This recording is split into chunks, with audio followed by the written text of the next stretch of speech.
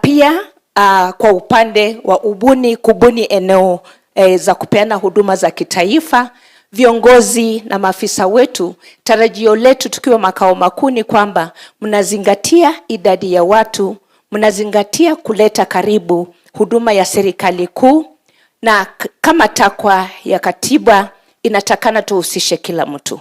Lakini nichukue fursa hii niombe viongozi wa nyanja mbalimbali katika Kakamega County tuhakikishe ya kwamba tunaongezea maneno ya infrastructure, manake hao maafisa na pia wananchi wakienda huduma wanahitaji kuwa katika mazingira bora. Na tunataka kushukuru wale viongozi wetu hasa wa NGCDF ambao wamejenga maofisi ya polisi ama chiefs na assistant chiefs. Na pia nikielekea kumalizia, ningependa kushukuru sana waziri wetu. Wakati aliingia ofisi alituuliza changamoto ya maafisa wetu ni nini, na tukasema ya kwanza ni ustawi wao ama welfare yao. Na vile ameelezea na ataelezea zaidi, mambo ya sera na kanuni za kutusaidia kufanya kazi ametekeleza, mambo ya promotion ametekeleza, mambo ya uniforms ametekeleza, na pia mambo ya ICT equipment anaendelea kupendekeza. Na saa hivi karibuni, asante, tulipata computers kadhaa kutoka ICT department na tunashukuru. So kwa upande wa ustawi wenu na welfare, nafikiri amefanya jukumu lake na anaendelea. Nikimalizia, kwa niaba ya hawa maafisa wenzangu na pia kwa niaba ya katibu wakuu wetu, to the officers from the National Police Service and the officers from National Government Administration. At a time like this, you are here to serve a purpose, to be able to deliver the government agenda, and in addition to that, to be the link between government and the community and the agencies and the public. Therefore, you must position yourself, you must perform, and you should do what is expected of you. But sir, Waziri, with your permission, allow me to charge and challenge the lower cadre, that is the chiefs and assistant chiefs. You come from this area of jurisdiction. Nobody will come to build this community other than you at a time like this. Basi kwa niaba ya wenzangu wote, ningependa kuwajulisheni kwa wale ambao wako hapa, maafisa msimame. Hawa ni secretariat. Jukumu lao ni kusajili na kuandika yale yote ambayo mtanena, na tukimaliza kulingana na mwelekeo wa waziri wetu tutaweza kutekeleza. Na hapa karibu nami ni madam anaitwa Daisy Bulungu. Yeye pia ni assistant county commissioner, lakini yeye ni mkalimani wa lugha ya ishara. Kwa hayo yote tunasema Nyasaye abalinde, muholei kasi na amani. Thank you. Tumpigie pass makofi mema zaidi. Tunashukuru kwa hicho kipindi. Waziri, kabla ni waanze kuwaita wale ambao watazungumza, tunataka kwanza tutangulie machifu. Wananijua assistant chiefs wale walikuwa ongee wawili, naomba mje hapa mbele, na wale chiefs wawili pia waje huko. SCC ajipange, lakini ndio muweze kuja tafadhalini. Muje kwa haraka ama mjujui bado? Tafadhali. Waziri, kwa nataka nikumbushe hawa ambao wameketi mbele zetu na sisi wenyewe kwamba tumeambiwa mambo na upanzi wa miti, na mimi nikaona ni vizuri pia niwakumbushe kwamba sio kupanda miti tu, it's about tree growing, not planting. So wakati mnasema mmeachieve this much, tunauliza how many survived, because that is the key question. Sio kupanda mti tu. So karibu naibu ya chief, njoo useme kwa kifupi, alafu kisha utasema yote ya naibu wa chiefs, useme kwa kifupi lakini yote. Karibu. Sema jina lako, salute tena. Utasema jina lako, na uendelee. Salute ukielekea huko bana.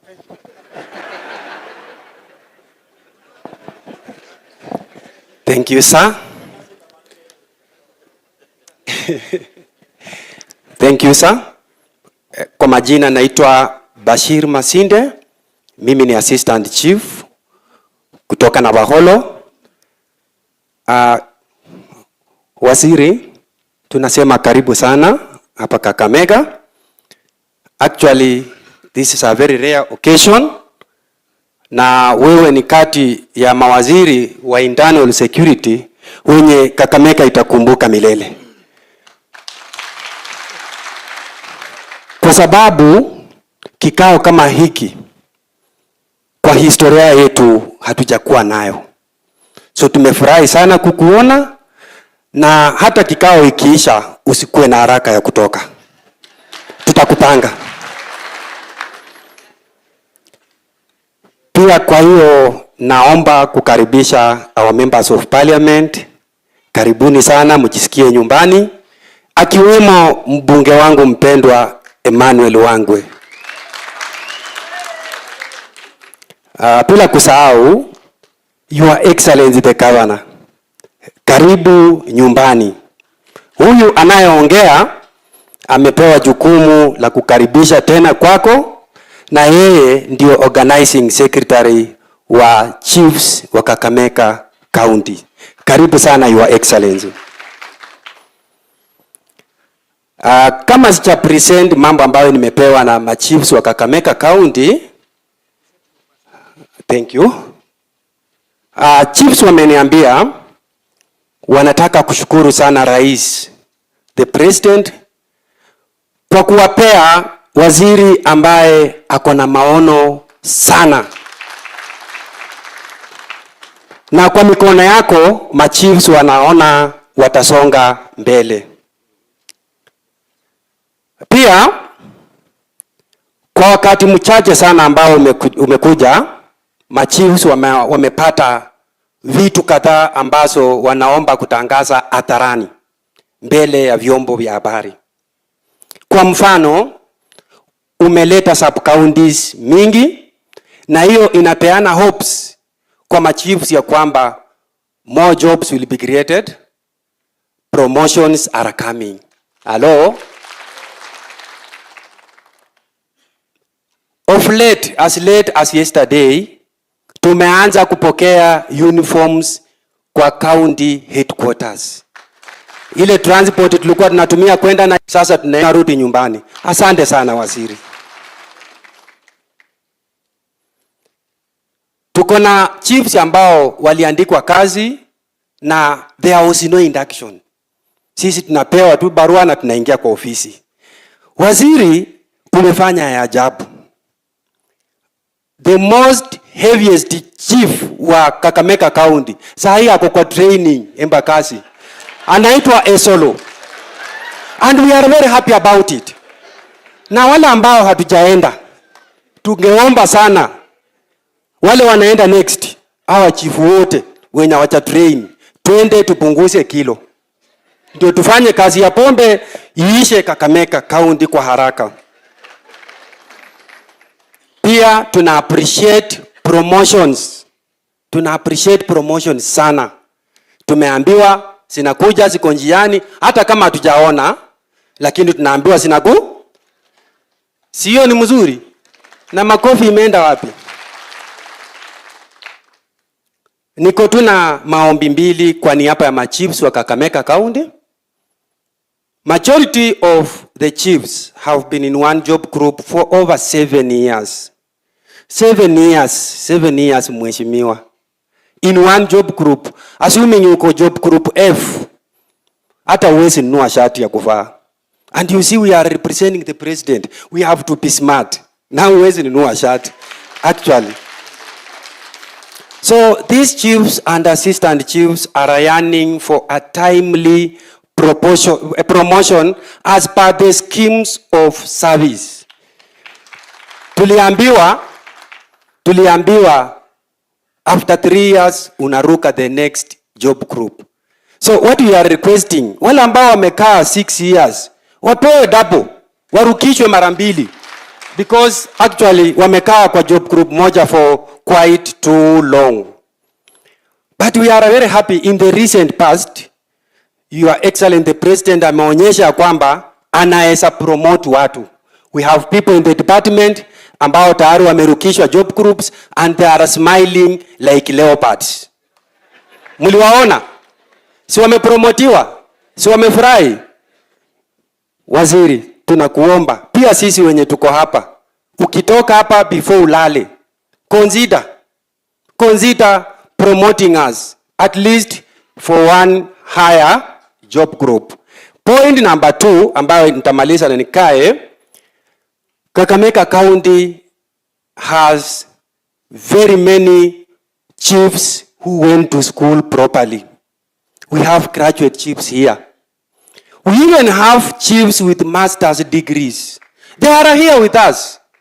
The evidence is the one speaking. Don't even ask wako wapi. I have a master's degree and I'm an assistant chief. Sasa,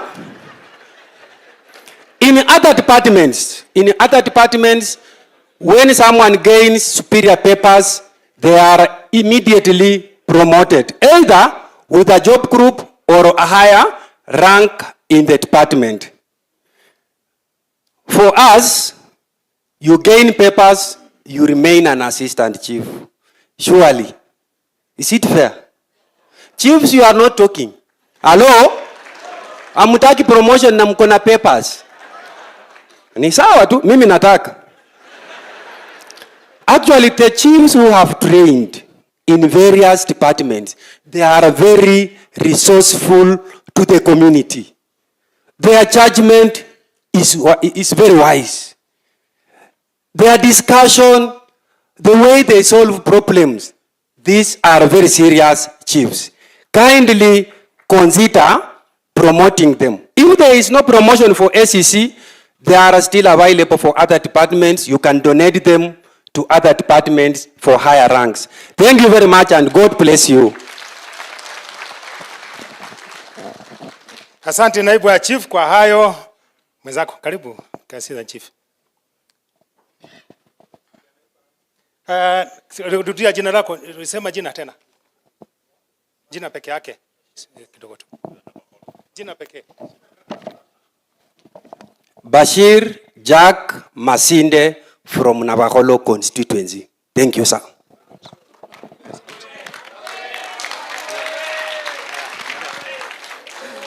Sir, CS, the protocol observed. Kwa majina anaitwa Caroline Vuguzo Sala, Senior Assistant Chief kutoka Likuyani Sub-County. Mimi niko na mambo mawili ambayo nitaweza kuongelea. Kwanza, kwa niaba ya hawa chiefs, tulikuwa tunaomba wakati tunaajiriwa kazi kama Assistant Chief, tunaingia na job group F. Tulikuwa tunaomba kama kuna ule uwezekano at least tusongezwe juu, kwa sababu F iko chini, gharama ya maisha imepanda, na sasa unakuta ile pesa ambayo tunapata inakuwa kidogo. Bwana CS, tunaomba uweze kuangalia hayo maneno. Jambo la pili, tungeweza kusema kwamba wakati tunafanya kazi ya kupambana na pombe, tunakuwa na changamoto sana. Hizi changamoto zinakuja wakati ambapo tumeenda, wakati mwingine hawa chiefs uvamiwa hata upigwa mawe. Lakini unakuta hawa watu, hata ukipiga ripoti unakuta hawa watu bado hawajashikwa. Sasa hiyo ndio changamoto inafanya tunakuwa na uoga. Kama mimi nilitishiwa wakati mmoja wanakuja kuchoma kwangu. Sasa mimi nikashanga, wakichoma nyumba nitaenda wapi? So hilo jambo linaweza kututia uoga kidogo, kwa sababu tunabaki kama yatima. Na wewe sasa kama baba yetu, tunaomba tusikuwa yatima, ututie ile nguvu kupitia wale ngapu ambao ulisema wanakuja.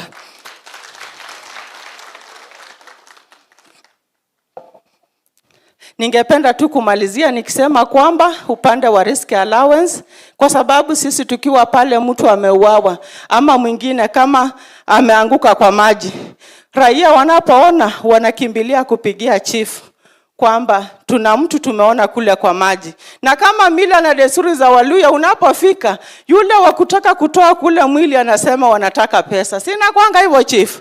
Sasa inabidi wanasema anza harambee, unaanzia pale ili muweze kutoa ule mtu, hamjui ni nani, ndiposa askari wakuja kuchukua apeleke wapi? Mochari. Yangu ni hayo tu, nataka niseme asante sana.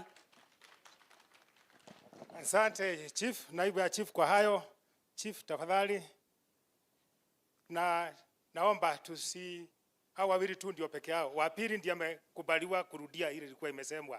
Mwingine hata rudia. So tusirudie yale yashasemwa, waziri ashasikia.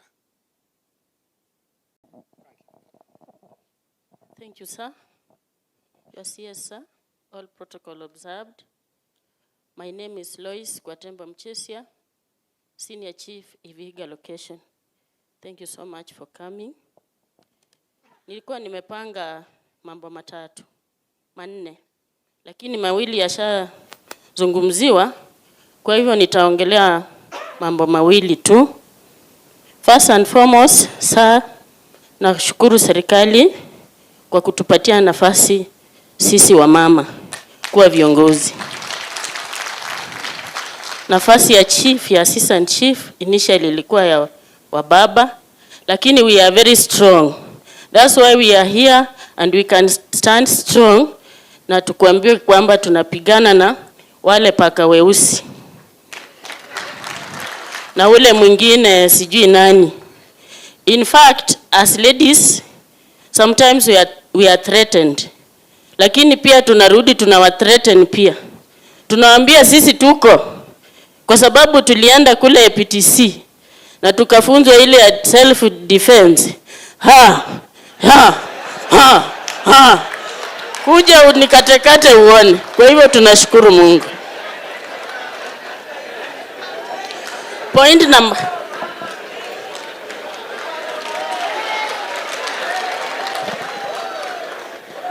number 1, kuna officers ambao katika hali ya kikazi wanakuwa injured. One of them is just here, Mr. Liengwa, alikatwa mkono katika hali ya kupambana na illicit brew, but huwa compensation yao inakuja polepole. Kwa hivyo tunaomba kama inawezekana iharakishwe so that mtu apate hiyo compensation kabla hiyo injury inampeleka kwa Mungu. Number 2, our village elders, it has already been mentioned. Tunasema asante. Waziri, we are all here. You can imagine our people back home are very safe with their property. Kwa hivyo our village elders, unajua hiyo bill karibu hiyo stage inaisha, inamalizika, tunasema asante na tunaomba kwamba isha haraka watu wetu wa feel kwamba wako kwa serikali. Sina mambo ya kuongeza na kushukuru kwa kuja. My name is Lois Kwatemba Mchesia, Senior Chief, Ivihiga Location, kule Ileo, Shinyalu Sub-County. Thank you, sir. Very good. Tuwapigie chiefs na manaibu wa chief wao kwa kunena vizuri. Na mumeona wanatrain nini kule APTC. So hata wale wajaenda waende pia. Sasa tunataka Assistant County Commissioner, chief, karibu. Assistant County Commissioners wenye wataongea tafadhali muje hapa. Tuwe tayari. Our honorable CS, our governor, and all protocol observed. Good afternoon. My names are Edward Rapando, Senior Chief, Namamari Location, from Matungu Sub-County. As I am standing here, I'm the chairperson, Kakamega Chiefs Forum. First of all, I want to take this opportunity to thank the CS because they have recognized National Chiefs Forum. We are working together to make sure it is operational and to make sure it has been funded. Thank you very much for that. I just have 3 issues to make while I'm standing here. One, it's about the mobility of the assistant chiefs and assistant chiefs. Bwana Waziri, unapoona hawa chiefs, any incident inapofanyika in your area of jurisdiction, yeye ndiye anakuwa mtu wa kwanza kufika kwa hiyo scene. So katika ile hali yao ya kufika katika scene, their movement inakuwa ngumu. But I want to thank you because some of us has motorbikes, but the challenge we have to get the spare part of those motorbike, we just have one dealer who is in Nairobi. It is now a challenge. In addition to that, tunakuomba kama unaweza patia our chiefs are serviceable easily and available, spare parts that are available and serviceable motorbike, kazi itakuwa rahisi. Hata hivyo, tuko na chifu wengine wako hapa ni wazee sana. Kuendesha pikipiki, it is a challenge. Na unajua wako na uwezo. Kama unaweza kutusaidia so that hawa chief wanaweza pata hata gagari kwa soft loan, itakuwa mzuri sana kwa ajili ya our movement. Another point, it's about the newly created administrative units. There are a number of units, as you have mentioned here, and those units are not in operation. Therefore, us as administrators, we are requesting you, because your target is to make sure mwananchi anapata huduma kwa ground. Kindly make those administrative units operational. Another point, I want to bring to your attention that chiefs, they are the representative of the president on the ground. So we are requesting, when the president comes on the ground here, we are requesting so that the chief can meet the president as we have met you here today, and we shake hand. We shall be very happy and very good to have talked to the president. Kindly implement for us that. Finally, as the leader of Kakamega Chiefs Forum, I want to promise you this team is capable to do all that is required. And the issue of illicit brew, we just requesting for the support for the multi-agent team, and we are going to do wonders. We also need you need to give us the support so that we can clear that issue of illicit brew. You know, you have challenged them. And I know where they are seated there, everybody is planning what he is going to do or what she is going to do in her area of jurisdiction. Kwa hayo mambo mengi sana, nataka kushukuru na kukaribisha katika kaunti hii, ujisikie nyumbani. Thank you, sir. Asante, tuwapigia wa chiefs wameongea na makofi, sorry. Haya, chiefs, tugoje. Ngoja kidogo. Wale chiefs, hata chiefs yule wameongea vizuri, lakini kunaweza kuwa kuna balance, kuna kitu ambacho hawakuzungumzia, unasikia inakuchoma. Kama wewe ni chief, ni naibu wa chief, na mmoja pale, wa pili, mwingine chief ama naibu wa chief, watatu, wanne, waongea kutoka pale sasa ama from where they are. Ama waje mbele, karibu, umekaribia wewe huko pale wazi. Hapo. Sema kutoka hapo. How many assistant chiefs? Kaongelea tu hapo, utaletewa mic, assistant. Yeah. How many assistant chiefs ambao wako na kitu ya kuongeza? Mkono sijaona. The lady, simama. How many chiefs? Chiefs. One lady in the middle upper na one gentleman hapa. Wacha tusikie hawa kwanza. Yeah, thank you. Those four of you. Sir Waziri, kwa majina naitwa Wycliffe Kombo, nikiwa senior chief kutoka Navakholo sub-county. Ningependa kushukuru serikali kwa AI imetusaidia kwa mambo ya ofisi, lakini hiyo AI ni kidogo. Maana baadhi ya chiefs bado wana rent ofisi. Na hiyo AI inakuja quarterly. Inatakiwa walipe rent, wafanye stationery, na ni kidogo saa. Tunaomba kama inaweza ongezwa ili ifanye kazi iwe effective. Saa ningependa kushukuru Madam Opora. There was a day 2023 December nilikuwa mgonjwa sana. Nikaenda referral Eldoret. Nikaambiwa daktari wameenda likizo. Nikuje baada ya wiki moja. Ningekufa. Nikaenda Nairobi West. Pesa zangu zikaisha. Nikafurushwa kwa hospitali.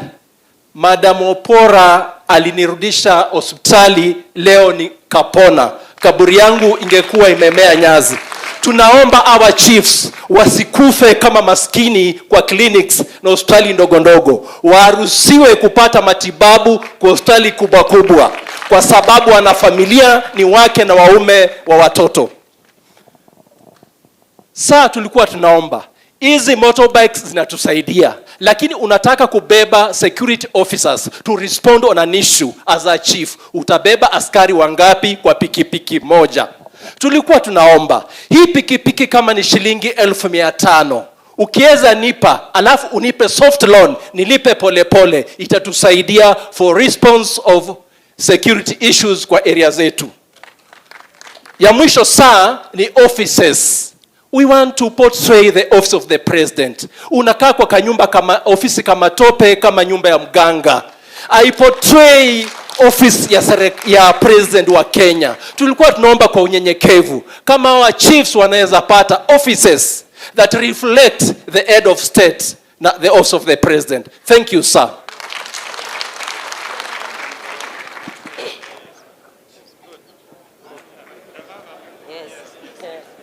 Sir, I'm Dr. Pamela Davava, Chief Mautuma Location from Lugari Sub-County. I want to echo the point of my colleague who said about AI. The AIE, we request muongeze mkono kwa sababu hiyo ndio inatusaidia kwa kwenda field. Hiyo nimemaliza kwa sababu yeye alikuwa ameeleza. I go to my point straight away. On the issue of illicit brews and drugs, I want to assure you, Bwana CS, these officers are equal to the task. But we are undergoing so many challenges. One, we are lacking cooperation from other leaders. We are lacking support from other leaders. If we can all work as a team, the issue of illicit brew, it will be minimized completely. Because if you want to go for any crackdown in your area of jurisdiction, for it to succeed, we don't involve police officers. I'm not sorry to say that. Because once you involve them, you will go and you will find nothing. Yeah. Secondly, we are demoralized. We get demoralized when we arrest people with more than 100 liters of changa. Yeah, they are taken to court in the morning, in the evening they are back to the community. Where are we heading to? And they will come and threaten you. They will tell you, ulinishika, uko wapi nimerudi. Or they are put on service community work. Surely, that one surely demoralizes us. And also, when we go for this crackdown, you can get so many people. You have arrested people with so many liquors of changa. How do you transport it from Bagara Forest to Mulimani Police Station? Thank you, sir.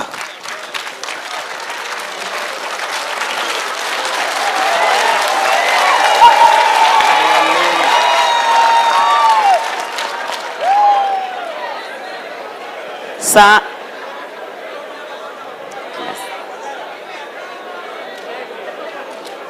Sir, naitwa Evelyn Otatwa, naibu wa chifu kata ndogo ya Mugunga kutoka Lugari. Nataka niongezee jambo pale kabla sijasema mambo yangu ama jambo langu moja. Hapo penye amesema mara nyingine unashika mtu na pombe, akifika polisi si pombe inakuwa ni assault. Na hujapiga mtu, mgema anakushikia P3 na anapatiwa na polisi. Tukifika hapo tunachoka, tunaogopa. La pili, niko na ombi. Tuko na wenzetu walipata kazi, wamekuwa kazini miaka 2 hadi sasa hawajapata mshahara wao.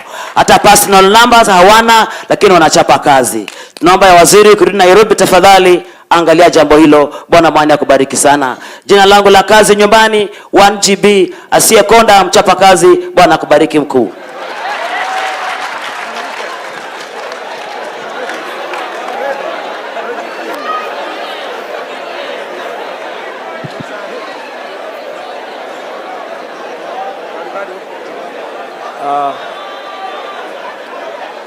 Basi. Sir, I'm Hannington Ingaya, Senior Chief, Shule Location, Kakamega Division, Kakamega East.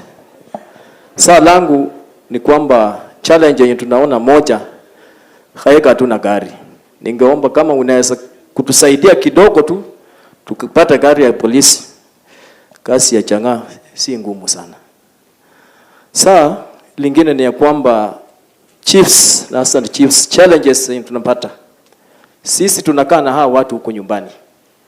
Whenever tunaenda kufanya kazi, kwa mfano mimi nilipata ripoti ya kwamba tuende na polisi kufufua mtu. Tukaenda kufufua mtu, akaenda mochari. Saa afande kurudi huko nyumbani kufufua. Thanks, asante kwa correction. Saa kurudi nyumbani nilipata nyumba yangu imechomewa. Kagari kenye nilikuwa nimestruggle for almost 15 years kamechomwa. Ilikuwa hata kwa TV nilishindwa la kufanya, na mpaka wa leo hakuna kitu serikali nisaidia. Saa mimi ni mmoja niliumia, ingawa walikuwa wanataka kuniua.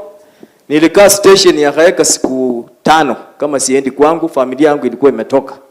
So ningeomba machifu wenzangu, hizo ndio challenges tunapitia. Nilikuwa nataka wasiri asikie. Asanteni.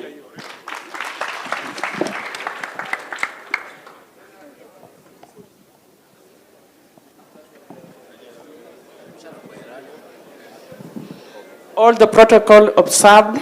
My name is Wandalo Catherine, Chief Shanda Location. Hey, nani alikupatia uoge? It was only 4 people. Yeah. Your case, Chief. I know, and we are almost there. We are almost there. Kwa the small support you are getting from ministry. Yeah. Kidogo too, we will, but it was very unfortunate.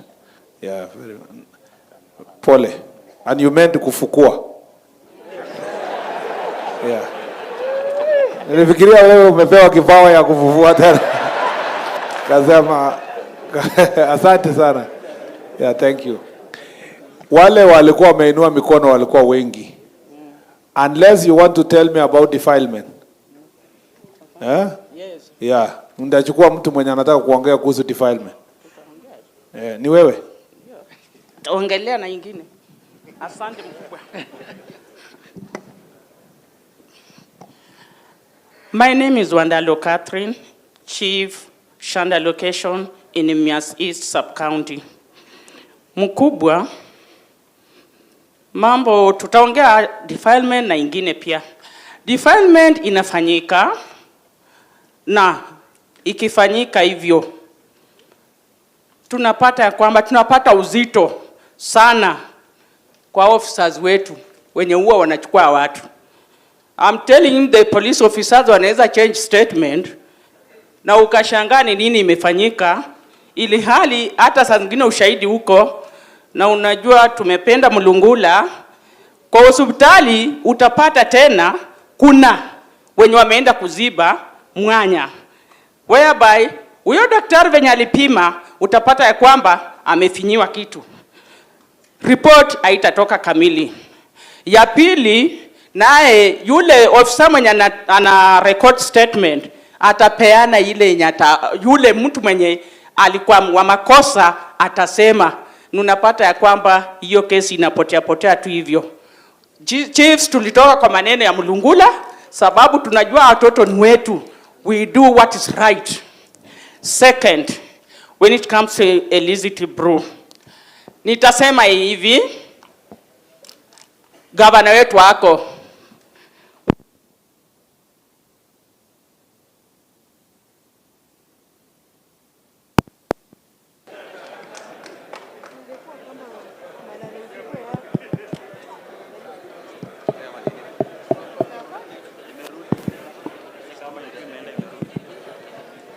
utapata ya kwamba sasa kitu kaa pombe wanatuambia wanataka revenue. Unapata wamepeana license kwa mtu anauza pombe ya busa au Chang'aa pale katikati ya town, na ukimuuliza ako na license. What will you do? Hiyo kitu inatuumiza sana. Na unajua hawa watu vile wanauza pale pombe, pia wameweka bangi. Yaani inaenda pamoja kwa pamoja, mkuu kwa mkuu. Kindly, hapo pali, county government tunafanyia pamoja, sisi ni serikali mbili, tunafanyia pamoja, tuangalie hapo. Disco matanga, sasa nayo ndio mbaya zaidi. Utapata ya kwamba OCS amepeana hata officers kwenda kungoja. What do you expect me to do? Disco matanga manyumbani. OCS amepeana officers. Hata wameandika barua. Nini nitafanya? Na mimi mwenyewe niko tu na rungu. Naenda kukaa kando kidogo. Then, na ndio hiyo inaleta defilement cases. Unapata ya kwamba hata jeshi jinga ndio imetokea pale, sababu once inagonga hivyo huwa inaitisha watu wengi sana. Na ndio hata tunapata ya kwamba tuko na dropouts kutoka kwa mashule. And then CS, I want to request you.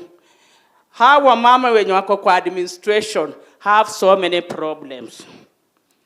Ningeomba once or twice ikiwa mnaweza kwa mnaorganize, we meet. Kama tunaweza pata kutoka Bungoma na Kakamega tuorganiziwe, tuende we discuss some issues among sisi wa mama. Tunaweza fanya kazi yetu vizuri sana. Wana shida hawa mama hao wenye wamevaa hizo kofia. They are passing through thick and thin. I just request ikiwa mnaweza tuorganizia, tukue tunakuwa hata na hatutaka dance, we don't want to dance, but we have discussion, we exchange ideas. Tuna shida lakini huenda ikawa amjui. Ni hayo tu, na mbarikiwe.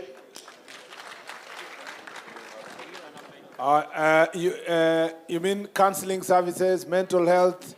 Yeah, that's very important. That's extremely important. And I'm sure it applies also to the men.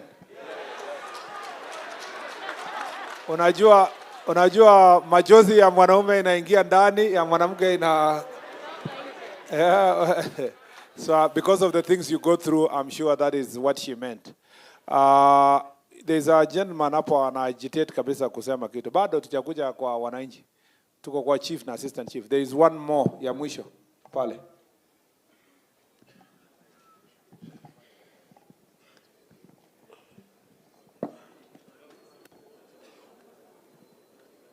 Sa Manasseh Watambamala, Chief Kiribodi Location Matete Sub-County. Sa mimi niko na complaint ambapo this year May nilienda raid nikashika mtu, wakati nilikuwa naenda napeleka police station, mwenye alikuwa anakunywa akanishambulia. Nikaenda nikaripoti kwa police post Sango saa 9:44.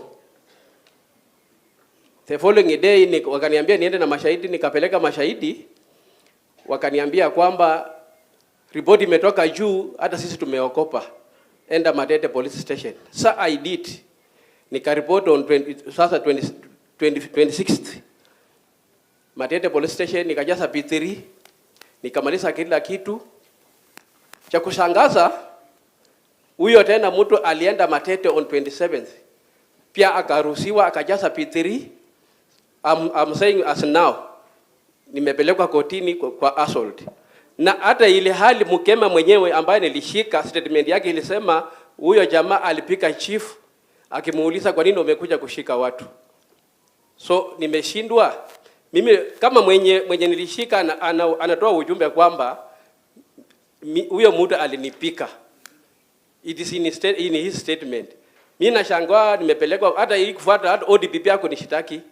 Ilitoka tu Matete, mimi naitwa napelekwa police, napelekwa Putali court, hata nikawekwa cell. Nikatadalisho sana na maskari. Wakaniambia nyinyi mnaumua mnaringa na mambo ya pombe, sasa leo tumekupata. Sa kesi yangu iko I was advised my fellow chiefs nikaandika barua kwa ODPP hapa Kakamega.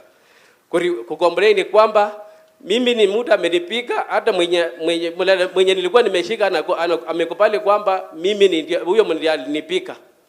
Lakini mimi nimepelekwa na polisi Putali Court kwamba mimi ndio nilipika mtu. Naomba usaidizi wako sasa. Hiyo that particular case Madam Beverly atafuatilia na DIG kuna kitu atafanya, anajua what to do. Thank you. Alafu si tumetoshea hapo jameni? Yeah? What is the issue, Chief?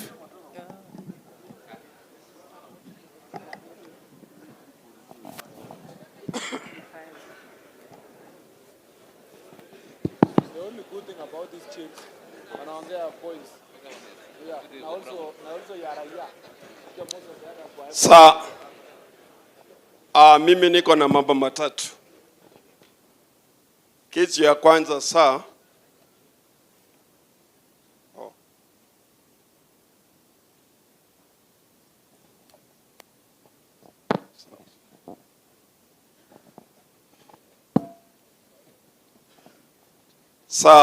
my name is Harrison Jacob Omyundo, Senior Chief Silungai Location. Kitu ya kwanza hawa watu wanaokopa kusema ukweli. Ukweli ni kwamba when you fight crimes, crimes fight back. Hiyo ndio shida tuko nayo. Ukitaka kumaliza hiyo changa, ukitaka kumaliza bangi, ukitaka kumaliza uhalifu gani hiyo crimes ina fight back. Kitu ya pili mambo ya defilement. Defilement ni chief tu analaumiwa bure. Mimi nikiwa assistant chief from 2018 cases zenye nilishika ziko hapa Putali Court, hakuna yenye imefanyika. Unakuta umeshika mtoto yule ambaye amekuwa defile pengine 16 years. Paka mtoto anaenda anaoleka. Hiyo kesi bado inafanya nini? Inalala. Wanaongoja saa ile huyo apatikani kotini ndio wanaenda kurule. We have a challenge Namba 3 unajua ni ukweli, hakuna mtu mwenye iko 100% correct. So mambo ya kuleumana police chiefs, hiyo tutapata suluhisho hapa. Askari sio wote wabaya. Tuko na askari wengine tunafanya nao kazi vizuri, tunachapa nao kazi vizuri. Sio askari wote ambao ni wabaya. Tuangalie tu mahali makosa iko. Huko kwetu tuko na msemo nasema kila mtoni iko na mwende wazimu. Hata soko iko na mwende wazimu.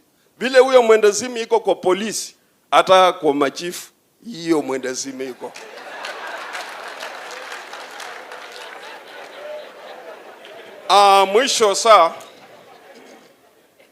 Mwisho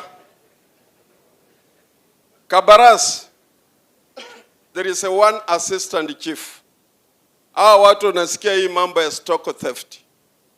Hawa watu huwa wako na chama na wanachanga pesa. Wakati wanasikia mmoja ameshikwa, huwa halali pale kotini. Tuko na assistant chief mmoja anaitwa Kataka from Malaba. Huyo alivamiwa, nyumba yake kachomwa na kila kitu na kila certificate zote. Mpaka saa hii tunapoongea huyu mwenzetu hana nyumba. Na hiyo public ikiangalia hivyo wanasema ati wanafanya kwa serikali. Uona anaomba sijui kuishi wapi. Tafadhali tunaomba kwa unyenyekevu. This is the government we love. Tusaidie. Kwa hayo mengi nasema ni asante, ukabarikiwa sana. Ningependa kusisitiza ya kwamba msiogope kuongea.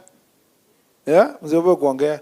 Lakini pia nataka niseme I don't want to pass judgment, but the truth is that this is the most quality presentation of any chiefs in all the other counties I have got. Because in address deeply issues here, wananchi. So if you see me allowing 2-3 more people, it's because it is going to the core of the problems. Yeah. Na kama vile my chiefs wamesema hapo na huyu chief assistant chief wa mwisho alimalizia, it is true. It's not just because the chief said, it's also because the security, the intelligence report in a confirm kwamba a number of the places enforcement is not happening because the police officer of that area ako kwa mfuko mwenye anapiga changa. So, you know, and this is the truth, you know. There is also a chief amesemekana anasaidia wezi wa ng'ombe. So it is on both sides, there are people who are supposed to be dealt with. And today it's a day ya kuongea ukweli so that ndio hii ugonjwa ipone. Si namna hiyo? Because nimekuja hapa nikakuja kujiuliza, how can it be in one community, in one region, defilement is very high and it's common in all the counties? We have to say something about it, you know? And I like the fact that mtu amesema kuhusu kotini, among others. I will respond later, but I totally appreciate your presentations. County Commissioner, proceed. Asante sana, pigia Sasa we can waziri move makofi. a bit faster. Nashukuru. Sasa imefika ni wakati wa Assistant County Commissioners. On the case of the Chief Ule wa Malava, I'm also aware of your case. And we are working on something. Again, Madam Beverly will tell you what next. Atakwambia. Yeye na Bwana Lilan hapa the SNA. Thank you, sir. Yeah. So you quietly, you can just pole ukuje muone kwa hapa nyuma.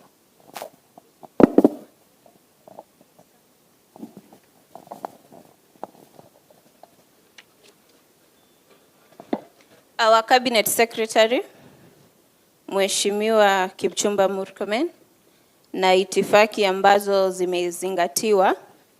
Jina langu ni Lea Kionga, mimi ni Assistant County Commissioner Ikolomani North Division, ambayo iko katika Kakamega South Sub-County. Niko hapa kwa niaba ya ACCs. We want to appreciate the fact that you are the first CS who have started this Jukwaa la Usalama. And ACCs are known as machines in public service. And in order to be more effective, we are requesting the following. Vehicles. Kwa sub-counties ni zote sa. Hakuna ACC vehicles. Hatuwezi hata OCSs hawana magari. Pia OCPDs unapata pia wengine hawana. Gari ni moja ya the DCCs kwa sub-county moja na hatuwezi, tunashindwa how to share kwa sababu kazi ni mingi. So we are requesting that we have one vehicle for the ACCs in the sub-counties. Tutapanga namna ya kutumia. We are also, allow me to mention about digitization. ACC wengi ni millennials na Gen Zs. There was a program that was done by the national government. Ilikuwa inaitwa Superhighway Connection. I believe all the sub-counties have had this. Lakini ilienda kwa mashule kwa sababu ACCs hawana ofisi na pia wenye wako na ofisi hakuna stima na hakuna hata desktop za kutumia for the connection. So it is true there have been promotions for the ACCs in 2010, wale wa 2010 na 2015.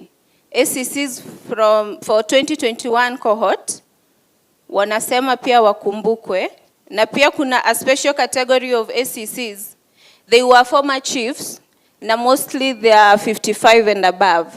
Wameniambia nifikishe huu ujumbe kuwa they should be considered for promotion sababu wako na miaka kidogo ili wapate pension mzuri at the end of it. Finally, sir, there is the issue of ladies, ACCs. wana request hivi kwa sababu hao ndio wanaishi na watoto, for the transfers zisikue katikati ya education calendar because the education is disrupted. I would also like to add on this point that it's not only the married people who are affected by frequent transfers. Watu single pia unajipata kuwa unaona ni kama unaweza kuwa na uhusiano kidogo. Yes.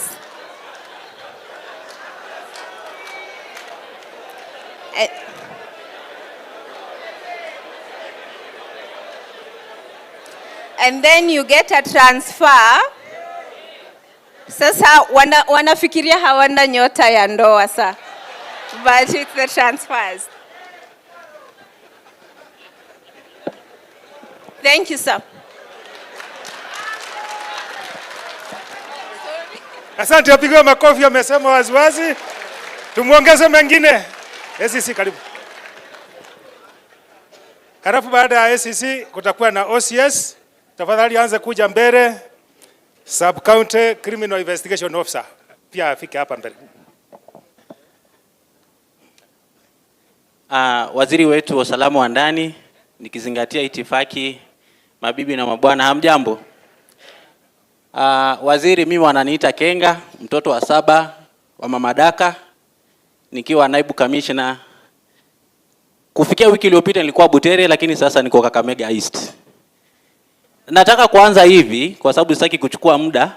Mwenzangu amesema zunguka, wengine wanabaki bila mtu, mimi wangu ni naye. Kuna takwimu ambazo umezitoa waziri kwamba tunaongoza katika utengezaji na utumiaji wa chang'aa ama pombe haramu, na sitapinga, lakini naomba kwamba zikirudiwa waziri hazitakuwa vile ambavyo ziko. Mimi binafsi nimezunguka sub county 3 Kakamega, na ile kazi nimeona hao wangwana wakifanya jinsi ulivyotupanga, kama zinaweza rudiwa baada ya wiki ama wiki 2, tungependa kuona mahali tutakuwa. Nikijitambulisha nilikosea mahali. Mimi sasa nimekuwa senior ACC na ni kazi yako waziri. Na tuko wengi, ukiona hivi dakika moja senior ACCs tusimame. Senior ACCs tusimame. Wengine wako pale afande. Alafu kuna wale ambao walituzidi umri kidogo wanaelekea kutoka wakapata DCC. Familia yetu ya Assistant County Commissioners waziri, tunakushukuru sana. Kwa upande wa usalama waziri, kusoma kweli sisi tunashukuru pamoja na rais na hii serikali jumulishi. Imetusaidia sana kwa upande wa usalama. Jinsi ufanyakazi unavyofanyika kwa sasa tuko sawa. Sitaki kusema harambee, najua kitu mtafanya. Sasa hivi majuzi kuna officers walienda kwa mafunzo ya DPA ambao walikuwa wamekaa muda mrefu, na wakaenda loti 2, DAP1 na DAP2. Na kazi mashinani waziri, nataka kukuhakikishia kwa sababu hawa ni mashahidi, kumekuwa na mwamko tofauti kabisa wa kazi. Kazi inafanyika vizuri, kuna mwongozo ambao unafanyika. Mimi binafsi kuna DCC wangu hapa nataka kumtaja kama mfano. Kuna mafundisho ambayo yanapeanwa katika National Defense College. Nimekuwa na DCC wangu hapa Bwana Mtembei wa Butere. Ukiangalia officers ambao wameenda National Defense College, mwongozo wao ni tofauti kabisa.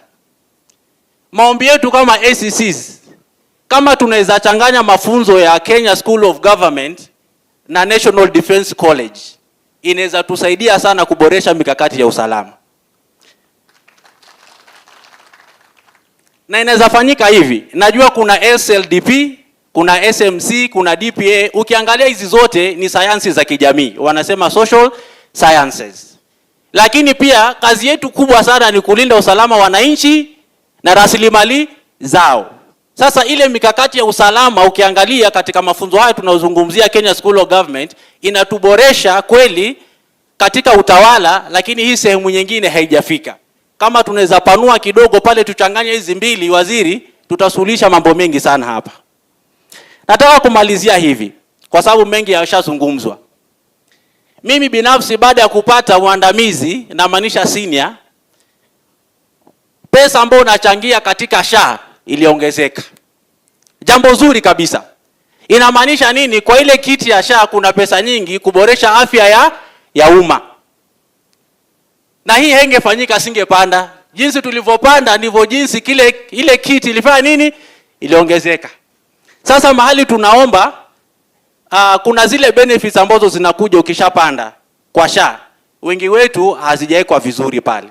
Bado zetu zinakaa kama zile za kule chini na tumeongezewa. Tunaomba huko ukirekebishia hapo tutakuwa vizuri. Ya mwisho sitaki kuwasahau wasiseme sijasema.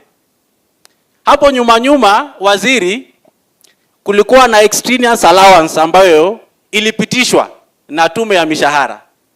Ikakuwa huko juu ikaishia kwa kiwango cha county commissioners. Huku chini haikuja lakini ilipitishwa.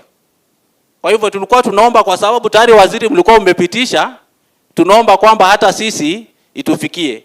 Kwa hayo mengi sitaki kusahau kwamba waziri, namalizia afande, nataka tukuhakikishie kabisa hii sura mpya ambayo tunaiona hapa kwa ile kazi ambayo umefanya toka uanzie jukwaa la usalama. Kuna mwamuko tofauti ambao wengi wakisimama hapa watakwambia si vile tulivyokuwa wakati tulikuwa tumeanza. Kwa hivyo tunataka kuhakikishia kwamba sura ya serikali mashinani inaonekana. Tunajitahidi kwamba tunahamasisha jamii kuhusu miradi ya serikali, program ambazo zinaendelea, serikali inaonekana mashinani. Kwa hivyo hapo tunataka kushukuru kwa uongozi wako, na tutasimama na wewe mahali utasema tufanye tutafanya. Kwa hayo mengi asante sana, karibu sana Kakamega. Asante sana sana. Asante sana ACC kwa hayo mengi. Kaya, sasa tumemwomba OCS, kutoka hapo atafuatiwa na sub county AP commander, watatu atakuwa ni officer in charge wa dog section. Hao ni mapanga watatu. OCS ya mama. Chobar. Mekaa kule nyuma. Sub county AP commander yuko karibu. Nimesema atafuatiwa na officer in charge wa dog section. Wafuatane hivi. Karibu. Good afternoon, sir.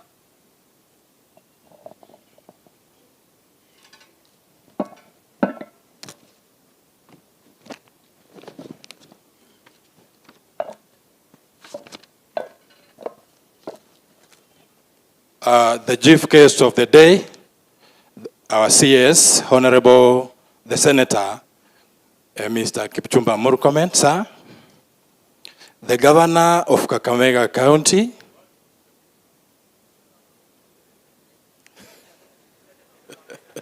the Governor of Kakamega County,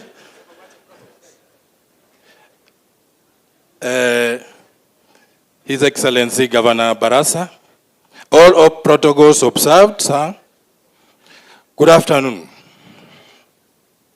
My names are Chief Inspector Martin Kasisi, the OCS Mumias Police Station. I'm standing here today to represent the OCSs in Kakamega County, sir. Before I articulate my issues, first of all, let me give a hands up for you. You have been tireless to ensure that the Jukwaa la Usalama is a success. Sir, similarly, I also wish to congratulate you that you've never disappointed. Recently, the police fraternity got a boost in terms of remuneration. That one we must applaud. Now, the key issues that we are facing during our day-to-day operations, I may want to say that they might have been covered during your across the country tour. Majorly in Kakamega, our stations, most of our stations lack motor vehicles. I want to be particular here. Mumias police station, where I'm the OCS, it doesn't have a motor vehicle. And yet Mumias is a relatively a volatile area, and comparatively also is a vast in terms of geographical coverage. Therefore, sir, I kindly request you to take up the matter with a lot of concern so that maybe we get a motor vehicle. Additionally, in regard to the care of prisoners, we have a challenge in that area. This is in reference to the cost OCSS incur in terms of treating or according treatments to the prisoners who claimed or raise issues in regard to health. Unakuja unaona kwamba mgonjwa mshukiwa yuko pale, amekuwa mgonjwa, inakulazimu uende kwa hospitali. Ukifika pale hospitalini inatakiwa na ulipie. Na hiyo unalipia hiyo ada kupitia kwa hela zako wewe mwenyewe. Sasa naomba Bwana Waziri upate kuchukua hilo jambo, labda tupate allocation in regard to that. Sir, in reference to personnel, Kakamega County appears to be understaffed. This one has been occasioned to the recently gazetted stations. The gazettement led to a pressure onto the mother stations. That is over distribution of officers. Sasa pale kwa station unakuta ni wawili watatu. Sasa tunaomba na naona serikali inafanya maandalizi ya recruitment. When you are doing the deployment, consider this part of Kenya so that kazi ichapwe kisawasawa. I want to mention something on defilement. Defilement is a menace in this society. It's a menace in this regard.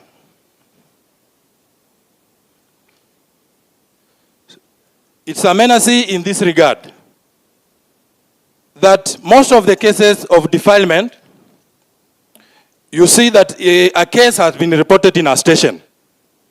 It requires a total investigation. Then hapo katikati unaona wazee wametokelezea ya kwamba wameelewana huko nyumbani, hawataki hii mtoto ya huyo afanye namna gani. Unaona affidavit zimelandi hapo kwako ya kwamba sasa hii maneno wacha mtoto arudi nyumbani. And that one, you see when the defiler goes unpunished, there is that prevalence of a recurrence of the same crime. In regard to illicit brews, we've tried our best, but the ball does not stop at our court. How? A criminal justice system is a unit in its own. It has various players. The police are go to pale. Then we also have the judicial playing their role. You find that in award of the punishment, somebody is given a lesser punishment. This one primarily does not cause a deterrence to the offender and the likely future offender. Sasa hapo Bwana Waziri, kama kutakuwa na mkazo kidogo pande ile ya kotini kupitia kwa sheria, ndio hao wanaotengeneza pombe haramu wapewe punishment ile iko juu kidogo, so that it becomes a deterrent. Kwa sababu kama mtu amepewa punishment ile hapo juu, ata feel pain and he will not repeat the same, na yule hataona hiyo biashara aende pale.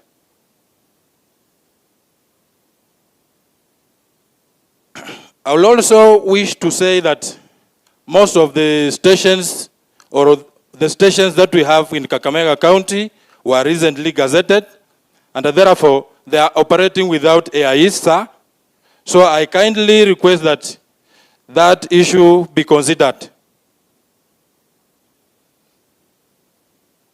Before I sit down, I also wish to say something in regard to kitting or uniforms. Sir, we still have a problem with uniforms kwa upande wa Kenya Police Service, because we have had several forms and therefore the supply has been inadequate. But I kindly make a request that the program that is ongoing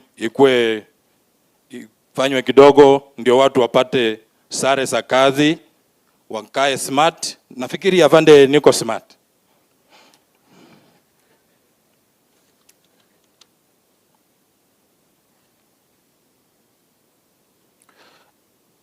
Kwa upande ya career progression, sir, I want to say we are very happy. You've initiated a good program that those who have stayed in a particular cadre get a boost.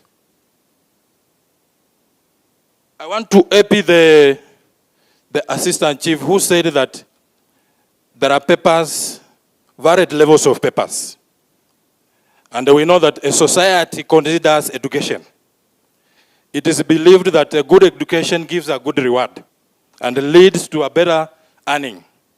So there are doctors within this domain who are OCSS. Kindly, sir, when you are making a policy review, consider on how an officer holding a doctorate or a master's or even a diploma can be rewarded, sir.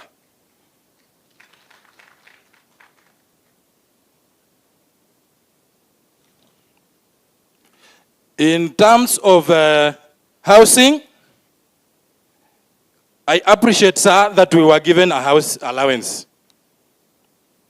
This one, therefore, meant that officers can choose where to stay.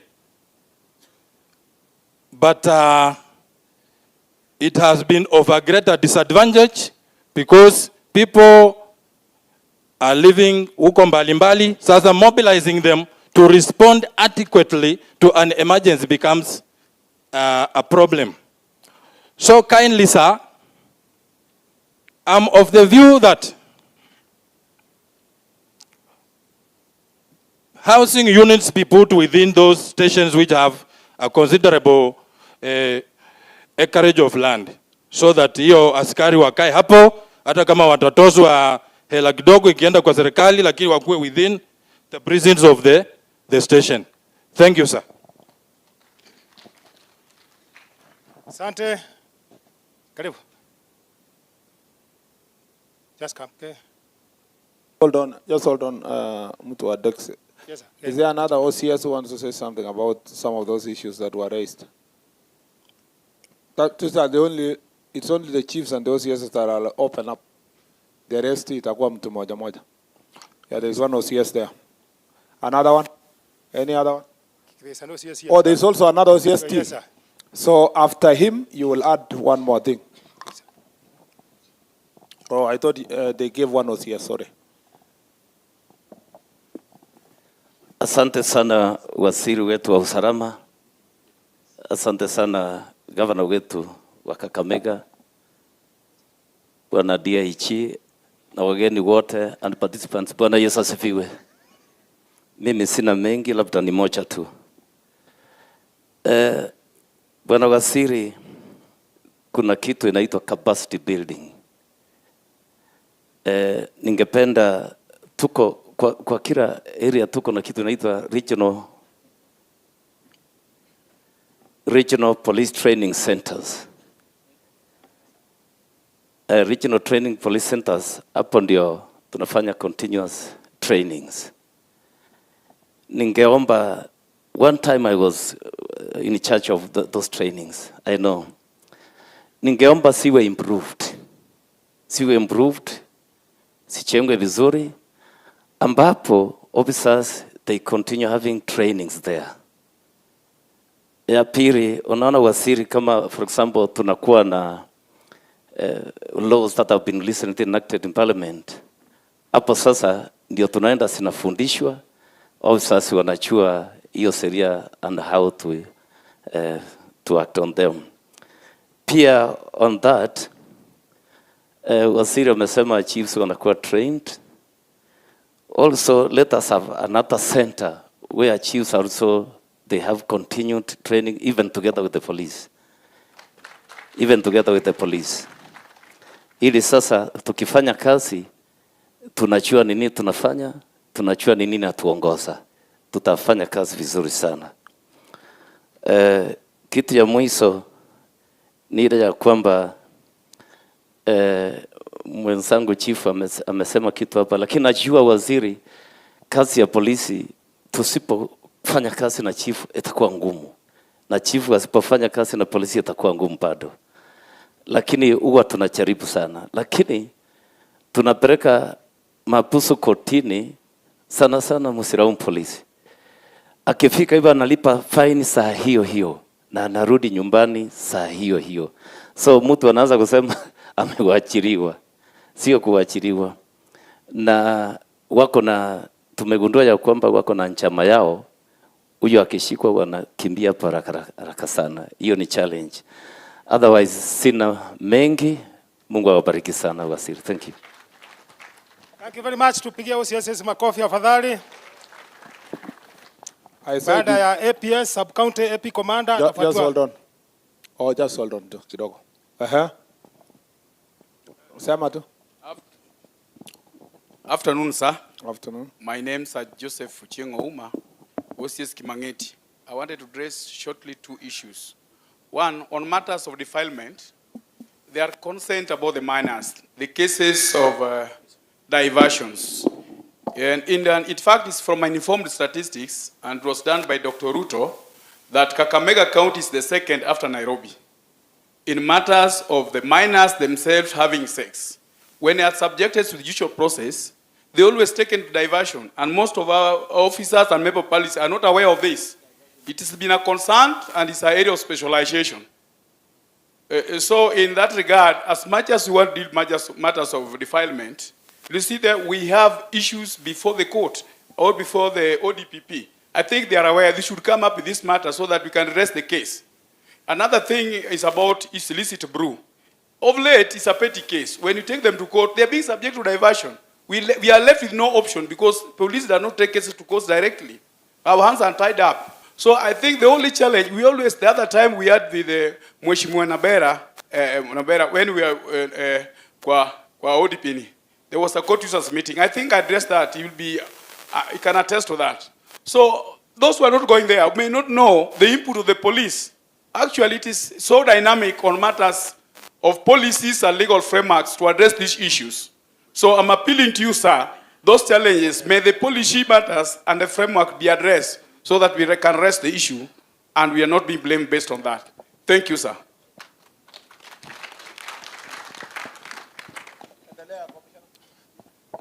Thank you, sir, for that guidance. Sub-County AP Commander, fuatane na Sub-County Criminal Investigation Officer, K9. Tufuata huo utaratibu.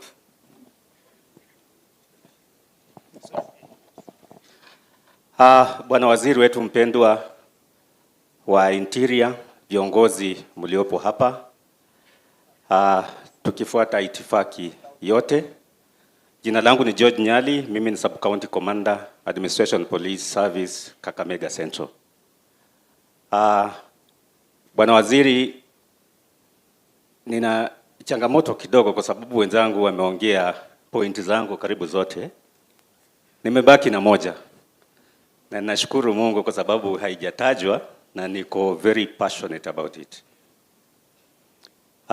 Bwana waziri, police officers ni maafisa ambao wanapitia changamoto katika kazi zao. Wao kila mara wako mbali na jamii zao. Wakati mwingine wanapata ajali ambazo ni za kudumu. Na hawa maafisa wanapostaafu, wanastaafu katika jamii ambazo haziwaelewi. Kwa hivyo wanakuwa na upweke na wanakuwa lonely, na kwa sababu hiyo hawaishi kwa miaka mingi katika kustaafu kwao. Bwana Waziri, ningelipenda kukuomba ya kwamba hawa ofisa, na hata tukiangalia takwimu zilioko zinaonyesha kwamba wafanyikazi wa serikali ama wafanyikazi wa kuajiriwa wengi wanapostaafu hawaishi zaidi ya miaka 8 baada ya kustaafu. Jambo hili limeaffect police officers sana, na ndio kwa sababu nimesema hapa nikiwa passionate about this ya kwamba askari hii insurance yao ambao ni comprehensive wanaitumia saizi iweze kuendelezwa hata wakati ambapo wamestaafu. Hii ni kwa sababu ile pension ambayo wanapata wakienda kustaafu haiwezi kuwasaidia vilivyo katika kushughulikia maradhi yao, maumivu yao, na wakati mwingine hata wakiwa na lifestyle diseases, it's a costly affair kujaribu kumanage hizo magonjwa. Kwa hivyo Bwana Waziri, mimi yangu ni kukuomba tafadhali muweze kuangalia jambo hili ili askari wawe na dignity wakati wanapostaafu, na pia waweze kupata kuishi miaka mingi kama Wakenya wengine wanavyoishi miaka mingi. Asante sana, sina mengi ya kusema. Thank you so much.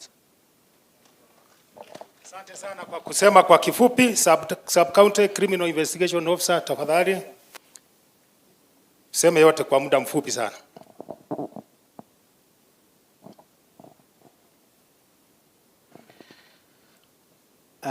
Our Cabinet Secretary for Interior, Mr. Kipchumba Murkomen, riding on the protocol established. My name is Mr. Andrew Arwe. I'm an Assistant Superintendent of Police, and I'm the Sub-County Criminal Investigating Officer of Wisero Sub-County. I am here to represent my fellow SCCIOs in Kakamega County, and I have very brief points that I have itemized based on our delivery in this region. First, I will talk of investigations because we are the investigative arm of the National Police Service, and we have advised and we shall continue to advise our assistant chiefs, our chiefs, our deputy OCSs, and our officer commanding police stations that we are here to advise on all cases that are criminal in nature that to you appear to have stalled.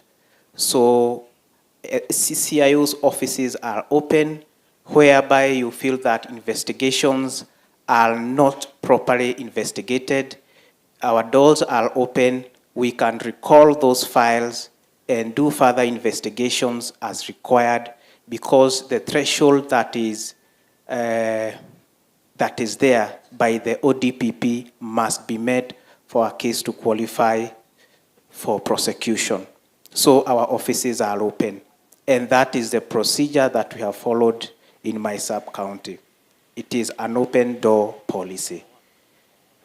Let me talk of the issue of murder investigations, sir.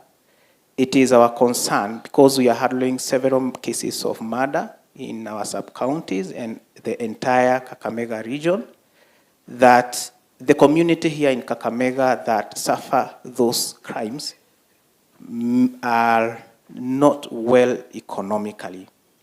And when we do the post-mortem, the doctors that facilitate that post-mortem, because we require that document to further our investigations, require hefty amount of money. That is 18,000 going below. And these families cannot afford. Our request, sir, is the county government of Kakamega to sit down and see how they can reduce this amount so that these victims of these crimes may not suffer double. It's 18,000, sir, for post-mortem. Yes, sir. So if that can be reduced by the doctors within the Kakamega County, so that we are able to facilitate investigations. Number 3, sir, is on the LAD's office. We usually have several cases of LADs that deal with properties, and most of these cases, all the paperwork trail must be availed at Kakamega County. So if those offices can devolve to the sub-counties and they archive all those parcels of land at the sub-counties properly, it would reduce the pains that comes with adjudication of land matters. On our side, as the sub-county criminal investigators, we request your good office that we be equipped with proper office stationaries. We are adequately not equipped. For example, in my office, we require office chairs, cabinets, because we secure very sensitive evidence. And it is a request, sir, that our DIG, who is present, Mr. Masengeri, sir, if you can request our directorate to have our director of logistics to make a tour to this region and visit these offices and see the adequacy that we require so that we be equipped, sir. Again, on personnels, we are quite low on personnels, though we manage with the retro resources that we have been given. We request, sir, that again, if we can have additional officers so that we are able to deliver within our mandate. Lastly is most of the SCCIOs do not have office vehicles. So again, we request that if those SCCIOs that do not have mobilities, that they be assisted. Additionally, sir, is on issue of defilement, that I'm 1 month old here in my office, and before I came here, I was in Mombasa County, and I was in the unit, anti-human trafficking and child protection unit. And I can say we have done it in Mombasa, and we will do it here. So, sir, what I promise all the security officers who are here, I heard someone say that the DPP divert sexual matters. I think DPP is here. I doubt that is the position. Sexual offenses are never diverted, and we shall not seek that direction of diverting these matters. What we shall do, we shall reach out even to those parents. Right now, I had been called, sir, by a PA to my member of parliament that there is a child who has not reported to school at Malindi. And he has run away with a boy, a 25-year-old. And we are tracing that boy to Nairobi County. And we shall fight that child and bring her back to school. But on top of that, we have to anchor those investigations properly. Not only defilement, that child has been trafficked. So I urge all of you, make use of the DCI. Make use of the DCI. Our director have trained us properly, and we are here to give you that knowledge, and I assure you, we will not have this discussion we are having, we are directing to our CS. We are able to have and solve our solutions on our own. Thank you, sir. Asante, thank you for that assurance. Officer wetu wa DCI, Special Unit ya polisi ya K9. Karibu.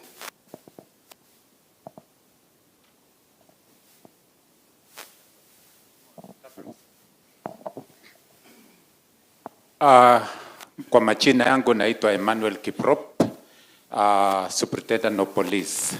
Our CSR, our DIG and na viongozi ambayo wako hapa. Langu ni na represent K9 katika hii mkoa wa Magharibi, na shida yetu ama kazi yetu ni ya kwamba tunafanya kazi yetu kwa kutumia umbwa ama police dog. Shida yetu ambaye waziri wetu tunataka ututatulie ni mobility. Siwezi nikasaidia hawa maofficers kwa sababu kazi yetu ni haraka na hatuna gari. Ile gari tuko nayo baada ya ile ya lisi kurudishwa, nikapewa gari ambaye ni mzee, ni ya zamani sana. Pia hata kama niko na hiyo mzee, mafuta yake ni kidogo ya 20,000 shillings for quarterly. Haiwezi kunisaidia kwa mkoa mzima. Lingine ni training space ya kutrain hawa wanyama wetu katika hapa Kakamega. Tunaitumia Kakamega Forest, na kwa sababu tuna impress kazi ya kufanya kazi pamoja, ningeomba ya kwamba our forestry service tutawasaidia pia tukiwa kwa area yao ya forestry. Wakati tuna train, tunaweza kufanya kazi pamoja na kusaidia, kwa sababu tumeambiwa ya kwamba tupande miti, na hiyo miti haitaharibiwa na ng'ombe, haitaharibiwa na mbuzi, kwa sababu sisi wote pia tutakuwa pale na tutawasaidia nyinyi. Ya tatu ni ya kwamba hizi wanyama bwana waziri, bulldogs tuko na chache, na our commandant anajaribu kubreed. Tungeomba ya kwamba kama ingewezekana commandant asaidiwe aweze kupata funds ile inaweza toshea ili aweze kununua umbwa ambaye inaweza kusaidia, kwa sababu demand ni nyingi. Asa hapa mkoa wa Magharibi, our regional commander amejaribu. Nilipofika hapa tuling'ang'ana na mambo ya bukas wakati ilikuwa nachomwa miwa huko Mumias, tukachenga, tukasaidiwa na company. Saa hizi tangu wakati huo no panning of sugarcane again. Now we have moved to Pumala. We are almost completing the kennels. Then tutakuwa tukifanya rapid deployment kwa hizi maneno ya drugs. Pia bwana waziri, tuko na changamoto kwa upande wa border Mumias na Malapa. Kuna panya routes mingi sana ambaye drugs ina epa huko kando kando. Tumejaribu kuweka kwa customs, lakini kama tungekuwa na gari ili tuweze kufanya ambushes, ama tukiitwa kwamba imekuwa sighted mahali, tungeweza kufika pale kwa haraka sana. Otherwise hiyo ndio maneno changamoto ambayo tuko nayo. Thank you sir. Thank you, asante kwa hayo ambayo umesema. Sasa tunamtaka traffic base commander, kisha afuatiwe na officer wa prisons na Kenya Wildlife Services.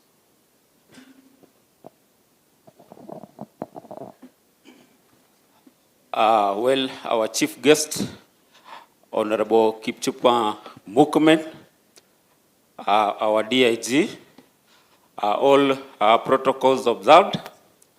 I'm here, I'm Peter Maidhia, Base Commander Kakamega, and I'm here to represent the Kakamega Traffic Fraternity.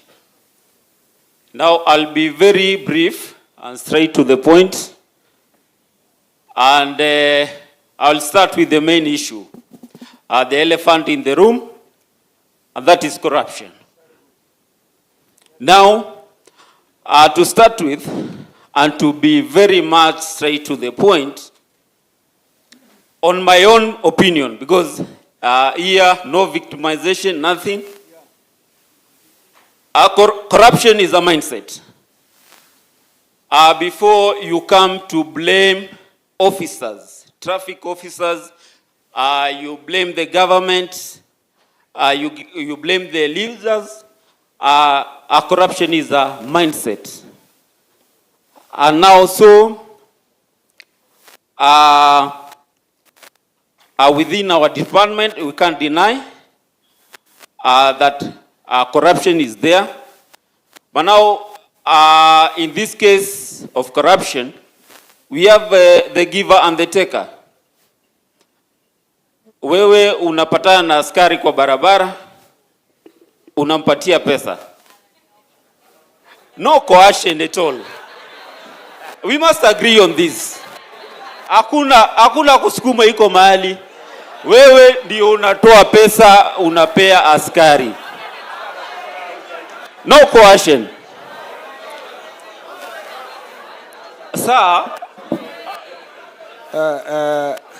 Hey, saa yote mnapenda kuongelesha police officer. Sasa leo wacha waongeleshe nyinyi. Yeah, endelea. Yes, sir. Endelea, base commander.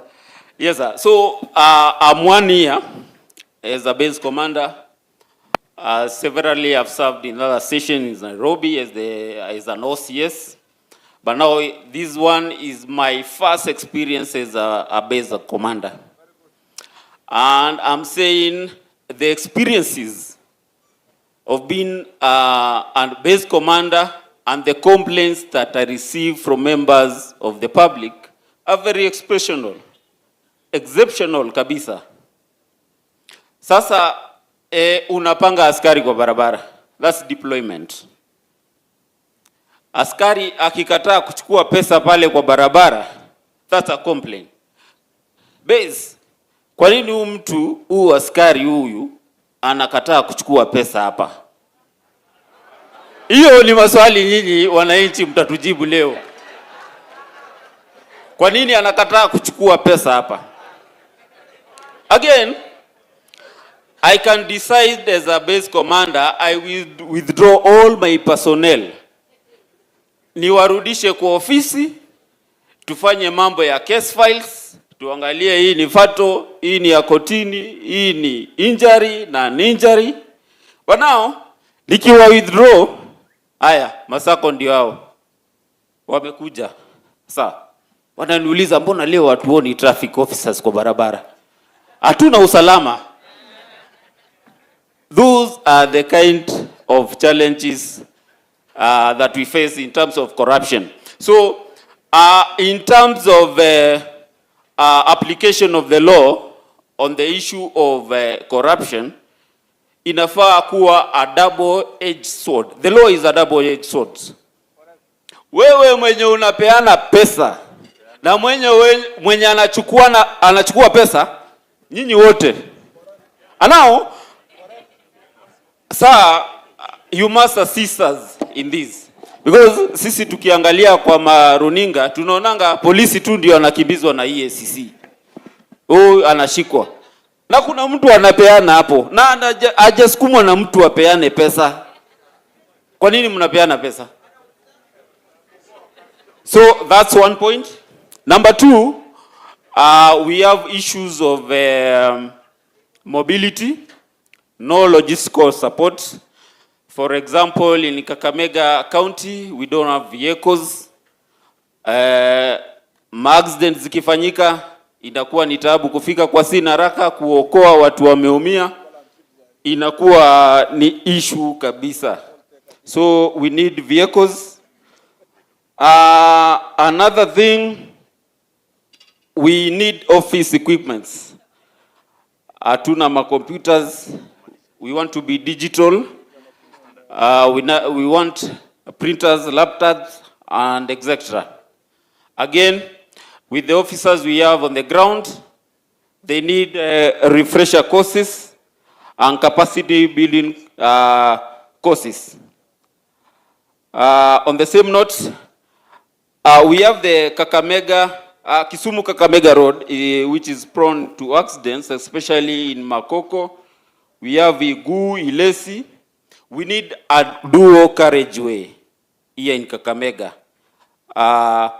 to abstain those accidents that happen along that road. On the same note, Bwana CS, you must engage the Kenya We don't have markings. We have encroachments along the same road. Kiberenge, Kabarenge, Kahega, Matete, all those roads need markings.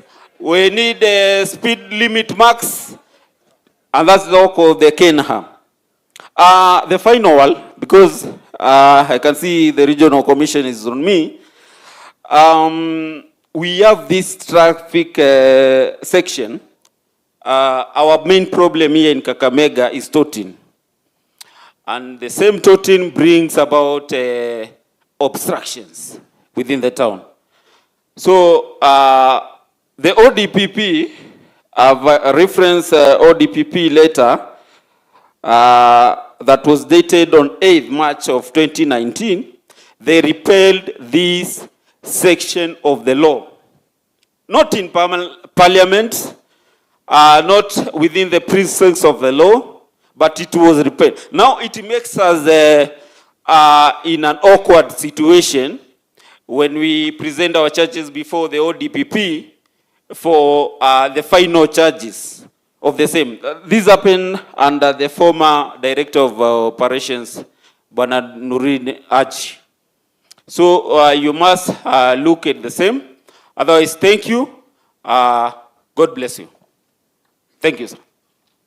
Very good. Tumpigia best commander makofi afadhali. Amwambia nyinyi mnachangia ufisadi. Karibu officer wa prison.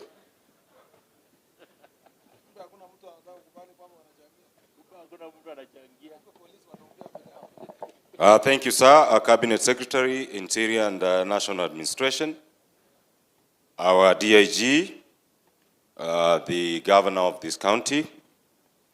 I take this opportunity to welcome you all again and represent the prisons. We have a few highlights to make.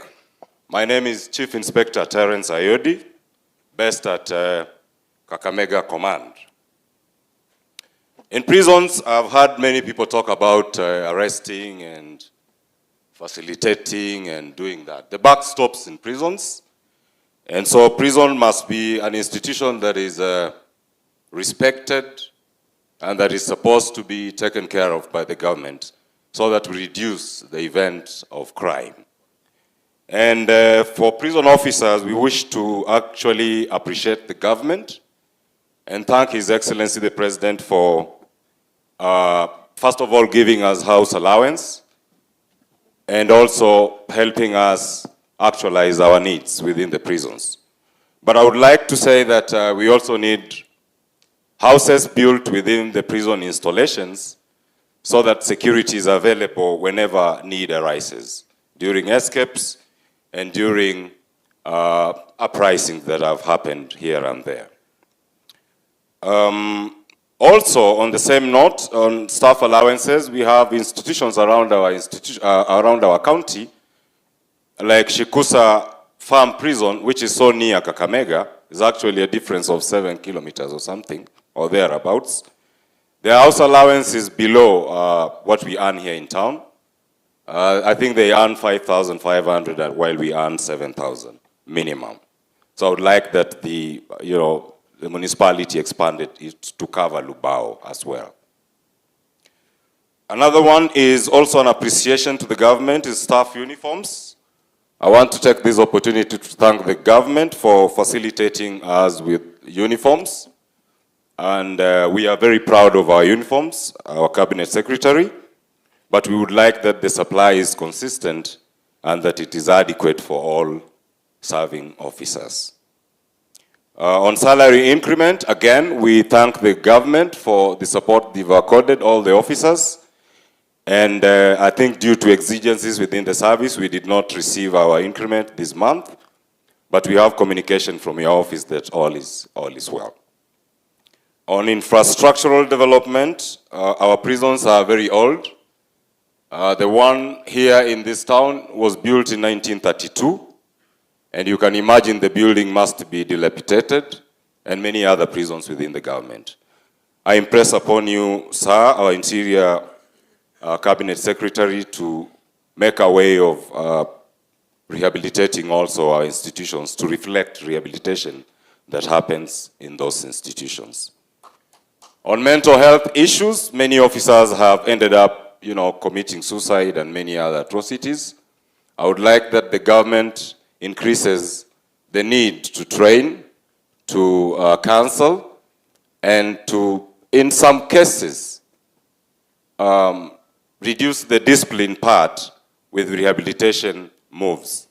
Because if you take a drunkard to a rehabilitation center, it is easier than just charging him in a disciplinary room. So that is one thing that is important for all of us. Congestion, I think you are already aware of the situation in our institutions. And also our institutions are very porous. We have no perimeter walls. The institution that is here is, yes, sir. So that will be all from me. And for promotions, we really thank your office for having given us an opportunity. Thank you. My name is Terence Ayodi, Chief Inspector. Thank you. It was very eloquent. Now, it's the turn for the Kenya Wildlife Services. Are we here? Kenya, is it prisons? Prisons is done. Kenya Wildlife Service? Kenya Forest Service? None. Sub-County Police Commander, please. Then after that will be the DCC, then we'll go to Wananchi. So Wananchi, don't lose heart. It is about your time. Sub-County Police Commander, please hurry up. Oh. Deputy County Commissioner, please sit here.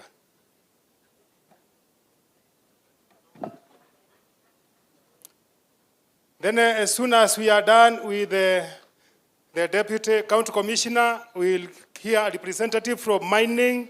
That will be Patrick Rigami, then a farmer, John Mugani. Then there will be student leaders, Colin Sankare and Wilberforce. No, Colin's first, student leader. Let's queue here. Karibu, boss.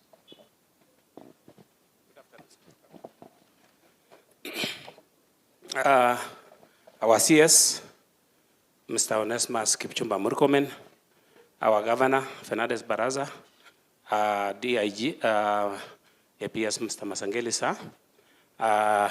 My name is Vincent Kiprono Cherutich, the Sub-County Commander, Kakamega Central, where we are. Nawaambia karibu hata kama ni jioni, karibuni na karibu tena. Kuongea jioni inakuwa mengi yamepitiwa. Lakini sababu pia hapa ndio kwangu, utanisamea kidogo kama nitapitia moja mbili, but I'll try to be faster. Jangamoto kuu ambao tumeongea leo ni issue of the defilement and rape cases. Na wacha niseme kwamba hayo yote yanachangiwa sababu ya bangi na chang'aa and other issues. Na hii chang'aa kwa kweli itaisha when we have a multi-agency approach way of dealing with it. Story ya kulaumiana, tukae pamoja, tuone the way forward so that we can eye on this issue once and for all, turudi tuwe namba ya maana, sio kila saa tunaongea mambo ya chang'aa, tuongee maneno ya maendeleo. So we team up as a multi-agency group, tufanye kazi pamoja. Just let us support us on the issue of mobility, vile watu wamesema, na tutafanya kazi. Community policing imekuwa na changamoto sababu haina funding.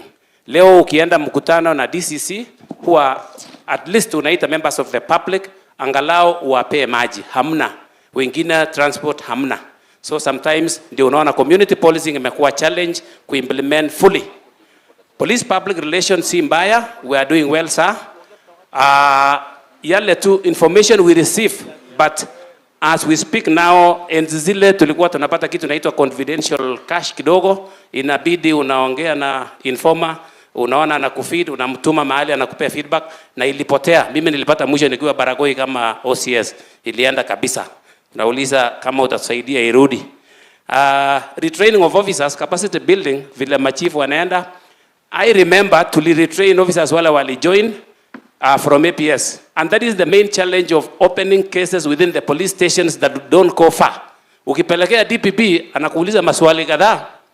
Sorry to say, samani, sisi tulikuwa tunaambiwa kidogo, vile umetengeneza hii kesi, tafadhali enda rekebisha. Sasa DPP anakuambia hii yako imemaliziwa, imeenda namna hiyo. So kindly, if we retrain these officers on issue of case file opening, warudi 3 months, hakuna kosi ya mwezi moja, ati italeta mtu aingie njia. That will help our officers to gain more skills and work with their fellows who have been here. Issue of gangs, mimi nimekaa hapa kidogo.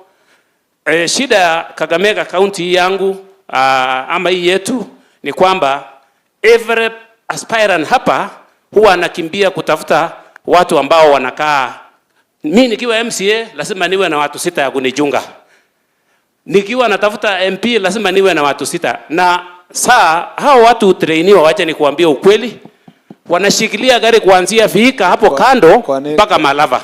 Kwa nini unasema aspirants peke yake, useme wenye wako ofisi? Ninakuja hapo sasa. Okay. Sasa ninasema kuanzia aspirants na mpale wale wako.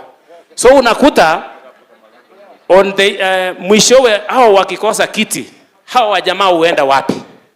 The little money they get from the politicians, sasa wanakosa hiyo pesa, wanarudi form up their own groups of soliciting money from members of the public in the name ya kwamba wanawasaidia kwamba on matter security. And that's why we end up kuwa na hii magang zote.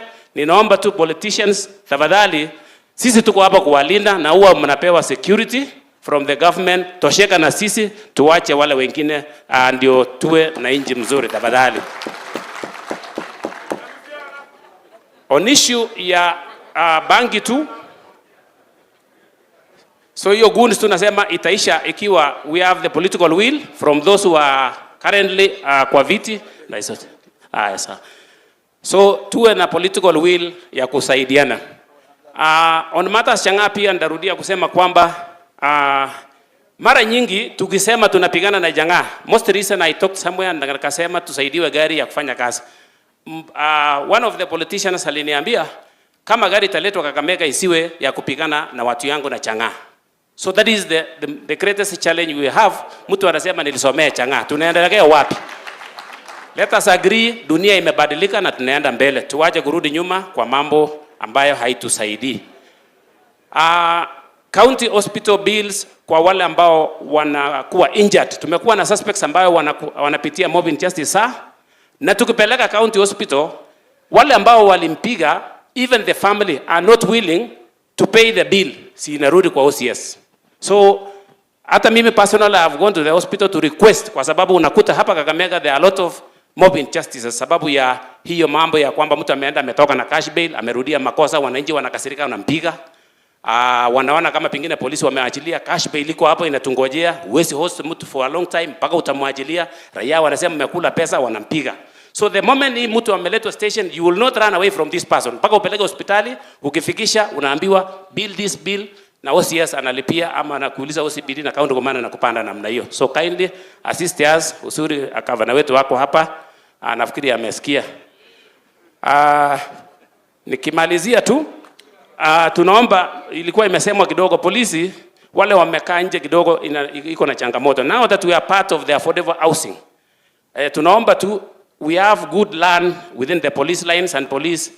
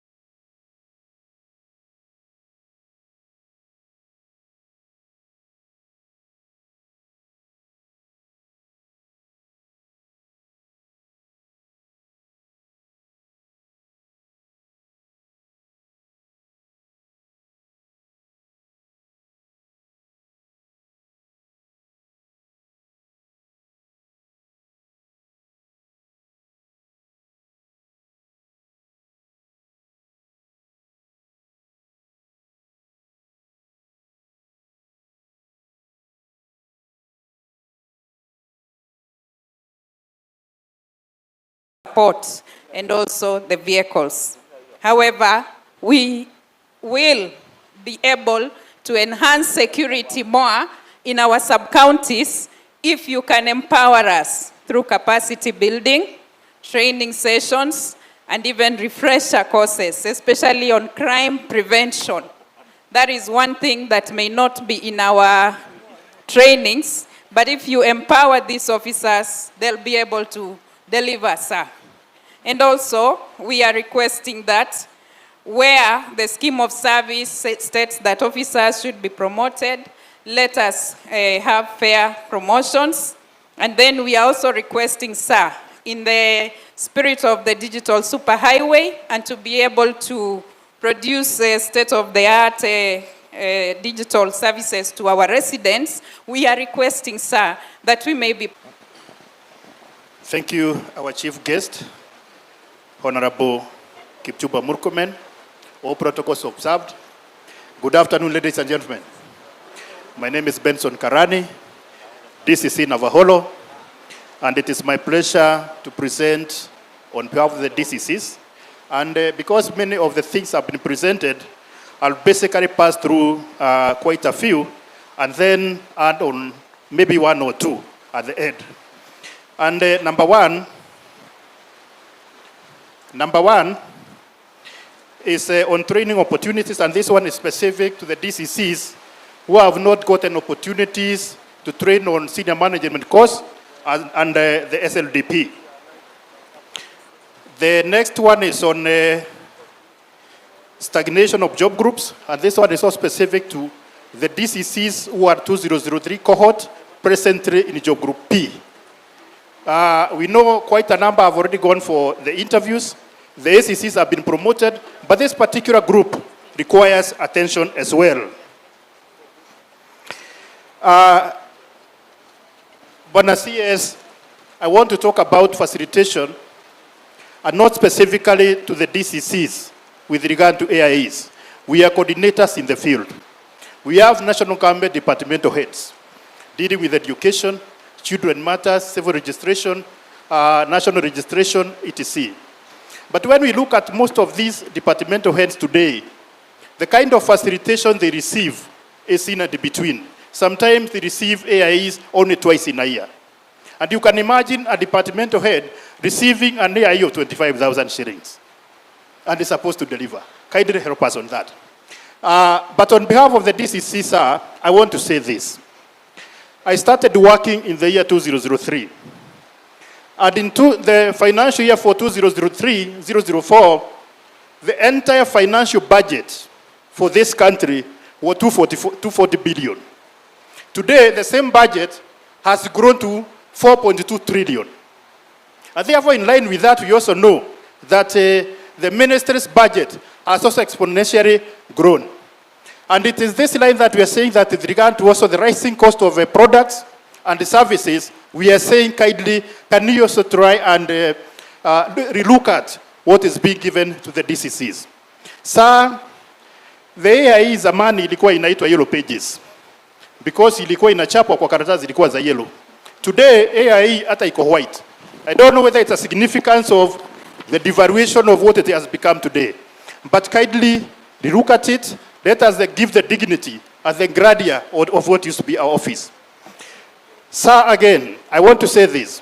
In the year 2014, a cabinet secretary rose to the occasion and said that going forward, an assistant chief will be facilitated with the Kenya shillings 15,000. A chief will get Kenya shillings 30,000. That was for the first time. And I can assure you, CS, that cabinet secretary will always remain in a horse to date. Today, Bwana CS, you are sitting on the same pedestal where you can have a page. When the history of national administration will be written, you will have a chapter. If you rise today and say that 15,000 with regard to the rising national budget, 30,000 shillings for the chief, that unpredictable AIE for the DCC is going to be reviewed.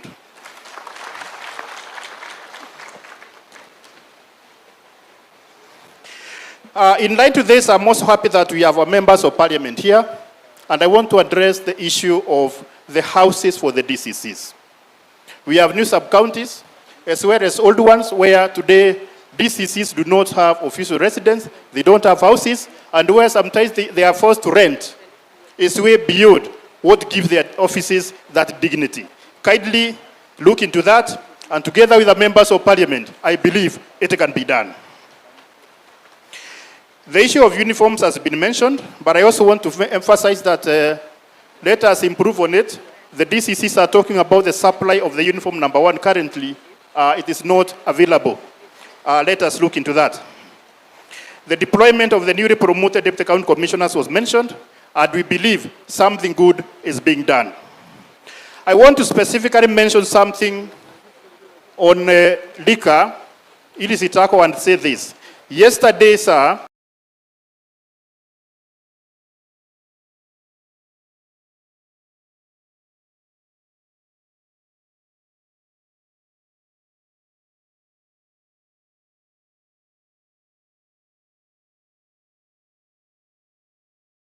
challenge of enforcement, and the root cause of this enforcement is actually at the start of licensing.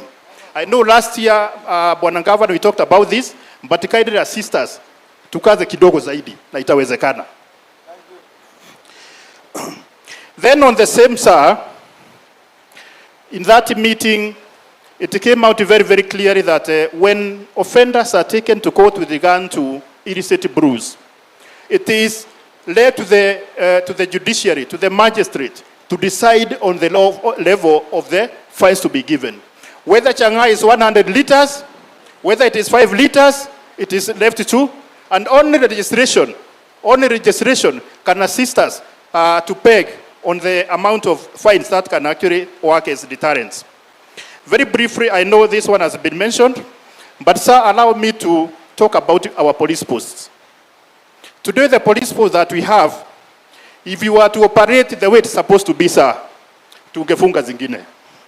I have, for example, in Navaholo, I have 10 police posts.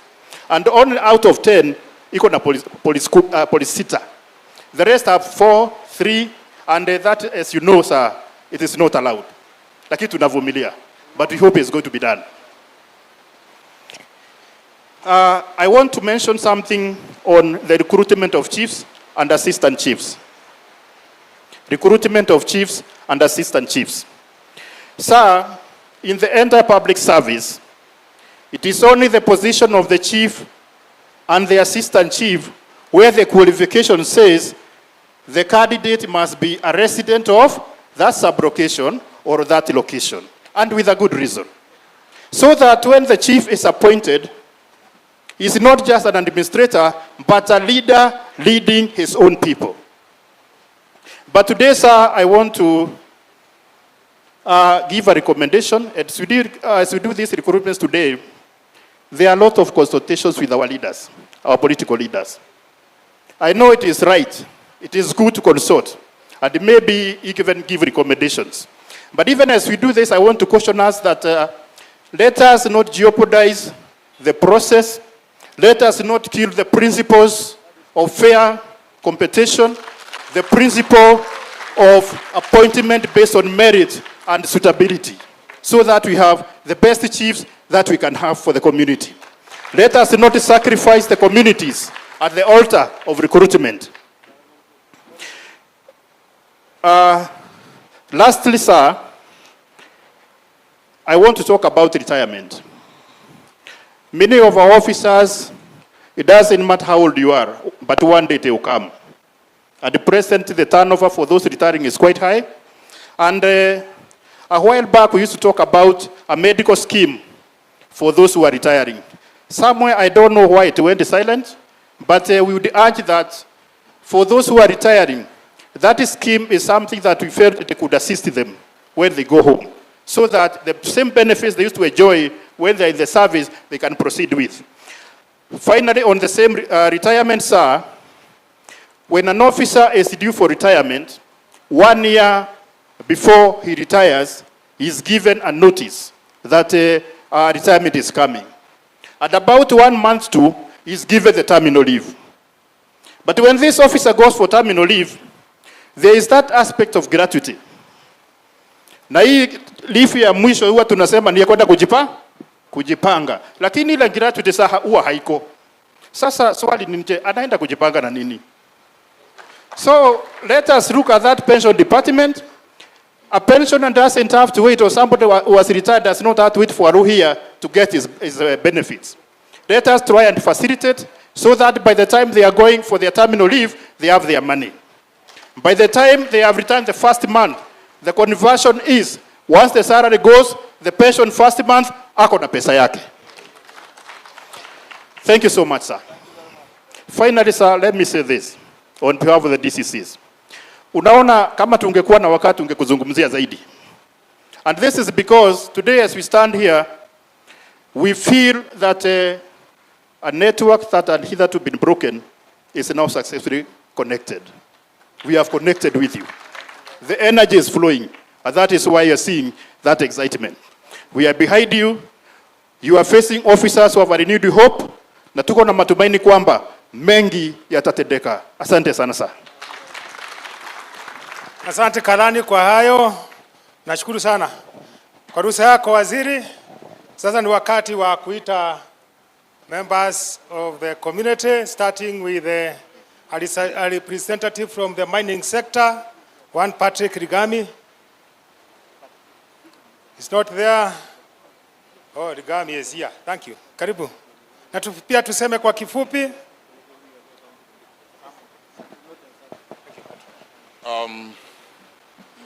Our Cabinet Secretary, Interior National Government, members of Parliament, the Excellency, the Governor of Kakamega County, na watu wa Kakamega mjambo. Najua tumekuwa tukisikiza maneno ya security all through. Let me say something briefly about mining. Kakamega is endowed with minerals, and especially so gold. Maybe for some of us who may not understand, 1 gram of gold now is between 10,000 and 14,000 shillings. I'm talking about a gram. So in this county, we mine in 5 main sub-counties. We have about 200,000 direct miners, and when you go to the population they support, it's far much higher than that. From the security perspective, I want to put here one CS. Kakamega could be producing 100 kilos of gold every month. That's worth about 1.2 billion. And that gold is not benefiting this county because of the informal sector. Where is the problem? And that's how we need to come in very quickly. As a person in charge of the artisanal mining, I'm also the vice chairman nationally of all artisanal and small-scale miners, and again the chair of the County Association of Miners. We have a number of challenges which I think the national government should move with speed. We have done our level best to ensure that we are formalizing this sector. In this county, working together with our governor, we so far have 20 registered mining cooperatives. We have done all our paperwork, but as we talk now, since the enactment of the 2016 Mining Act, this country does not have a single mining permit. Recently I visited Busia, that was last week, and I had been invited there, and we found the miners in Busia are processing our minerals across Pajirani. Don't want to mention any particular country. They're also processing our gold across the boundaries. They are processing our gold across the Kenyan boundaries. So my appeal is one, let us fast track the formalization of this sector. We in Kakamega, as the small scale and digital miners, once the equipment are there, I'm sure our governor here will really be smiling. I'm saying this because out of those many kilos of gold we are getting, and this is why it becomes a security issue, because we are supposed to take care of the resources of this country. So out of those many kilos, Kakamega County received only 18,000 shillings in terms of royalties. Out of the expected 1.2 billion. When you go back to the law, gold attracts a royalty of 3%. Bwana Cabinet Secretary, what that means, for every 100 kilograms, every 100 million shillings that you will make from gold, only 3 million shillings is what will go to the government as a royalty. And out of the 3 million shillings, it is subdivided 70% to the national government, 20% the county government, 10%.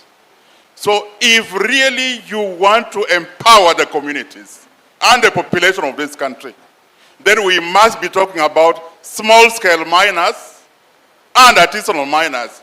And that is why we need to get down and work more with the county governments, and especially more so we are what we call intergovernmental sector programs. They should be fastened so that the Kenyans are benefiting from this mineral.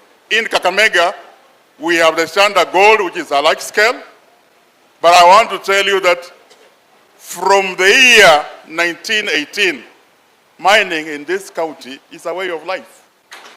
So if you came and turned things around and you push these people out of the market, then we are likely to have a lot of social strife. So whatever anybody is putting in place, I want us to impress the communities properly.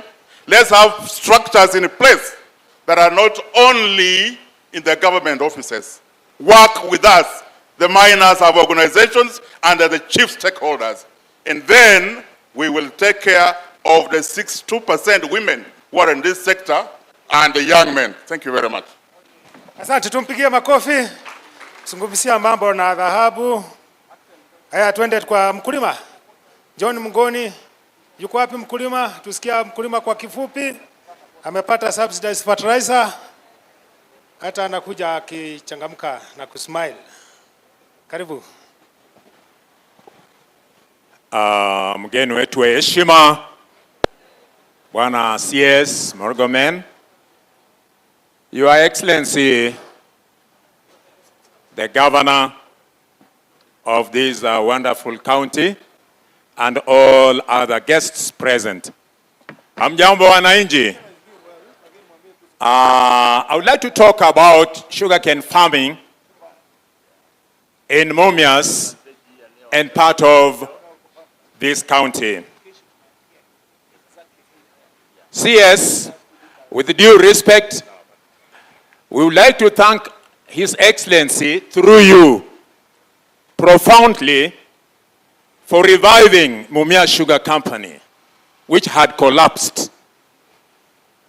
That one, take it seriously and let it reach His Excellency, the President. We also, in the same breath, will have to thank the Governor for working and teaming together with His Excellency for that cause. We also, like someone mentioned, we have received subsidized fertilizer, and we are grateful for that. We are also praying the government, Honorable CS, that the revival of outgrowers companies for the sugar company should be done, because that's the mouthpiece of your farmers. Alongside that, you have introduced, we are thanking the government to have introduced other cash crops like avocados and coffee. We are so grateful. We are not forgetting the subsistence crops which are being assisted more so with our governor, the maize, sweet potatoes, and beans. However, I would like to mention that what we are discussing today, the ministry that we are discussing today, CS, is the most important, because without security, no social activity can take place. Let us not cheat ourselves. It is very important that security is stabilized and your efforts are being felt, and we are so grateful. I was a bit amused because John Wesonga Mngoni speaking is actually one of the KAKOK members. KAKOK means County and Corruption Civilian Oversight Committee. When our Honorable Base Commander was accepting bribes, saying that when you are given a bribe, you must take. Why don't you refuse when you know it's wrong? Supposing it was poison, would you have taken to die? So I think we are not happy with such a remarks, and we hope that things will go right. Or else, thank you so much, because I can see the MC standing next to me, and we are grateful. If we get any other opportunity, I'm sure we have quite a lot to express as Wanainji. Or else, thank you so much. And we are happy with what your security officers are doing. God bless you so much. Thank you. Tumpigie makofi mema. Makofi afadhali zaidi. Yeye ni mkulima na anaelewa jinsi ambavyo mambo yanaenda kwa nchi. Sasa wacha tusikize Gen Z. President Shamberere National Polytechnic. Karibu. Etwa Shamberere sio Shamberere. Karibu.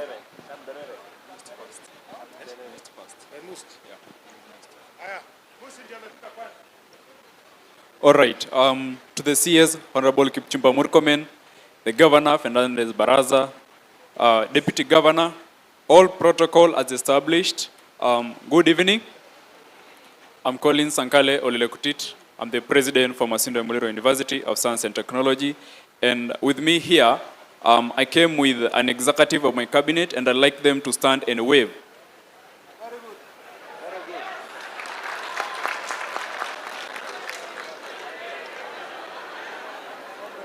All right, all right. To the CS, thank you for organizing such a platform that we've also incorporated student leaders so that we can be able to also highlight some of the issues that are affecting us in terms of security. And one of the issues that as students, you know, Masinde Muliro University is composed of 30,000 students. And we've been facing issues with street lights. There are street lights that are dysfunctional. There are areas where comrades still live that have not been captured in terms of street light coverage together with floodlights. So this creates, exposes our students to extreme insecurity issues. So if that will be addressed, and then it will really be of help to us as students from MUST.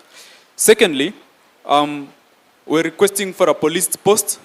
There is an area called Moi T-Zone that is actually prone to insecurities. So if a police post can be enhanced in that area, it will really be of great help. Secondly, CS, we are happy for Jukwaa Usalama. At the same time, we're also requesting our student leaders, not only from Western but across the entire country, that after Jukwaa Usalama, we also have Jukwaa student leaders, so that we may be able to sit and deliberate, have a wide view in terms of drug abuse that has been a menace in the entire country. Thirdly, CS, when you are the CS for infrastructure and roads, you also promise us a footbridge in MUST. So I know it's not your docket at the moment, but we can also help us fast track so that we might have that, we may be able to have that footbridge, and it will serve students from MUST. Lastly, CS, today here with my executive, we're also requesting a photo session after this meeting. All right, thank you. Mpige preso makofi, amesema vizuri. Sasa tunamuomba President wa Shamberere na abakisia sigaragara, usimalize yote. Okay, thank you to the CS Morcomen, and all protocols observed. My name is Wilberforce Mali. I come from Butere Sub-County, Maranyo Shanda Ward, and currently serving as the President Sigalagala National Polytechnic. To our CS today, I've got 3 issues that I want to raise. Number 1, the mobility within the area of Sigalagala.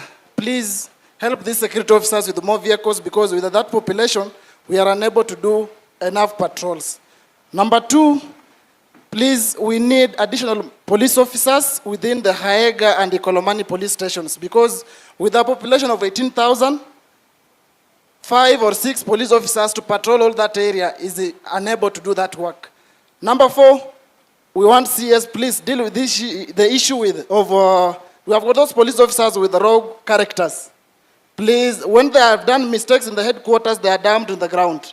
So hatutaki hiyo mchezo ya kwamba polisi wamekosa kule jitu naletewa ground, wanakuja kuendeleza unywaji wa pombe katika vituo. Another thing, today I'm happy because my member of parliament, that is Mr. Freddy, and the governor is around. Sigalagala has had many problems to do with the security. And please, I beseech you, we need street lights from Haega to Malinya and to Ikolomani police stations, because at around 7 p.m., students cannot walk around that area. They are being attacked too much. And lastly, from the Comrades Corner, our able governor, today is a chance I've met you. They've always requested at least they have a talk with you in your office. And I hope the request is received. Lastly, I would like to request through the CS that we at least have a conversation with the county commissioner as student leaders within the Kakamega region, so that we can discuss the issues affecting Kakamega County. Thank you. Asante sana President wa Sigalagala, sasa ni Sheberere. Karibu. Asante sana Bwana RC, to our CS, the Cabinet Secretary, Bwana Kipchumba Murkomen, our able Governor Kakamega County, FCPM Mheshimiwa Fernandez Baraza, who also happens to be my uncle, lakini anijui vizuri, lakini mimi nakujua vizuri.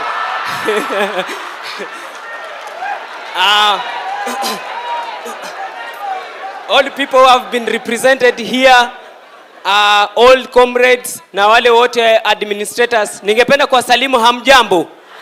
Hamjambo tena. I'm Wabuti Jefferson, and I'm the President Shamberere National Polytechnic. Bwana CS, I'm very glad to be here today to give a speech before you. And today, unajua mimi I'm a comrade who ambaye huwa nikienda mahali nikipata an opportunity, I'll always first deal with these issues that are affecting comrades. The first thing, Mheshimiwa,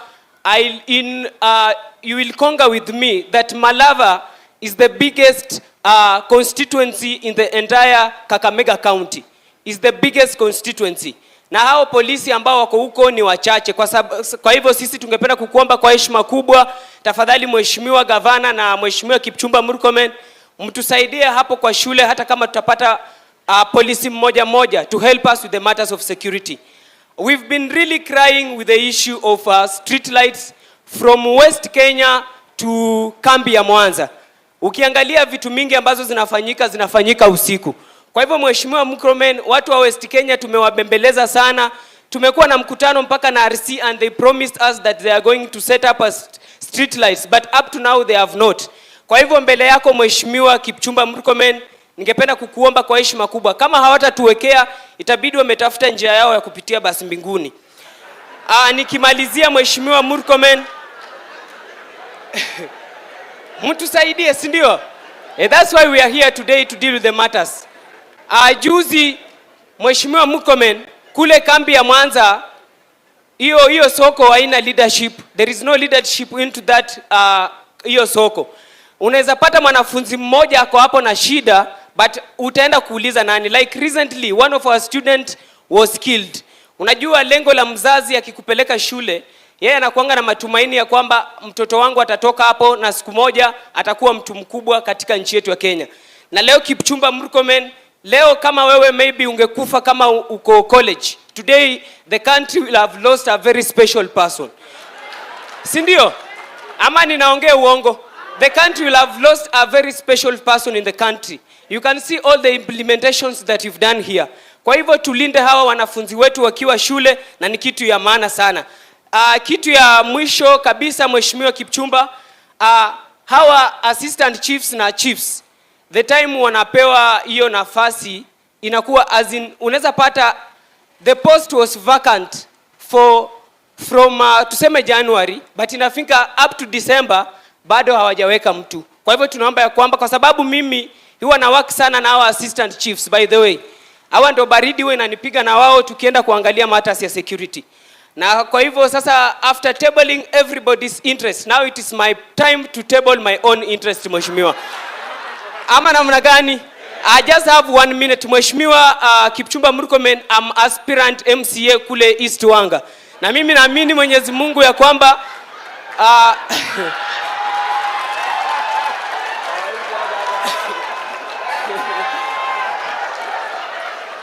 mnanisikia kweli? Na mimi nataka niwaambie, Mheshimiwa ako hapa, mimi wanampigia simu zangu, he has never picked a single call. That's the reality. That's the reality. But it is good when we as the student leaders, when we are here, shika tu simu yetu tukuambie the matter of security ni hivi na hivi. Sisi hatutaki kuomba pesa. We just want to talk to you and tell you that our students are having the better security. Kwa hivyo na asante sana Mheshimiwa, pia mimi ninatumai at the end of the process pia mimi nitapigwa kwa kapicha kamoja leo kakuweka status na Mheshimiwa Kipchumba. Ama ni vibaya kweli? Asanteni sana na Mwenyezi Mungu awabariki sana. Thank you. Hiyo ni student leadership, ni majenzi na ni jenzi ambao wanajielewa, sio? Wanajielewa vizuri. Sasa tuende kwa mambo na usalama. Tukutane na madam anaitwa Miriam Kopi kutoka kwa Peace Committee. Miriam Kopi akimaliza, mtu ya bodaboda Joseph Abegel. Kimaliza na Joseph atafuatia David Makoha, basi mtu ya matatu. Umefuatana hivyo Peace Committee. Miriam. Haya, kama mtu ya bodaboda yuko karibu afike kwanza, ni kijana ama ni mzee pia wazee wako kwa bodaboda. Nani mtu wa bodaboda? Ndio huyo. Joseph. Karibu. Haya. Umechelewa, umetangulia. Angalia kule useme wewe ni nani. CS, our Honorable Governor, na protocol observed. Hamjambo. Mimi naitwa William Kopi. Mimi ni chairman wa wakulima wa miwa Putali. Nataka niseme tangu Putali ianze 2010 up to now, it has paid the farmers without arrears. But now that the challenge we have with the sugar industry, Bwana CS, is the shortage of cane, they have tried to close factories, and we are talking with the administrators, with the leaders, to see how we shall enhance sugarcane in our catchment areas. Bwana CS, Bwana Governor, Putali au Malaba, we border with our neighbors, Kalanjit. We know, Bwana CS, as you are there, one of the days you raise funds, we are living very cautiously. They are our friends. We have even asked that in the marriage between Luyas and Kalanjit, and up to now, the process is up to date. Kindly, Bwana CS, under sugar industry, tunataka tukuambia ya kwamba serikali imetufanyia maajabu for the president to endorse sugar bill. We know our farmers will definitely have their dues, will enjoy as coffee farmers, will enjoy as tea farmers. We are only asking as leadership to go and tell the president Asandi. Through you, we want to ask you kindly, let our leadership go and thank the President for having endorsed our sugar bill. Thank you very much. My name is William Kopi, Chairman, Butali Farmers Organizations. Thank you. Pia huyo ni mkulima. Sasa ni wakati niliona yule mama wa Peace Committee hajapatikana, vijana. Joseph Abigail. Joseph amesema wako wawili, kwa hivyo utasema nusu, huyo nusu. Tafadhali. Mheshimiwa Murkomen na DIG Governor, habari zenyu wote. Sisi kama bodaboda leo tumefurahia kufika hapa. Mimi natoka sehemu ya sub-county ya Likuyani, lakini nasimamia kitengo ya security ya bodaboda. Kama bodaboda amekukosea, huwa wanakuja kwangu, tunasuluhisha na machifu area yetu. Ningependa kufikisha message ya bodaboda. Bodaboda tuko na shida mbili. Shida ya kwanza, bodaboda hatuna vifaa za kazi na hatuna license. Shida ya tatu ni kwa security ya gavana wetu. Mambo ya kanjo kidogo. Tunahangaishwa kidogo na mambo na stika. Hatufanyi kazi vizuri. Na pia ningependa pia kuomba Mheshimiwa Murkomen, upande wa security wa bodaboda imekuja chini. Bodaboda tunasaidia watu wale ambao wanafanya kazi usiku. Unapata bodaboda ameuliwa kama 2 weeks ago. Sehemu ya sub-county ya Likuyani kuna bodaboda aliuliwa. I'm very much sure governor anajua hiyo. Ningependa tu kumalizia nikisema leo kila machifu mmejitetea. Kila mtu amejitetea, hapa askari amejitetea, bodaboda naye pia mimi lazima nijitetee kidogo, si ni kweli? Hii sisi kwa siasa kwa nasemanga bedroom ya governor ni Likuyani. Governor usinisahau bwana, nitaenda transport ni yako leo nikirudi nyumbani. Asante.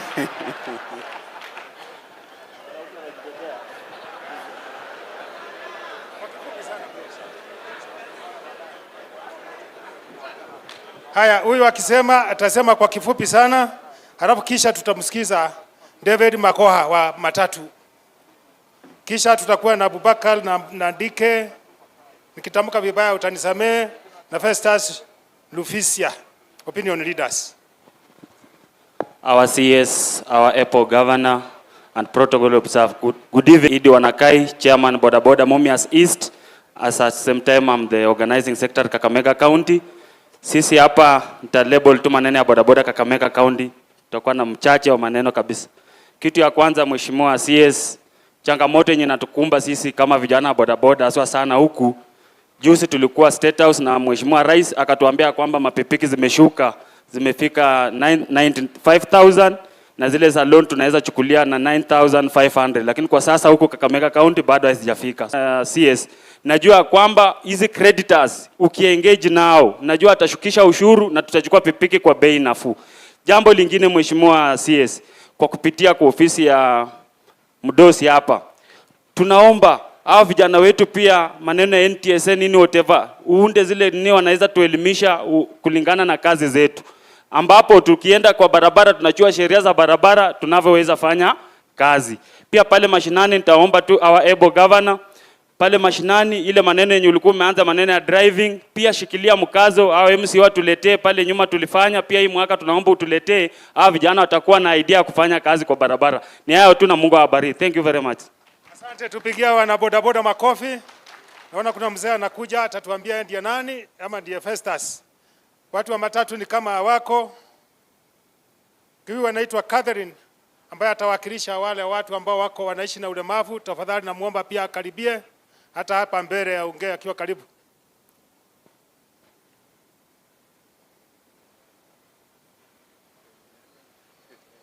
Asante sana. Bwana CS, our governor, all protocols observed, na wananchi watukufu na administrators wote, hamjambo. Mimi naitwa Festus Lubisia. Mimi ni retired senior SCP police na nilikuwa provincial police officer. Niliretire nikiwa Rift Valley,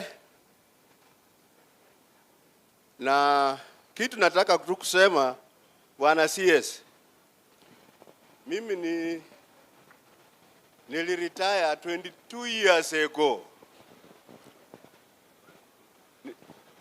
22 years ago, niliretire 2003. Na kuja nyumbani nimesimamia mashule nini kusaidiana na wananchi. Sasa Matete pale ninatoka, mimi ni PMC wa security. Mimi ndio nilianzisha police. Tulitafuta police station, nikafanya tukapata area, tukajenga hapo ka police post. Lakini tuko na shida kidogo. Ukija hapo Matete hawana maofisi. Ile ofisi ya DC anatumia saa hii ni ile ilikuwa ya chief 1961. Kwa hivyo hatuna polisi. Kuna police post ambayo tulikuwa tumepewa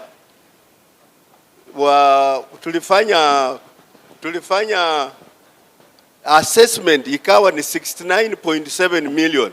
Lakini ile tumejenga hapo ni 6 million. Kwa hivyo ni kitu kama ka police post. DC OCBD hana ofisi, DCI hana ofisi. Kwa hivyo security ya hapo tusaidie tupate police, yani wakae vizuri ndio watusaidie. Mambo ingine ya pombe na nini watu wameongea na imejulikana vile itafanywa.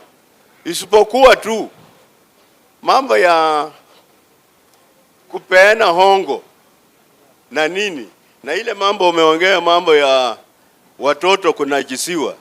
Yani wote tukiungana pamoja, police, machiefs na nini, nafikiri hiyo kitu itakuja kuisha. Kwa hivyo naomba tu agencies wa administration, yani iwe AP na police, msianze kuleta furukano kati yenu. Nyinyi fanya kazi pamoja na hakuna kitu itamshinda. Asanteni. Thank you. Tupigie mzee makofi kwa kutoa ushauri. Ametoa ushauri mzuri, tuendelee kufanya kazi kwa pamoja. Mtu ya boda amepatikana. Haya, ama Catherine anatangulia kisha mtu ya boda boda atafuata. Case of Elder. Kasi ya boda. Tumesema mtu ya matatu kisha Case of Elder. Tusimama. Nafaa uonekane. Nafaa uonekane kwa zile kamera, ukisimama nyuma hii utaonekana.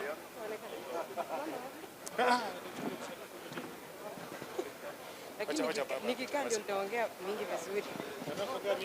Nataka kuongea mingi kidogo. Your Excellency CS Murkomen, our Super Governor FCPA Fernandez Baraza, IGA and all protocol observed. Good afternoon. My name is Catherine Namai Shiundu. I come from Mumias East Sub-County. Isongo location, Isongo division, Isongo sub-location.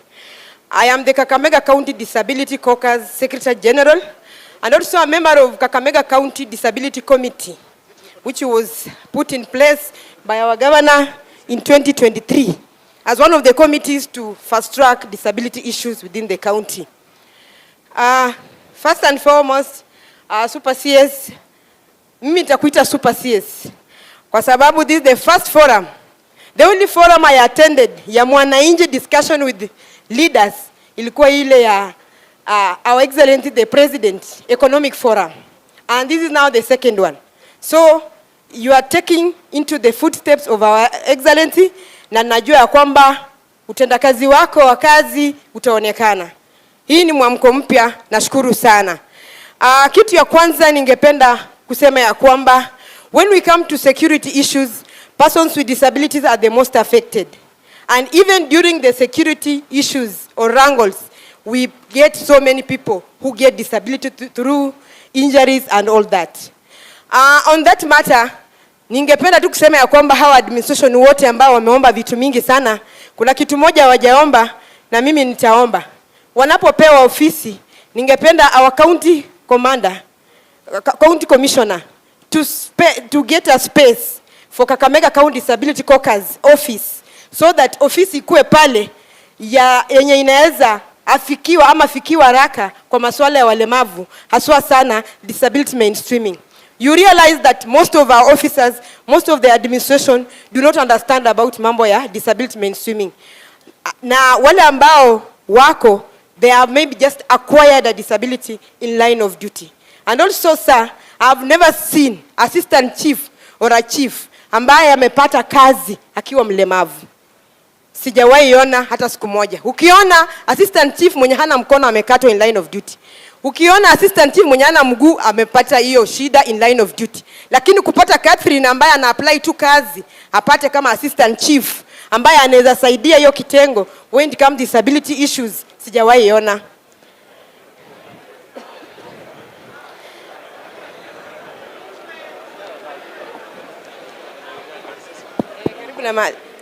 Karibu na maliza. Naona chiefs wanaongea. Kuna mtu?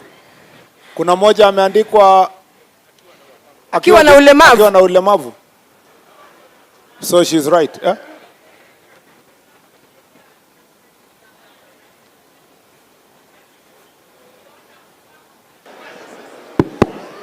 Yeah, that one is an ACC. The one you're talking about was assistant chiefs and chiefs. Yule ambaye atafanya kazi mashinani. We have ACCs definitely. Yes. We have a number of ACCs who are persons with disability. Now, in any case, amesema hajawahi kuona, so there is no one in Kakamega. Yes. No. Yeah. Thank you very much. Yes. Another issue, Your Excellency, your administration, especially we have a third baby in your ministry, ambaye ni registration of persons. Mambo ya vitambulisho haijaguzwa popote. Huyo mtoto anakaa kusaulika sana. The reason why even they are tinted to be the most corrupt officers is because of the way their lifestyle is. They do not have good offices, they do not have good salaries. Na mambo ya delay ya ID, mtu inabidi atafute mambo ingine tofauti yenye inaweza haribu kazi yake ili apate kitambulisho. Unapata walemavu wengi hata wapate kitambulisho kwa sababu ya distance ama vitu ambazo zinawekwa kama vikwazo. So unaangalia hiyo department, unapopea watoto wako wakubwa firstborn share, pia lastborn apate share. So that they have they are also ensuring that in terms of security and they are in the ministry, they are also delivering. And also, last but not least,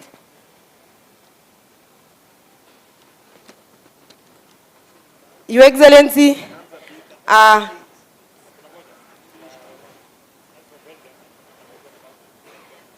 we have the Persons with Disability Act 2025 ambaye our president ameweka mkono, na ningependa wakati hawa administration wanafanya kazi yao, inatakana dissemination of that act and other policies kwa officers ifanyike, ndio wasiwe wanahamu watu wetu walemavu kwa kutojua. Like I can cite an example in 2020 when we had corona, so many of our people with deaf walikuwa injured na officers kwa sababu there was no communication. Wakati wa curfew mtu anaanza kupigwa, huyo deaf hajasikia ya kwamba kuna curfew, na huyo officer hajui ya kwamba mwenye ameangalia huku ni deaf, so wanaanza kumpiga. So two were injured, one from Yas East, another one from Kakamega Central, badly injured. We came in with our county commissioner and county commander na tukasaidia hao wengine. But definitely we just need disability mainstreaming in your sector and the whole ministry, so that wanapofanya kazi zao wasikue na ulemavu ambao sisi tuko nao. It is only the society that brings disability, just the way this platform almost brought the disability. I could not climb here mpaka mtu anisaidie, but I'm hoping next time when they arrange watatengeneza itakuwa ya chini. Tupigie Catherine makofi. Ametutetea. Haya, sasa tunaomba, na nikisema dakika moja nitashika mic uongee. Mtu wa matatu ni kuita ukachelewa, kwa hivyo nitakushikia mic. Council of Elder ndio utasema ukiwa mwisho, wengine tunafungia nje. Basi mgeni wetu wa leo, Waziri Kipchumba Murkomen, gavana wetu wa jimbo la Kakamega, His Excellency Fernandez Baraza, wabunge wote na MCAs, samjambo. Mimi kwa majina naitwa Ibrahim Kiverenge, nasimama hapa kama msemaji wa sekta ya matatu. Na bwana waziri, mambo yetu unajua ikuangi mengi sana. Sisi tunafanya kazi pamoja na polisi. Lakini shida mali inatokea sisi na polisi ni wakati ambapo unapata wakati mwingine akishika gari. Anaweza shika gari, kwa mfano imefanya obstruction. Huyo conductor ama dereva akipelekwa na hiyo gari, makosa yanaandikiwa huko kotini, unapata ni makosa karibu 14. Kwa hivyo hiyo maneno nafaa tuangalie, hata kama wewe ni binadamu, ukinishika na makosa moja, nipeleke tu na hiyo moja, ndio nisirudie tena. Lakini ukiniwekea makosa karibu 14, hapo utakuwa unatufinya. Jambo lingine mdosi, polisi pia ni binadamu. Ukipita pale kwa polisi yetu ya Kakamega, ni polisi kubwa sana, hata najua inashinda Central ya Nairobi. Lakini ukiangalia imeparara kabisa kama madansa wa Willy Paul. Kwa hivyo waziri, ukirudi kule Nairobi, ujaribu kuangalia pia hawa polisi wapakie hata kama ni rangi kidogo. Kwa hayo machache, pia sisi tuta request photo kidogo tukiondoka. Madansa wa Willy Paul. Parara kama mandazi, ukijana unaitwa. Mtu wa matatu. Naitwa pala. Sasa kwa cast holders naona wakiwa wawili, lakini mmoja wao ajichague akuja aseme. Just one of you, because time is not on our side. Please.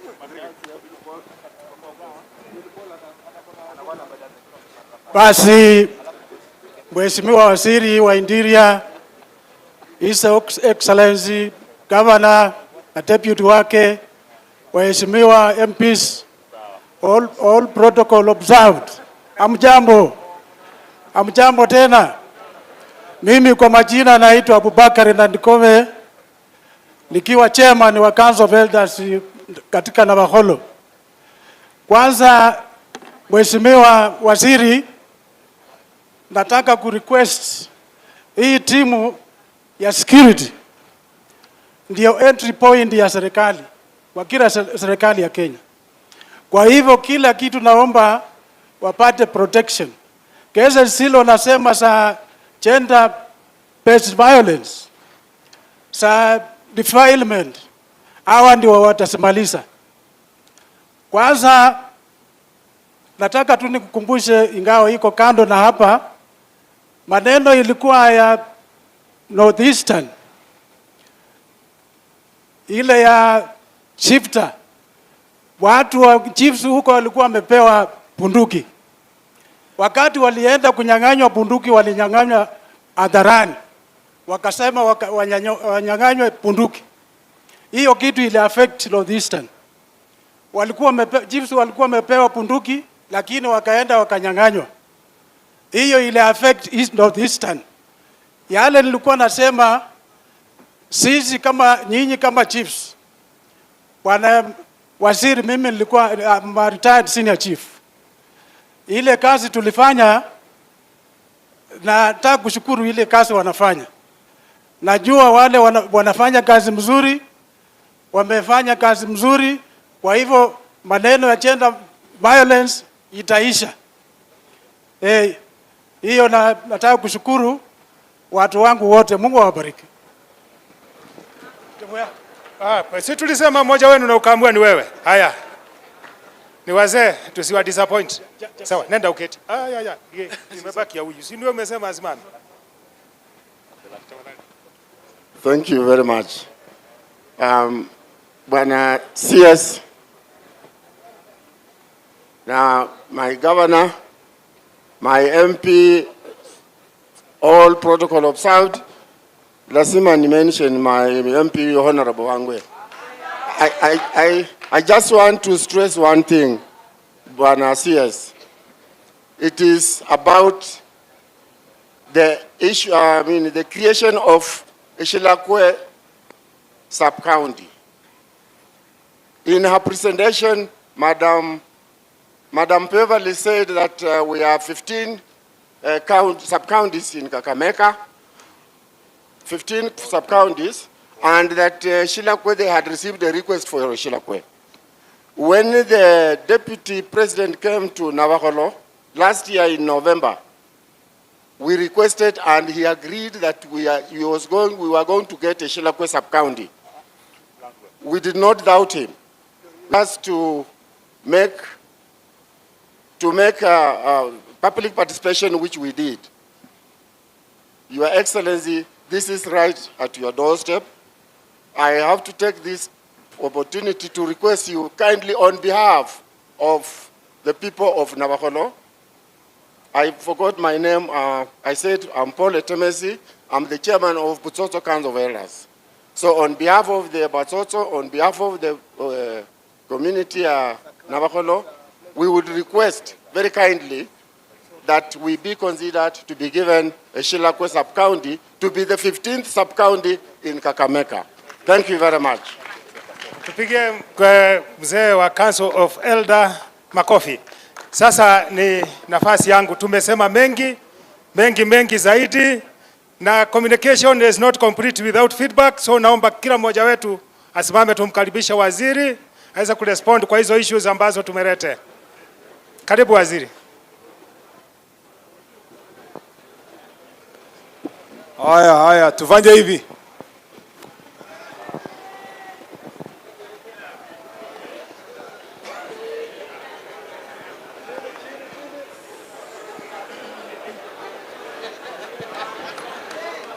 Nimeona hamtaki kuguza miguu. Haya, ketini. Thank you very much. I will be very brief to respond to some of the issues you've raised. I will collapse them together. Ndio niite Mheshimiwa Speaker, alafu ataita Mheshimiwa tumalize. Actually this is, mimi naona mmetesa wabunge sana na waheshimiwa kusikia nyinyi the whole day. Lakini si wametesa nyinyi kila wakati. Mtu anafika funeral. Unaona hii watu wanafika funeral. Anakuja, ana whisper, anaambia MC niko na ingine, anasema anaenda. Alafu anatoka anaenda ingine. Anawacha asikii mambo ya watu wengine. Leo mmetutesa, tumesikia mambo yenu. Asante sana. Na unajua nimekuwa na hawa ni watu yangu. Tulianza na Emmanuel Wangwe 2013. Na Shinali who is not here now. Of course tulipata huyu. Ama tulianza pamoja pia tulikuwa na wewe. Lakini ulikuwa umehangaika before. Lakini tuka succeed pamoja 2013. Lakini mimi naelewa shida yenye wanapitia sana. Kwanza saa hizi unaona ile kijana alikuwa hapa ameanza vita. Ameanza kutaka kiti ya mheshimiwa hapa. Mheshimiwa alikuwa analala hivi, lakini aliposikia wodi yake akasimama akasema akaamka. So unajua sasa campaign itaanza hivi karibuni. Na utaona hao vile wanakimbia from one funeral to another, na mimi nimekuwa victim. Unafika funeral hujui nani amekufa, nini inaendelea. Na unafika hivi padre alikuwa amepewa tu, anaanza misa. Anakuita kabla hujaketi chini, anasema kuja usalimie ni moja. Kwanza Catholics kwa sababu misa itachukua muda, anakuambia kuja useme kitu moja. So wewe unafika hapo unashinda uulize father ni nani amekufa ama ulize nani. So unaona picha yenye iko hapo, kumbe ni Alejo Maria. Unafikiria mwenye amekufa ni mama.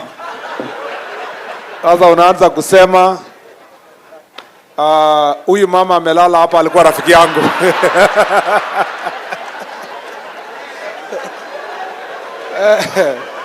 Unaambiwa hapana, nikamzee, unasema sorry, wrong funeral. Unasema pole, nimeconfuse, ni ile nilimetoka saa hii ndio inanichanganya. So kwa hivyo asanteni sana kwa ile muda tumekaa, na mimi napongeza viongozi wamekaa for all that time, na najua nitaharakisha ndio pia wao waseme machache. Kwanza kabisa nataka kusema, mmesema na as I said earlier, sikuwa na wapaka mafuta. You chiefs na assistant chiefs, you have made me very proud in your presentation kwa siku ya leo. Kwa sababu mume represent even wananchi in a better way. You've also breathed clarity to some of the challenges tumekuwa nayo. Number 2, niko na mambo machache lazima niseme kabla sijajibu yenu. Mambo matatu tu niko nayo. Number 1, tunajua kwamba ingawa tuko na ile yote ambayo sisi tumeomba, ingawa ile challenges tuko nayo yote kwa wizara na maofisi yetu, tunajua kwamba kwanza sisi tuliomba hii kazi. Na tuliomba kwa njia ngumu sana. Kwanza nyinyi chiefs. How many chiefs hapa wameandikwa kazi 2 years ago? Ama assistant chief? Inua tu mkono hivi. Unaona? Hao wote waliandikwa. Na waliandikwa wakijua hakuna ofisi ya chief.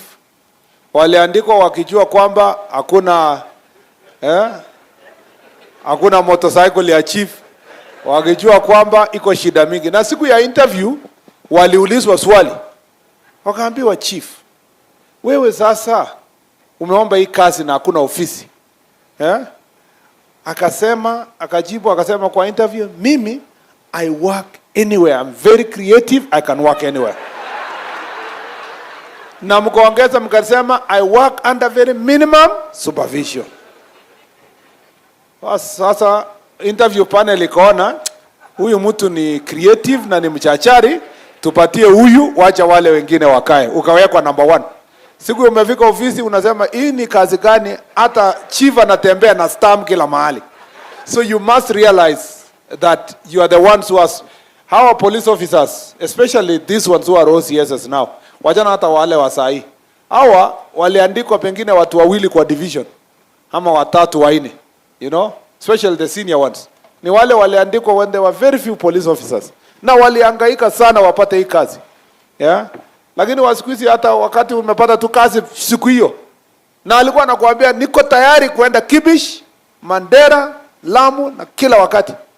Lakini uliza hao wabunge na MCS. The day umetoka Kikanjo, the same day, mheshimiwa, niombeeko nikuje karibu na nyumbani. So we must all of us appreciate that against all odds, we are among the few Kenyans who have the privilege to hold an office of a chief, assistant chief, or a police officer. People who can at least earn a salary at the end of the month. People who even have medical cover. However kidogo it is, you have a medical cover. People who have an office yenye you hold, when you walk around, uko na uniform, uko na crown, uko na nini, watu wanakuheshimu. Na hiyo inakufungulia milango mengine. So you must appreciate that in the first place you are privileged. Therefore, take your job very diligently. Kuwa mtu mwenye you go out of your way to understand the job you are doing. Usifanye kazi yako kiholela. Nilikuwa naambia some OCSs jana asubuhi tukiwa huko Nairobi kwamba even when you have any challenges, kama vile police officer mmoja aliniambia waziri, si unaona mimi niko msafi. That usafi alone, that physical presentation as the OCS is extremely important because you are the leader, you are the face as a chief, as assistant chief. How you carry yourself, you know, assistant chief. Hakuna vile wewe ndio wa kwanza kufungua bar kwa the local area. Unakunywa buza na wale watu unawasimamia. Alafu bado unataka kuambia we are fighting illicit brew. There has to be a way. Hata nilikuwa naambia this OCS, sisi hapa hatuko kwa kanisa ama dini. So you have a right kukunywa mambo yako yenye unakuwa bora ni illegal. But you have to organize yourself in a way that you are not one of those persons anapatikana amelala kwa mtaro hapo, kumekunywa pombe, umefanya nini? Because you must lead, you must be the leader. You must be the one who is leading. You must be creative. Wewe ukikuja hapa kama OCS na useme hiyo area hatujui kuna watu wabaya, watu wa area hii wanapenda sana kuvuta bangi, kwanza ukienda Munyore hapo, Wanyore hapa wanapenda bangi, ni kama ni kawaida yao. Ukikuja na hiyo mentality, you've come to that locality, you are not going to lead. You must be able to be diligent to understand what you are supposed to do. And you must ask yourself in life, you ask this job to make what difference? What will you be remembered for? Our chief was a man when I was in primary school, is remembered mpaka sahi in Embobut. You will think he is the only chief of Embobut. Because alikuwa mkali, alikuwa ananyorosha watu, alikuwa anapambana na pombe, aliforce. You remember there was no CDF, there was nothing. He forced the whole community kwenda kujenga shule. And so some of us who ended up going to school owe it to that chief. And his name is inscribed in history. And he is blessed because of what he did to the community. So you need to have something you want to do, a difference you want to make. I was telling some of the OCSs, you have come to a new community. Hakuna vile utakuja ujifungie police station. Enda kanisa, msikiti, enda arusi, tembelea watu, fanya nini. When you interact with your local community, these problems we are talking about and our relationship as police officer and the community will be sorted out. You must really take your job seriously. That is why I totally agree with your proposal that to make sure that we are able to respond to challenges of now, there must be continuous training of government officials, continuously. 2 days workshop, 3 days workshop, devolved kind of conferences, so that the OCSs can be meeting, interact. And I agree with the chief who spoke here, akasema, hata kukutana peke yake na kushare experiences yenye tunapitia, at least you realize it's not about you alone. Other people are going through, and they will share with you how else they have been able to deal with these issues. And in our recommendation, we will make sure that that is mainstreamed and becomes continuous, so that our officers are doing well. Number 2, seek knowledge, read, ask. Wacha kuwa mtu tu mwenye unakaa hivyo. Na mjue chief, hakuna chief ajui kitu. Usiwahi enda mkutano yenye ujui kitu. Ati umeamushwa na raia kwa baraza, ukasema mimi sijui. Aha. Umeangusha serikali. Chief anajua kila kitu. Kuna kitu chief ajui? Chief anajua. Chief hata anajua nani alilala wapi. Ukiuliza mtu chief, na bwana nani alikuwa hapa, anasema alikuwa mahali fulani mpaka saa 9, lakini alitokezea akakuja kulala kwake. Chief, si nyinyi ndio mnapeana kitambulisho? Ukiuliza chief, hii mtoto ni ya nani? Before asile, anakuambia hii mtoto ni ya Wafula. Lakini Barasa anafikirianga ni yake. So wacha tu mwandikie mwenye anaita ni yake. Sio ni ukweli? So chiefs being people who know, you know those things. You cannot let down your office. The community expects you. Now ukiulizwa swali na ujui, unasema there was some consultation that is still pending with Deputy County Commissioner. By next Barasa nitakuwa tumemaliza hiyo consultation. Yeah? Kama kuna subject inahusiana na SHA na nini na unajua hujaelewa vizuri, tembea. Ile kijana alikuwa mchachari hapa ama mwingine hapo, unamwambia kijana kuja hapa. Umekuwa ukitaka kuongea na watu sana. Unafika Barasa unaambia watu, kabla sijasema mambo mengi yenye niko nayo, kuna kijana mwingine hapa ama msomi mwingine ama daktari, kuna maneno kidogo aliniomba nafasi. Na wewe umemwambia nyorosha 30 minutes. Wakati anaongea wewe unaandika notes. Unaandika notes na wale wengine. Ukisimama unaambia watu mumeelewa, anasema ndio. Naambia niko na maneno mengine hata kupita ya huyo, lakini siku nyingine. By that time umejifunza, umesonga mbele. So you must be creative. Yeah? Must be creative. You must lead. Yeah? Na ukuwe mtu resourceful. Unapangia location yako maneno. Naleta mtu ya agriculture anakuja kufunza watu yako vile wakupanda nini, unafanya nini. That's how you move forward. You become a leader. You see, these positions we have now, it's not technical. Sisi kwa hii ministry kazi yetu sio ati by the time unakuwa OCS sio ati ujue kushika bunduki, hapana. Saa hizi ushamaliza mambo ya bunduki, unajua hiyo yote. Sasa you are the leader. Wewe ndio, you are the thinker. There is no way as a police officer you can accept ukue kwa police station yenye amna hata mkutano na police officers.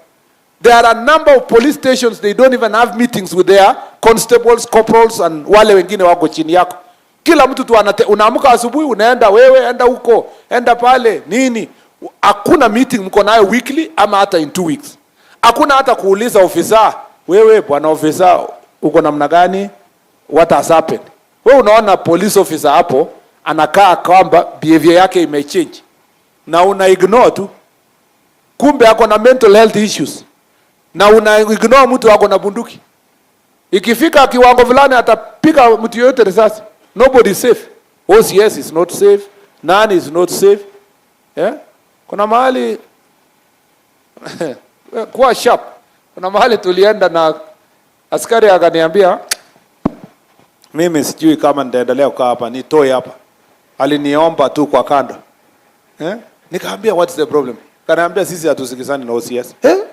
Na vile unaona kabisa anatetemeka. Nikaambia makosa ni nini? Kaniambia kila wakati nikipata girlfriend yangu ingine. Na mimi ni kijana nimetoka course juzi kama vile ACC nimeona nyota. Na huyu ananizimia nyota yangu zote. Wacha mimi nihame safari. So that is a failure of leadership as the OCS. Yeah? Uwezi ukaumiza ile kondoo umeambiwa uchunge. Yeah? Yeah? Ama kukula kondoo yenye wewe una. So it is important that we make sure. By the way, that's exactly what the Bible uses in the book of Ezekiel. Kwamba kuna wale wanasimamia lakini wanakula kondoo. So you have to be very careful. Hata kama inamaanisha the other thing ni ukweli iko kwa hiyo Biblia. So you must become a leader. The reason many of the problems, hata tukikaa hapa na DIG, some of the problems you are telling us ni leadership problems. We need to fix the leadership. And going forward, DIG, thank you very much. Going forward, the National Police Service must put more emphasis on training of the leaders, the OCS. And we said yesterday, OCS, you are final. Police station is the final place for everybody. Huyu governor alikuwa na shida, hata ambie county commander, ambie sijui nani, mwisho itaishia police station. Waziri akikuwa na shida saa hizi nyumbani huko, nikipigiwa simu kwamba viazi imeibwa huko nyumbani, nitapigia nani simu? Hata niongee na IG na nani, ule mwenye ana manage shamba hiyo ndamwambia aende a report kwa nani? Kwa OCS, kwa police station. So that is the most important center of service delivery. Let us be very diligent and let us be able to lead. Number 3 ni corruption. Ile kitu inatupatia jina mbaya kwa hii wizara. Kila mwaka tuko number 1 ni corruption. Ni corruption. Kitu kidogo. Na mimi napenda ule mtu wa traffic alianzia hapo. Acknowledging the problem. Kwamba iko. Lakini wewe ulianzia wenye wanatoa. Ungejianzia kwanza kusema waziri tuko na shida ya kureceive. Yeah. Ungesema sisi tuko na shida ya kureceive. Yeah? Ama namna gani? So we have a problem. We have a problem in generally kitu kidogo. Mtu ameenda kureport, mtu anataka investigation, mtu anafanya nini? Sisi tunachukua pesa kidogo na tunanyang'anya wananchi pesa yao. Wewe mtoto ya mwenyewe amepewa pikipiki na investor. Akaambiwa hii ni pikipiki yangu, give me 500 per day, whatever is on top is yours. What is on top is 100 shillings kwake. Na wewe una collect hiyo pesa inaisha. So siku ya leo boda wanaumia, matatu wanaumia. We must bring to an end issue of corruption. Chiefs, tunajua siku hizi kidogo hii ya kusign ma documents hakuna ubaya sana, mmewacha hiyo. Lakini hii ya mambo ya kesi ya mashamba, succession, wewe unaandikia hii familia, unawacha hii nyumba, unaficha hii, unaletewa kitu kidogo, unasaidia, unaleta conflict ya mashamba mpaka gangs inafomiwa kwa your location kwa sababu wanajaribu kusaidia wale wameumia kwa mambo ya mashamba. Pia mahali ambapo chiefs wachache wamekuwa kwa shida sana ni pombe. Unasema tunaenda crackdown, lakini mwenye analete bribe akilete ya chang'aa, wewe unapigania na OCS. Some of the problems we have, ukisikia chief ana blame OCS ana blame chief, wanang'ang'ania nani ndio anatembelewa na mwenye chang'aa. Anafaa kupatia chief ama ni OCS? Ndio unasikia OCS anapigia chief anamwambia hiyo sio kazi yako nani? Ukishika huyo nitawaachilia. Chief naye anamwambia hii ni kazi yangu, kwa hiyo location yangu haitakuwa na pombe. I'm not saying that is always the case, but there is a case like that tuliletewa kwamba They only fight the OCS Act, na so wote wamepelekwa kushikwa pamoja, askari pamoja na chief. It is something that we must deal with corruption in our midst. Na kwa nini mmenyamaza niliposema mambo ya corruption? Hakuna wananchi hapa, so tujiongeleshe. Wananchi wangekuwa hapa, ingekuwa market huko tunaongelesha kwa market, ningesema nyinyi wananchi pia wachana na kupatia polisi nini? Ongo. Lakini let me ask you, who has greater power? The police officer ama the boda guy? Si police officer ndio ako na power. Ako na bunduki, ako na crown na ako na backing ya serikali. So Biblia inasema nini? To whom much is given, much is expected. No matter how much you are led into temptation na kufinyiwa kwa kitu kidogo, we must resist by all means if we are going to build this sector. Na ukipatikana mambo ya corruption, tutakuvuta kazi. Ukipatikana na mambo ya ungo, unatoka. Unafanya disciplinary case ukiwa nje. And those are the issues I want us to deal with. Now, before I answer this other one, there are 4 things I want to say about this county that I want all of us here to live kama tumeenda kusuluhisha. Number 1 ni kitu ya gangs na goons. Leaders are here, nyinyi mko hapa. Nimeambiwa kwamba hii Kakamega kila mtu wako na bouncers na ina move inakuwa goons na kidogo ina mutate inakuwa gangs. And there is a police officer who properly described where the problem is. Ule sub-county police commander. The problem is that these young people have now come to realize that politics pays. Yeah? Na ni biashara ya kila weekend. Kama MCA anahitaji sasa kuchungwa, anamwambia wewe, sisi ni jeshi 20 of us. So MCA akipanga mkutano yake, kitu ya kwanza ni jeshi. Alafu inafuatwa na public address na mambo ingine. Mbunge anapanga the same.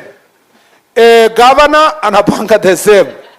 Senator anapanga the same. Because, you know, some of the leaders are telling us, tusipopanga, wewe you must assure us. Kama mimi nitakatazwa goons, kataza basi kila mtu ndio tukutane tukutane mundu kumundu. Hakuna, you know, hakuna buffer.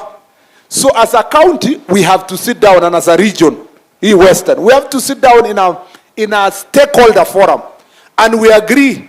Let me tell you this, because sorry to use Emmanuel many times, but he has come to my county.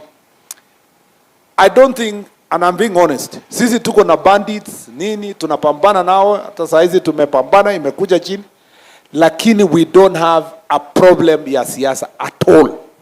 At all. As a senator, I would go to a meeting, my opponent is here, huyu ni mwingine, tunapigiana story. In fact, you will be shocked in Elgeyo Marakwet, you can even use one car with your aspirant, unaweza mpatia lift. And I'm saying this not because I come from there, because the culture which has been built over time, we are only perhaps among the few counties where aspirants can still work together, and they speak, they go eat together and go. Whether it's women rep, whether it's governor, whether it's senator, whether it's MP. I really want you to visualize. Nimeona wageni mnashangaa, unasema inawezekanaje? Yeah?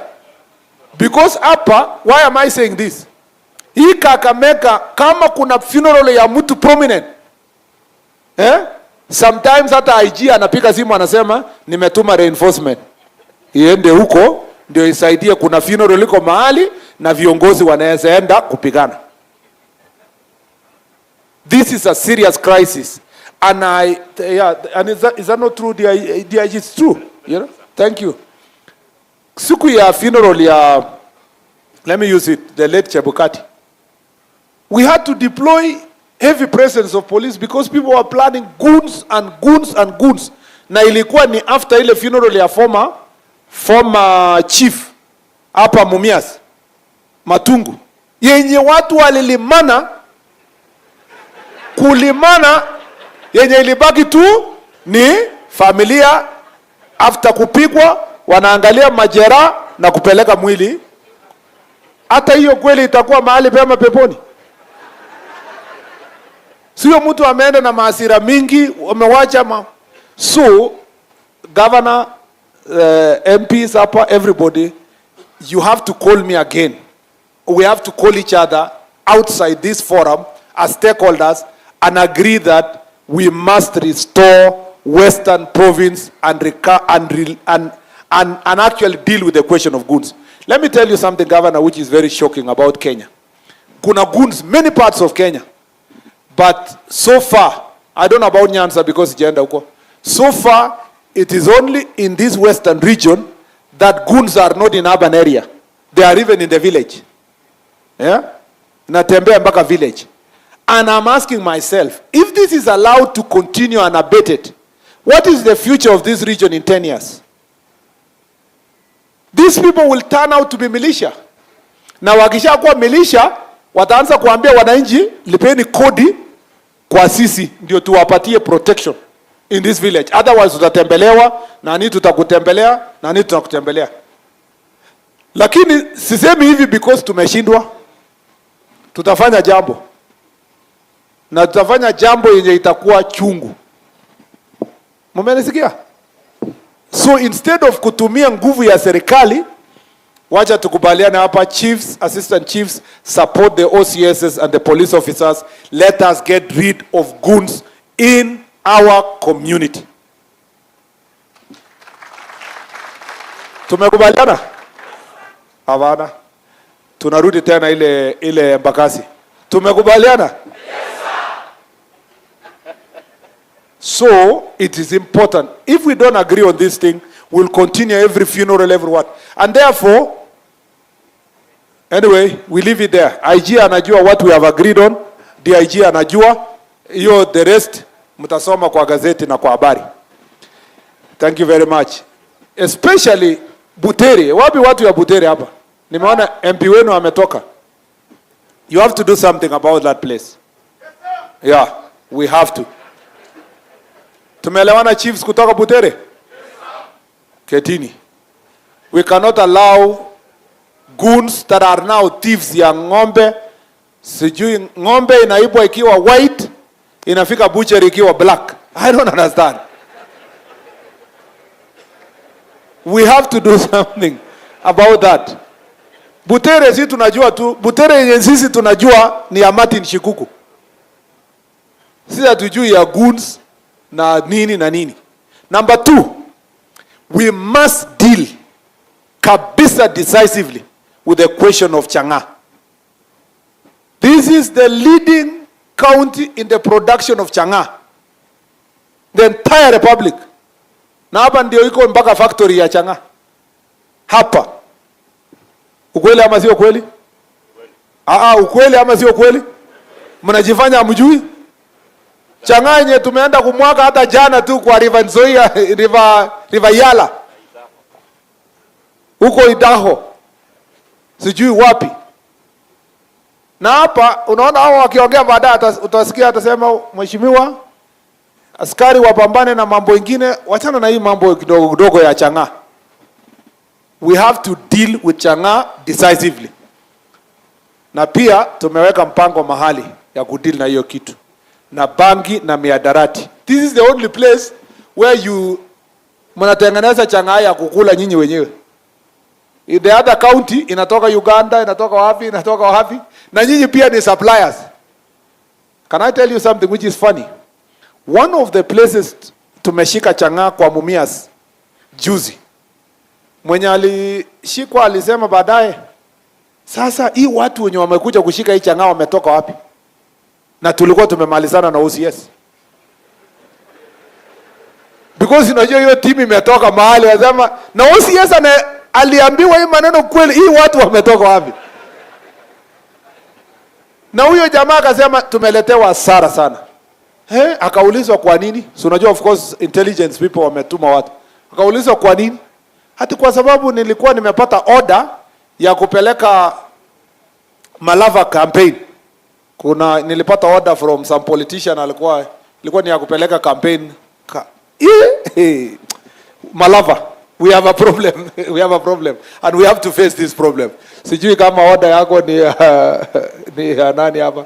I don't think you kuna lazima ni aspirants kutoka huko. Tumekubaliana? I'm telling you, this Mumias is Kakamega is extremely important for our country. We cannot allow pombe na miadarati iendeleze. Ya tatu, ni kuna mambo mengi lakini nataka kusema tatu tu. Ni defilement. Let us agree, all of us. I like the attitude of the DCI guy. Ule aliongea hapa. Where is he? Ndio ule, ako nyuma. That is the attitude. Meniambia nimetoka Mombasa juzi, tumejua where the problem is, we will deal with it. Thank you very much. That is the attitude, and that is the direction. We must do everything to save our children from defilement. Na hakuna kitu ya kumaliza sijui ADR, sijui baraza, chiefs, assistant chiefs. We must be able to deal with this issue with finality. Now, let me respond to your questions in another 10 minutes. Yeah, all the issues you've raised. Number one, mume raise issues ya welfare. Mambo ya welfare ni mingi hapa. I understand the challenges you are saying, but some of them we have addressed. Mambo ile ya promotions, tumekubaliana nayo. We will realign. By the time the president is launching this report next month, latest in November, the final report, and some of you will be invited to be in his presence, we will have aligned all the issues related to scheme of service, promotions, and where you start and where you go. Chiefs hata wengine jana waliniambia fungua ceiling kidogo because wengine wamefika mwisho, sasa wana stagnate kwa hapo hawawezi kuendelea. We are going to look at the scheme of service ya yenu.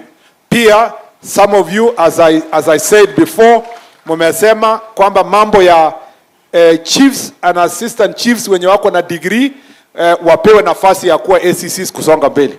We are going also to make sure that in the next lot of interviews ya ACCs, a particular number is preserved for chiefs and assistant chiefs. Si mnajua namna hiyo? Si mnajua county commissioner alikuwa chief? County commissioner huyo, pigia yeye makofi. Lakini sasa lazima, you know, county commissioner, because you are the first county commissioner who was a chief.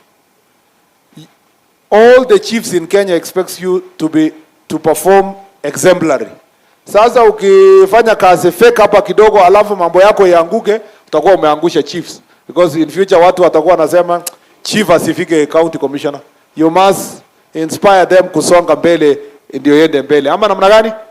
Thank you, county commissioner. Now, so we want to open up that career progression for all of us to be able to grow to the highest level. And there is no shame. Ati ulikuwa chief wewe ni waziri, ama ulikuwa chief sasa wewe ni county commissioner, wewe ni ulikuwa chief wewe ni minister ya interior. That should be the case. Kama ule kijana aliongea hapa, sio ni waziri tu in making. Ama namna gani? Ule alikuwa anaitwa nani? Ule aliongea kabisa, yule assistant chief. Ndio huyo, hata amefurahi sana. Umeona uniform yake amejipanga kabisa, imemtosha vizuri nini? Ako sawa, asante sana. He spoke very well. Hiyo ndio njia tunataka kuenda. The same for the police officers. We want to align all the issues of promotions as I told you earlier. And I have told you what we are already going to do for the stagnation.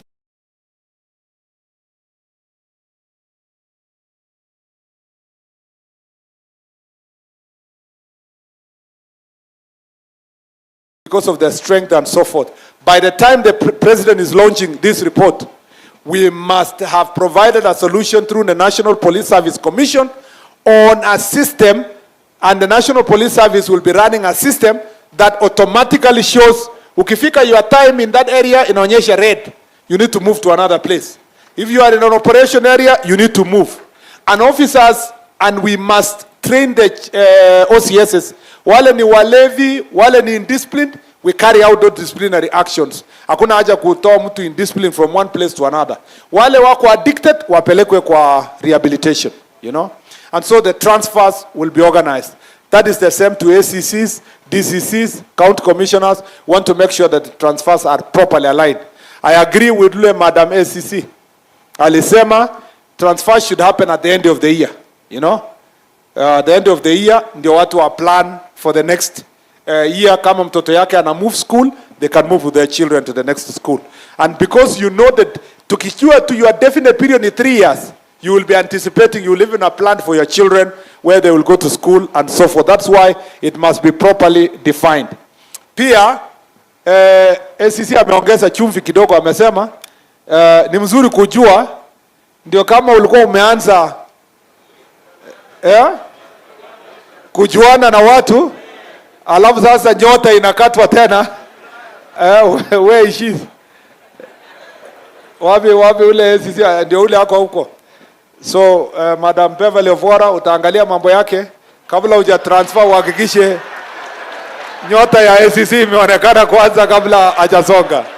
Lakini she was not speaking for herself, she was speaking for her colleagues across the profession vile inakaa. Lakini also mtu asikae mahali moja ati polisi anaoa hapo, anapata watoto hapo, anaishi hapo mpaka amezoeana na watu wako hapo. There has to be a proper transfer ya area hiyo. Mambo ya mobility. Hawa MPs wamekanyaka ofisi yangu, wamenisummon kwa bunge, wanauliza magari. I want to assure you that we are very much alive to the problem of mobility.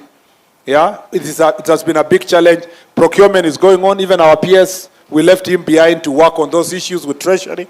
We are hoping that before the end of the year, at least we get 3,000 vehicles and we distribute to various places. We give the SCCs, we give the chiefs, not chiefs, police and the SCCs.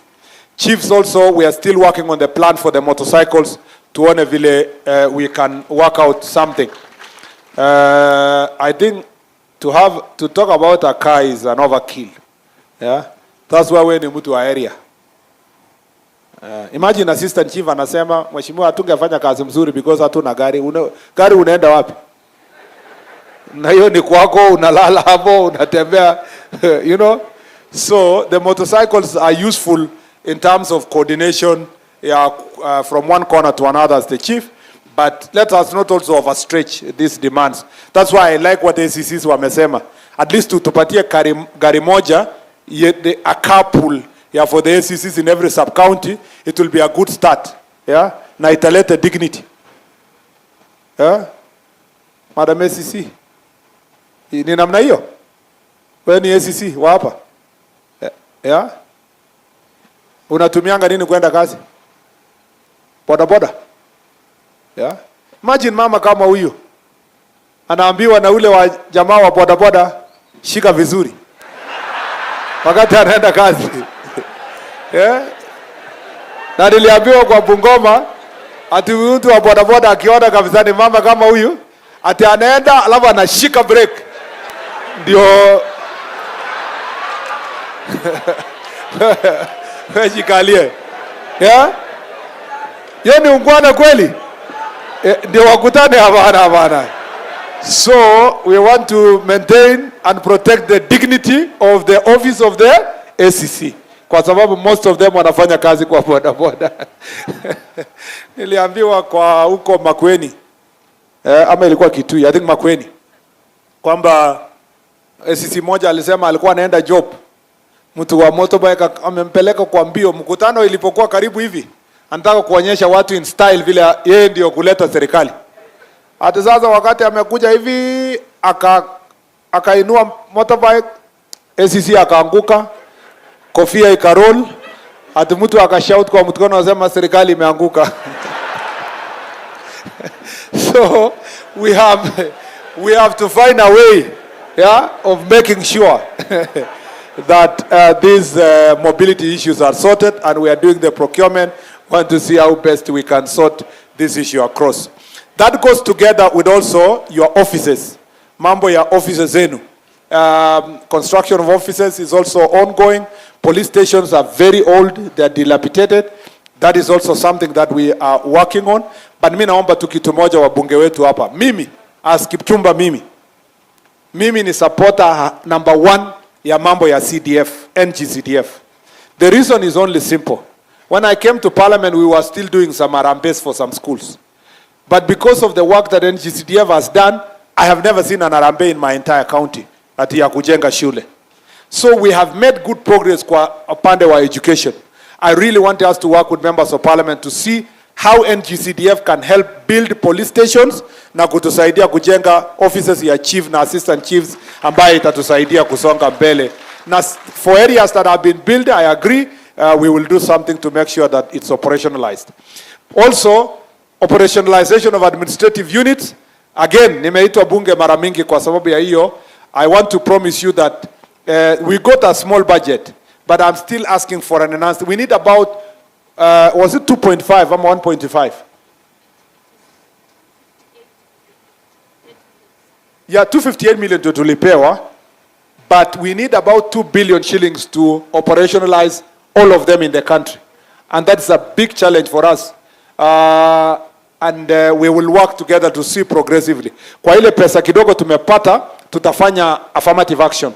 Tuone vile sort this issue with our various counties. And I can see the challenge that is in this county. That includes also opening up of offices. Nimetangaza tayari kwamba birth certificates na death certificates iko tu na offices 7 ya civil registration. And I have said, but before the end of the year, we should add another 4, and then tumalize by early next year, so that all the constituencies are properly covered. Mambo ya village elders, tulimaliza public participation. I did the CAB memo. I will present in the cabinet, and soon we will have direction on how to deal with village elders, kusonga mbele, mambo yao ya kushughulikia kwenda mbele. Kwa hivyo, I think I have captured most of the things. Nimesahau nini?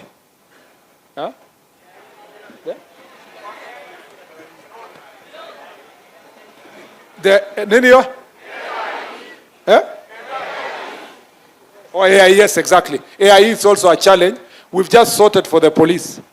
There's been a small improvement service to sort that issue. And also the police stations that were not getting, about 500, were properly gazetted. There is only remaining, was it 100 or so, in Yemebaki, and that will be sorted. Also, the AIE for the Ngao will be sorted. That is one of the issues we want to sit down. Thank you, DIG. That's one of the areas we want to sort kwa hiyo. There is a request here, one sub-county, Nanini. We are going to work out on that one because it requires certain... Kama to operationalize here from 2017, we don't want also to make more promises without clarity on by when. But if the request is justifiable, we'll do the gazettement first, but you will have to wait operationalization like everybody else tukiwa tunasonga mbele.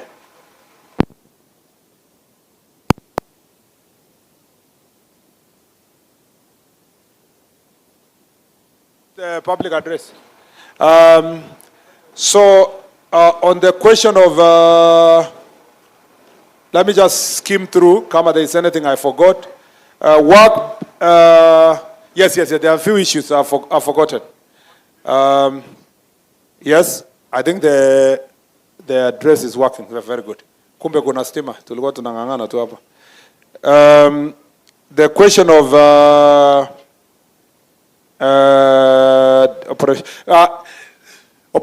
operationalization of Ngapu is waiting just the recruitment we are going to have, so that we have a greater strength. Then we redeploy more officers to come and work with you as Ngapu. Next week, we will announce the date when recruitment will start. We are recruiting 10,000 police officers. That will help us to strengthen our police service, and then now operationalize the Ngapu yenye imekuwa a challenge. AIE medical cover, I have heard you. There is also, especially for the police officers, there have been issues, and also for enhancement of the cover for the Ngao officers. I have heard you on that, and that is something that is also in the works. Courts. We need to work with our courts to make sure that, and county commissioner, regional commissioner, work with the court users associations locally here to sensitize the magistrates on the need to make sure that we take stand action against acts that are bringing lawlessness in this area.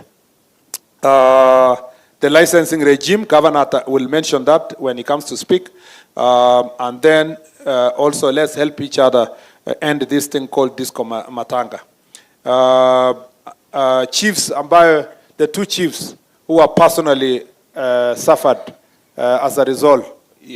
Chief were, I don't remember the place. All those chiefs that have pending cases, you see Madam Beverly before we can move forward, especially those ones that are pending compensation in one way or another. Asante sana. And now,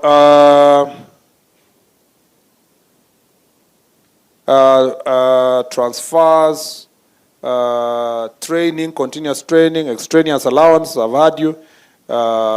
Uniform. Uniform is being worked out, okay, for everybody. For the first time since independence, chief anachukua uniform yake kwa county sasa. Thanks to Jukwaa la Usalama. So when I launched it in Nairobi, the uniforms have been brought. I have said that everybody sasa apewe uniform yake na apimwe yenye inamtosha. Si namna hiyo? Hatutaki uniform yenye niliona niliona jamaa mwingine huko. Chief mwingine huko Kitui. Amekuja, naona kweli ni mwanaume lakini nashindwa kwa nini amevaa marinda. Kumbe longi ni kubwa, sasa haiwezi ona katikati penye menini yote tu inatembea. So nikauliza chief, honestly, hii ni style ama nini? Akaniambia bana, nimeenda hapo Embakasi nikarushiwa kwa dirisha. Nikamwambia mimi hii sio size yangu, nikaambiwa jipange mbele. Akaniambia kabla hajakutana na fundi, nikaambia waziri amekuja. So nikasema wacha nivae ile mpya ndio nimekuja nayo hapa sasa. So watu wapimwe, wapate uniform vizuri. The same to the police, you are going to have your good uniform. I actually had something for the first time. Where was that? Was it Kajiado ama? Where did we hear this? I don't remember. A maternity dress. Was it not Trans Nzoia? Trans Nzoia. There is a place. See, you guys of communication, no, it was where? Huh? It was Muranga, yeah. No. It was Nyandarua. It was Kirinyaga. Now I remember. I think it was Kirinyaga. In Kirinyaga is where chief alisema, waziri uniform tunapewa, hakuna hata wakati ukikuwa expectant, hakuna maternity dress. Nini ufanyikanga when the police officer is expectant? Huh?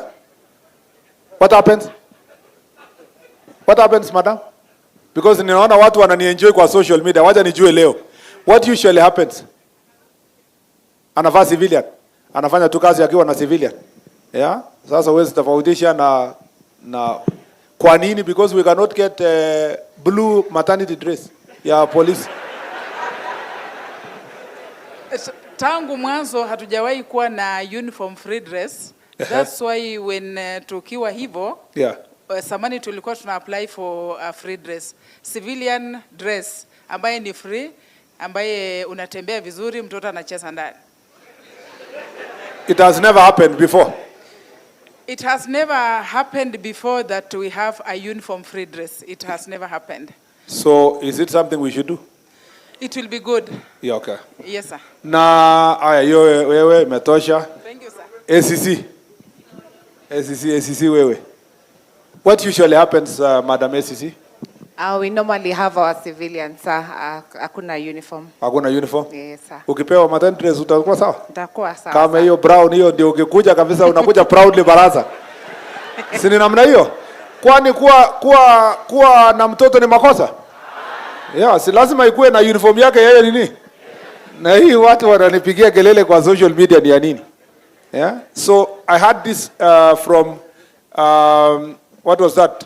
Kirinyaga for the first time. And I am happy to note that the IG has told me that the next uniform ya polisi na hii yenye inatengenezwa for you officers wa ngao, it will include maternity dress. I can't wait to see police officers kama wamevaa uniform yao kwa maternity dress. I'll be very happy. Wale wananipigia kelele, I'll be the happiest man to see them. Because I was asking myself what usually happens in that situation. Tumsifu Yesu Kristo. Asante sana. Veterans Bill will sort out some of those issues for retired police officers. And I've also heard from the Ngao team that we need to think through what happens to pension. Pension has become a really very thorny issue for public servants. And that's an area that we will continue pushing to see how best we can do. Housing, nimekubaliana, Rais ametangaza, ametupatia 17,000 houses for police officers, which will be built in police stations. And that will be rolled out accordingly. And also 25,000 for the prisons. So all the prisons, because they have more land, we can see what can be done. Recruitment of chiefs, pension, artisanal mining, mambo ya mumias, nitapeana accordingly. Street lighting, governor ako hapa, police kwa university. I have directed that wherever there is a college or a university or an institution, the student leaders and the student community should be included in the sub-county security team. So they should be invited to come once in a while to brief on matters of sub-county security team. Because can you imagine shule kama Sigalagala, uyende ujenge in a new place. Alafu, there is an influx of 20,000 students at once. That changes the demographics of that society. And there is need for security, particularly issues of drugs and also insecurity among new students that are coming, especially when they are reporting for the first time. These issues, I'm going to deal with them. Student asking for a meeting, we are going to have that meeting, I agree. But also there is a directive already from our ministry for the county commissioner to organize these meetings with student leaders. And then radical costs of motorcycles, mambo ya IDs for persons with disability. When we give you the live capture machine, chiefs, it's your responsibility. Even now, it's your responsibility to make sure that everybody in your location gets an ID. And you are the one to facilitate. And you must take care of the weakest ones, including persons with disability. The last thing I want to close with. It was apparent in your presentation, especially from the chiefs, that there is a blame game between the chiefs and the OCSs, and so forth. This should come to an end. Let us work together as a team. Unajua yule mzee ameretire, alikuwa provincial police commissioner ya Rift Valley. Aliretire na mzee in 2002. The late mzee Moi. Ameshangaa sana because it was never. Unajua those days it was one. Yeah, chief also alikuwa. So hata wazee wetu wanashangaa mna. So we must, OCSs, chiefs, SCACs, Ngao team, we must find a one working team. And that's why there is something called sub-county security team. Such issues must be thrashed out at sub-county level to make sure that we have good working relations. And chiefs, escalate such concerns through your ACC to the sub-county security team so that they are addressed in good time to foster good working relationship. Kwa hayo na mengi, na washukuru sana kwa hiyo. Sasa ni wakati wangu kumkaribisha speaker akuje. Yeah, let me cut the shortcut. At least recognize all the MCAs na useme kitu moja. Alafu you can still you can go to the stand.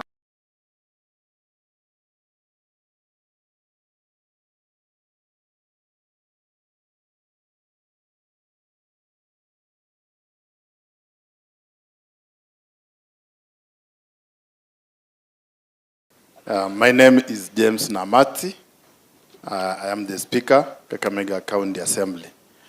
Mine is very brief. It's just to introduce the members of County Assembly present. Kindly, come on, MCA, please just stand where you are so that our members can see you. Give them the mic. So,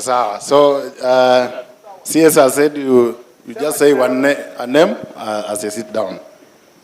Naitwa Boniface Mabuka na represent na Mamali Ward kutoka Matungu. Asante. Naitwa Timothy Anzetse, MCA Lushalubinu, Mias East. Asante. Naitwa Boniface Akosi, MCA Shinoi Shikomarie Sume in Navakholo. Thank you. Naitwa Karim Osama Tingili, MCA kutoka Kholera Matungu, MCA wa Governor Kakamega. Asanteni sana. James Tabale, MCA wa Kisa North Ward. Thank you. Cynthia Livoli, nominated from Hwesero. CPA Absalom Lumbasi, MCA Ngote Matia Ward, Navakholo Sub-County. Obwaka Edi, MCA Tenje Ward, Mias West Sub-County. Francois Shika, Mias East Wanga Ward. Doris Matere, nominated MCA Likuyani and the Deputy Leader of Minority. Sebastian Mangeni, MCA Bunyala West Ward and the Deputy Majority Leader. Mercy Luceno, nominated MCA UDA, chama kubwa, chama ya president. Niva Oluchiri, special elect from Lugari sub-county. Honorable Christine Mbosa, special elect, Lurambi. Honorable Lucy Katumanga, Lurambi, ODM. Benjamin Were, Bunyala Central Ward, Navakholo sub-county, professor wa mitishamba. Kwa majina naitwa Collins Sifuna Chapruha. Mimi ndio Yesu, mtoto wa Yesu wa Tongareni namba 2 na pia na represent watu wa kutoka Likuyani. Asante sana. Naitwa Geoffrey Sikolia, Chemche Ward, Malava sub-county. My name is Honorable nominated Emonde Rosemary, aka Vuvuzela Waitalanyi. I'm the bishop of that Kakamega County Assembly. I pray for these heads. Victor Nshikutwa, special elect from Bwisero. Nyongeza Zurak from Mumias West, mtoto wa baba Raila Amolo Odinga. Kofu Dan, MCA representing the people of Isoka Central, Shinyalu constituency. Naitwa Amos Lie Munasia, nikiwakilisha vijana katika bunge la Kakamega kwa chama cha ODM, natoka Ikolomani.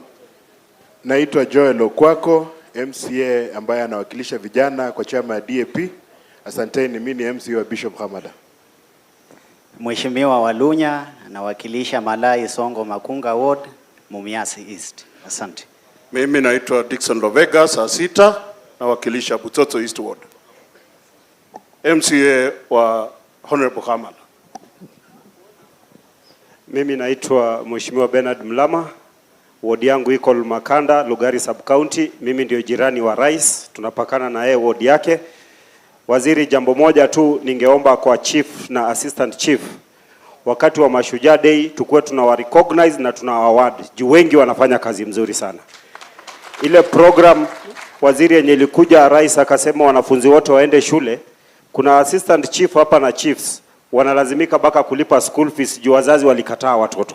So tukiwa recognize tutakuwa tunawa motivate kufanya kazi mzuri. Mimi ndio kiranja wa wengi katika bunge letu la Kakamega. Asante sana waziri. Asante. Mimi naitwa Kwoma Titus, MCA Chekalini, Lukari sub-county, MCA wa UDA. Vile mimi ni chief whip minority. Vile I'm standing in as a leader of minority because our brother is campaigning. Asante. Waziri, mimi naitwa CPA Philip Maina, MCA wa Marama Central, kule Butere sub-county, na mimi ndio leader of majority Kakamega County Assembly. Karibu sana Kakamega tena. Yeah, thank you very much. Those are our members of County Assembly. Waziri, just one thing. The leaders you have seen here, they have an issue. They are very vulnerable in terms of security. We lost actually one of us, MCA Malova, whom we lost. He was stabbed when he was actually at a meeting, which was actually being attended by members of the public. And that's a very serious issue. We lost him, we buried him, mpaka saa hizi hatujapata replacement. So that's a very big issue. We brought it actually to the DIG's office. It was not actually, the issue there was that we were told, Speaker, unataka kila MCA akuwe na gun, si wataanza kupigana. CS, I can assure you, my MCAs here are very disciplined. If you arm them with guns, we will not have any incidents. As you may think.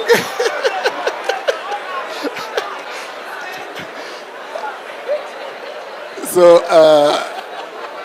we'll wish that that issue actually we continue discussing and have an amicable solution to that issue, so that we are actually protected. Others, we are at risk. As you are aware, they are elected members. They have opponents and good people for them. So it's very dangerous for them to remain as vulnerable as they are.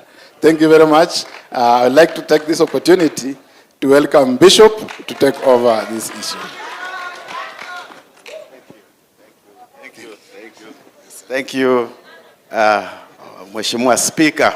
Asante waziri Onesmus Kipchumba Murkomen na Your Excellency Governor wetu DIG mwana wefu mwibule. Muyanzira khulila DIG? Muyanzira khumulola? Serikali ino na iya kukumbuche huo. Mumesikia hiyo? Sikutaka hawa wasikie hiyo nimesema kinyumbani. Sikutaka lakini unaweza sikia. Sasa nataka kutambua wabunge wenzangu walio hapa, viongozi na officers from the national government and the county government, members of the county assembly, na wanangao wote, our police officers, wote tunawatambua, and we want to thank you and honor you for the good job that you do for our country. Na hapa ni Lurambi constituency is the heart of Western. Hapa ndio the regional headquarters. Na pia mimi ndio landlord wa mstahiki governor ambaye ni rafiki yangu mkubwa sana. Mkiona governor ni mtu wangu. Mtu wangu sana kabisa. So ile siasa kidogo inatembea hapo, hiyo ni maneno ya chikoni tu. Governor ni governor wetu, and we respect him, and we need to move our county together. Na kama viongozi mumeona sisi viongozi tuko pamoja. We are together. Yale mambo waziri amezungumzia tumeyasikia. We need to foster peace. Na tunataka we encourage and propagate cohesion, cohesiveness. Ndio inajenga society, hiyo ndio inakuwa the fabric of society. Na sitaki kwenda mambo mengi kwa sababu niko na wenzangu hapa. Mambo imezungumzwa na tungelipenda tuchoshe maofisa wetu kwa sababu there are many of you ambao mmetoka mbali na lazima mrudi. Na we have exhausted yale machache ambayo tuko nayo. Bwana waziri, na wewe ni rafiki yetu. Tutaongea na ma-PS wako hapa, officers wako hapa, hata msichana yetu wako hapo. We shall reach your offices na tuzungumze. Niliona ma-chiefs wangu wengine wamenitumia message hapa, wako pale nyuma wakasema, Bishop, unaona vile sisi ni wachache. Na hiyo ni maneno ambayo nitaongea nitaongea na waziri. Waziri, unajua watu wengi wanapokuja Lurambi wanaona maofisi ya governor, wanaona maofisi ya PC, wanaona tu eti watu wako vizuri. Tuko na shida zetu tu. Tuko hapa lakini tungali na our problems. So hizo problems ambazo ni operationalize some of those units, na zingine pia tukuletee, you just gazette them. Hatujasema you put, just gazette. Unajua when you gazette ni step moja imefanyika. Na hiyo ingine kama Yesu atachelewa kidogo kurudi, chifu atakuwa kabla ya Yesu kurudi. So tukiwa namna hiyo tuko sawa sawa. Otherwise niachie pale, na tunakupenda. Ukirudi Nairobi uambie president tumemsalamia. Yeye ni rafiki yetu na wewe unajua. Na unajua tu sisi tumekuwa na wewe miaka hii yote. Si unaelewa? So wewe tu masalamu na umwambie kwamba tunamuombea, tunampenda. Na tunaona kwamba katika serikali hii watu wetu wamepata nafasi kuliko hapo nyuma. Na tutumie hiyo nafasi to build us even more. Allow me nilete Frederick Ikana awasalamie. Yeye ni mjumbe wa Shinyalu. Karibu hapa Fred. Thank you so much Mheshimiwa Hamala. Waziri, Governor, viongozi wote ambao mko hapa, habari ya jioni. Muko salama? Thank you so much. My name is Freddy Kana, the Gen Z Member of Parliament representing Shinyalu constituency. I'm very privileged to be here today because it has been a very good learning exercise listening to all of you. Waziri, let me begin by first confirming to you that I don't own any guns, because I know even in the political space we have a responsibility towards promoting peace and coexistence so that we all thrive together.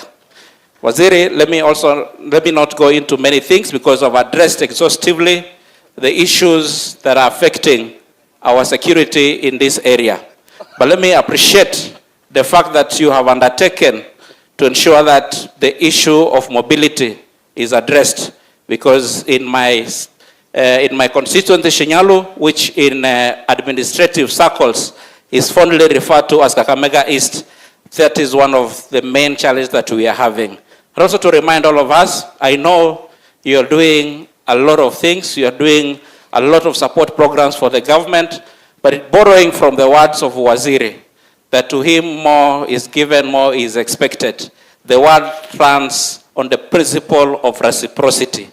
We have seen what Waziri has promised, and therefore, as the representative of the president in the villages and in the grassroots, please continue pursuing the government agenda. Please promote the government agenda without any fear or favor, without any apologies to anybody, because that is why you are there, and we shall support you fully as the political wing.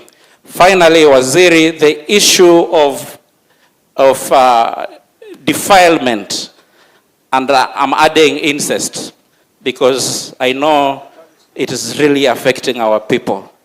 I want to encourage all leaders, but apart from looking at the enforcement aspect, let us also approach it from the prevention aspect, whereby in whichever forums that we get an opportunity to speak and talk to our people, let us come out very strongly to condemn that issue of defilement and incest.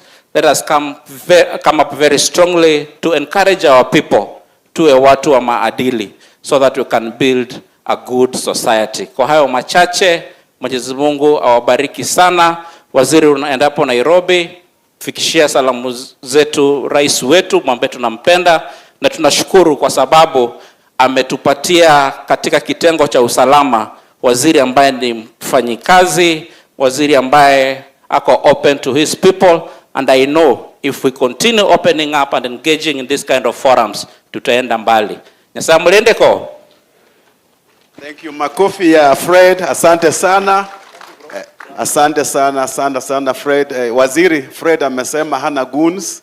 Mimi goons wangu ni praise and worship. So hao wako kanisani na hao ni wakuimba tu na kupika keyboard. Sasa kabla sijaleta Emmanuel, niko hapa nataka tu nitambulishe mumuone. Akuja wewe hapa, yeye ni immediate former MP wa Bumula, Mheshimiwa Mwambu Mabonga. Mimi naitwa Mwambu Mabonga. Mheshimiwa Waziri, I may have pitched something to you.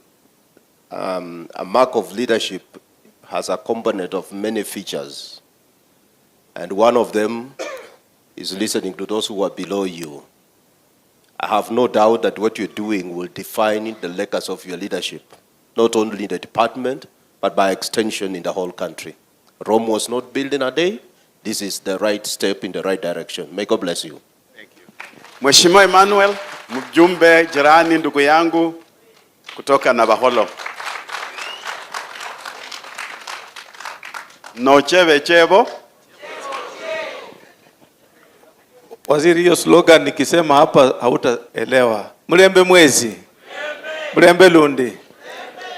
Waziri, allow me to really thank you so much and welcome you to our region. I had a lot to share, but all I had have already been answered. One issue that came out so clear, Waziri, is the issue of transportation of officers. An issue you've already addressed, and I don't want to belabor it, because I'm one of the few sub-counties that have been really affected. Right from my DCC to my OSPD, they don't have vehicles. To my OCS in one of the stations, they don't have vehicles. But what should I do? You've already addressed the issue, and I want you just to consider when you get the vehicles, know that Navaholo is in dire need. The other issue, Waziri, was the issue of staffing, which you again you've already addressed. I don't want to belabor that. But there is one thing I would want to bring to your attention, Waziri. The President did a very good thing to have liberalized the issues of IDs. This being our regional headquarters for Western, we had issues to do with the boundary along Uganda.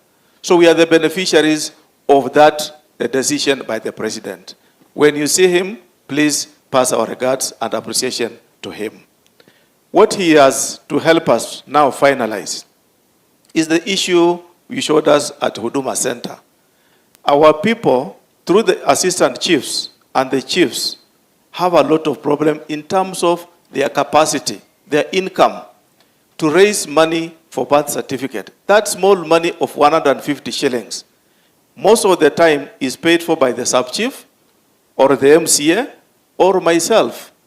Now that the president has given us the liberal way to have IDs, please, through your office, if it means doing budgets, we are here.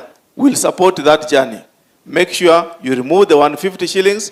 Let our mothers and sons and daughters have IDs, have birth certificates for free from the national government.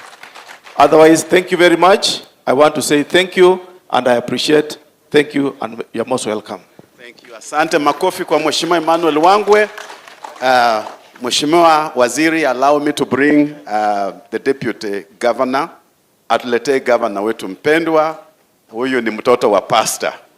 Lakini most of the time aniletei sadaka. Sasa yeye anakuwa tu namna hiyo. Karibu sana. Asante sana Bishop. Our chief guest today, Mheshimiwa Murkomen, host governor Mheshimiwa Fernandez Baraza, na wale wote wamehudhuria hii forum. Bwana asifiwe. Mimi nitakuwa tuna mawili alafu nikaribishe governor. One, I want to thank Mheshimiwa Murkomen for organizing this forum. Actually, this is the real government. Serikali ni chief na OCS. Serikali si Murkomen. Nyinyi wadosi huko juu. Serikali, hata mimi nilizaliwa, nilijua serikali ni chief. Alafu vile nilishikwa siku moja, nilala police station nikajua serikali tena ni OCS.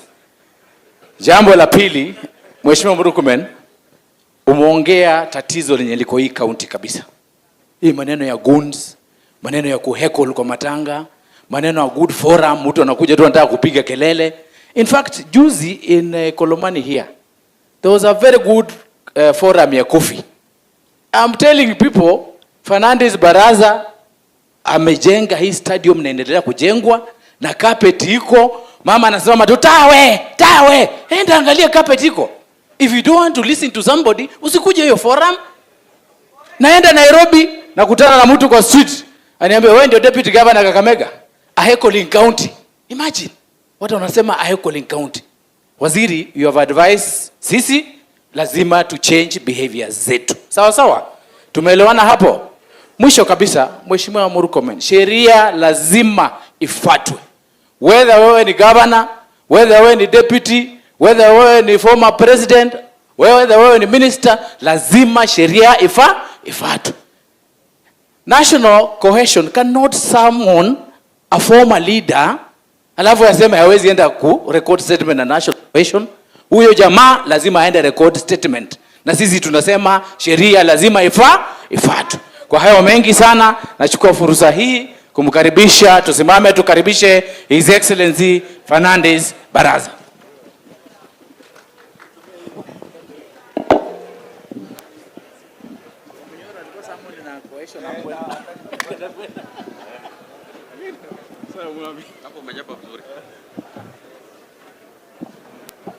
Asante sana, tuketi. Waziri wetu wa mwasala ya ndani na usalama wa kimataifa ambaye na rafiki yangu Kipchumba Murkomen, itifaki zote zizingatiwa. Hamjambo? Hamjambo tena. Kwanza kabisa ningependa kutambua executive ya county yetu ambao wako hapa. Tafadhali simameni ili mpunge mkono mawaziri, chief officers na directors wote. Asante. Pili, mimi nashukuru sana kikao hiki ambako ni kikao cha kipekee, jukwaa la usalama. I want to appreciate you in a special way, my brother Kipchumba Murkomen, for initiating this conversation. Mkutano ambao tumekuwa nao siku ya leo imekuwa mkutano wa manufaa sana. Na sisi kama serikali ya ugatuzi tutaendelea kushirikiana na serikali kwa masuala ya usalama. Jambo ambalo wameguzia kuhusu leseni za wale ambao wanauza pombe. Ningependa kufafanua ya kwamba tuko na committee ambayo inatoa leseni za wale ambao wanauza pombe, na pombe ambayo inauzwa sio chang'aa. So mimi ningependa kuomba the enforcement officers kuanzia next week tuwe na ile inaitwa Rapid Result Initiative, enforcement ya kuhakikisha all those licensed places za kuuza pombe, we must not allow mambo ya miadarati na pia kuuza changa pale. And I want to appreciate one of the OCSs. The problem we have is enforcement. So ningependa ushirikiano ambao tutahitaji from the national security, akiwemo OCS, OCPD na county officers, enforcement officers, kuhakikisha only the licensed places are the ones that are selling pombe ambayo imekuwa licensed. Na tuko na sheria katika gatuzi letu, Kakamega County Alcoholic Drinks Act, ambayo iko na committee ikiwemo OCPD, ikiwemo DCC na sub-county administrator on who should be licensed and who should not be licensed to sell liquor. So jambo hilo, I just want to make it clear ya kwamba we don't license uuzaji wa chang'aa, na mimi kama gavana wa hapa, zile takwimu ambazo zimetolewa ya kwamba we are leading kwa mambo ya chang'aa production. Nataka kubaliana na officers wetu ya kwamba baada ya siku ya leo, in the next 1 month, Kakamega will not be leading again kwa mambo ya chang'aa production. Tumekubaliana hiyo. Jambo la pili ni mambo ya street lighting. Hiyo ni shughuli ambayo tulianzia pale ya Malemba, and is a process tukishirikiana pia na Kera ili tuhakikishe town yetu iko na streets all over the place, including our Masinde Muliro University students. Tuko na program ya kuhakikisha we have lit the town. Tumekuwa na michezo hapa ya kitaifa, pia tumeandaa michezo ya Afrika Mashariki, tukatilia mkazo mambo ya usalama, especially street lighting, and is a continuous process ili kuhakikisha Kakamega kama regional center ya Western region, the issues of street lighting, we are going to make sure that we improve in all the areas. So wale majinsi wangu wa Must na Shambe, ile mambo ya mkutano tutapanga ili next week tuweze kukutana na nyinyi na tupangilie masuala ya vijana, kwa sababu vikao za vijana lazima pia tutulie mkazo jukwaa la vijana. Pia swala la postmortem fees ambalo tumeongelea hapa, especially where we have murder cases. Familia nyingi sana zinaamua kutofanya postmortem because of the fee that it seems to be expensive. Niko na MCAs wetu hapa ambao wanatengeneza sheria yetu. Finance bill ya 2025-2026 tutaangalia a review of the postmortem fee, especially when you have murder cases, so that we can give families that are not able to raise that fee an opportunity. Although in one way or another, we also do waiving of some of those fees, so that we actually have postmortem being done. Others, mimi nashukuru sana, na swala ambalo pia tumeguzia ni dhuluma za kijinsia. Hapa Kakamega pia we are almost leading kwa dhuluma za kijinsia, especially in Shinyalu. Kule Shinyalu, Mheshimiwa Ikana, rekodi ambayo niko nayo inaonyesha kwamba hata wanaume pia wanadhulumiwa kule Shinyalu. So tuko na on a light touch, of course. So tumejenga vyumba za dhuluma za kijinsia, na pia tukishirikiana na viongozi wote, maafisa wetu, chiefs, assistant chiefs, tutahakikisha visa za dhuluma za kijinsia tumerudisha chini, kwa sababu serikali kuu lazima tushirikiane na serikali ya ugatuzi ili kuhakikisha kwamba swala la usalama tumetilia mkazo. Others, mimi nashukuru sana. Najua swala ambalo pia linasumbua sana maafisa wetu, haswa tukiwa na zile sherehe za kitaifa. The biggest challenge, my brother waziri, ni ya kwamba tukiwa na sherehe za kitaifa, sisi kama gatuzi huwa tunasaidia pakubwa. But going forward, Pia ningeomba usaidie bwana commissioner wetu, tukiwa na sherehe za kitaifa, you cannot have national celebrations with zero budget. Si namna hiyo. So lazima tushirikiane pia tukisherekea. Najua hivi karibuni tutakuwa tunasherekea siku ya Kenyatta Day. Lazima mashujaa, lazima pia tushirikiane ili tukifanikisha sherehe hizo katika sub county zetu zote, we also facilitate. Najua masuala ya transport, it has been a big issue. Tunashirikiana pia kusaidiana na afisa wetu OCPDs na OCS, kwa sababu swala la usalama, even if it's a national government function, sisi hapa mashinani we are the most affected. So tunaendelea kushirikiana ili tuhakikishe usalama tumetilia mkazo, including even supporting some of the construction ya police posts. Pale most tumekubaliana we are going to have a police post pale, which we are going to do a CSR, kwa sababu police post ni muhimu. Na swala la mwisho, tuko na shida kubwa sana, these street children ambao wamekuwa wazee, familia wamekuwa wazee, na pia it becomes one of the source of criminals. Tutashirikiana pia na maafisa hapa ili tuwe na rehabilitation centers za vijana wetu ambao wanarandanda hapa, the street children, because most of the insecurity issues around most kule Koromatangi na hapa town inatokana na those street children, and it's an issue, it's a social issue that we are supposed to deal with. Na mimi najua tukishirikiana sisi wote tutaweza kutatua kitendawili hicho. Others, mimi nashukuru sana Jukwaa la Usalama, is a very good initiative. Imetupatia muda pia kuongelesha wananchi na kusikiza maoni ya chiefs, assistant chiefs na pia maafisa wote. I want to assure you that Kakamega is safe.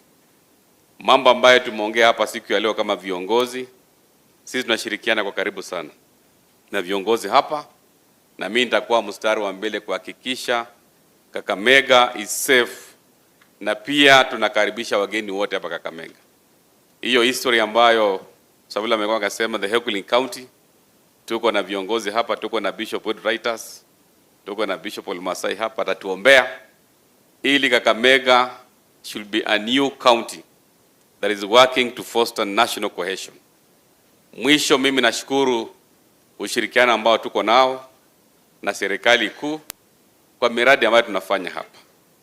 Mambo ya level 6 kazi inaendelea pale kiongozwa na DOD. Kule Buhungu pia tunashirikiana vema, na ushirikiano huo ndio tunataka ili tuendeze serikali yetu mbele ikiongozwa na Daktari William Samuel Ruto, na pia tunamtambua kinara wetu Baba Raila Amolo Odinga kwa sababu alitilia mkazo mambo ya usalama, na pia alitilia mkazo umoja na pia uwiniano ambao tuko nao hapa. So I want to appreciate all the leaders ambao wamefika siku ya leo, na mimi nitakuwa mstari wa mbele kuhakikisha we lead from the front on matter security. Kwa hayo machache, Mungu awabariki sana, mrio mno.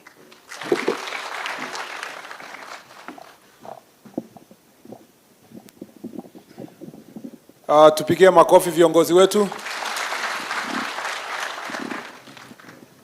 Sawa. Mheshimiwa Governor, ningependa kukushukuru sana kwa njia ya kipekee kwa patience yako na kwa humility, naitwa nini, unyenyekevu ya kuweza kunyenyekea mbele ya hawa ma chief na assistant chief, kusikia mambo yao na kuketi na sisi mpaka mwisho.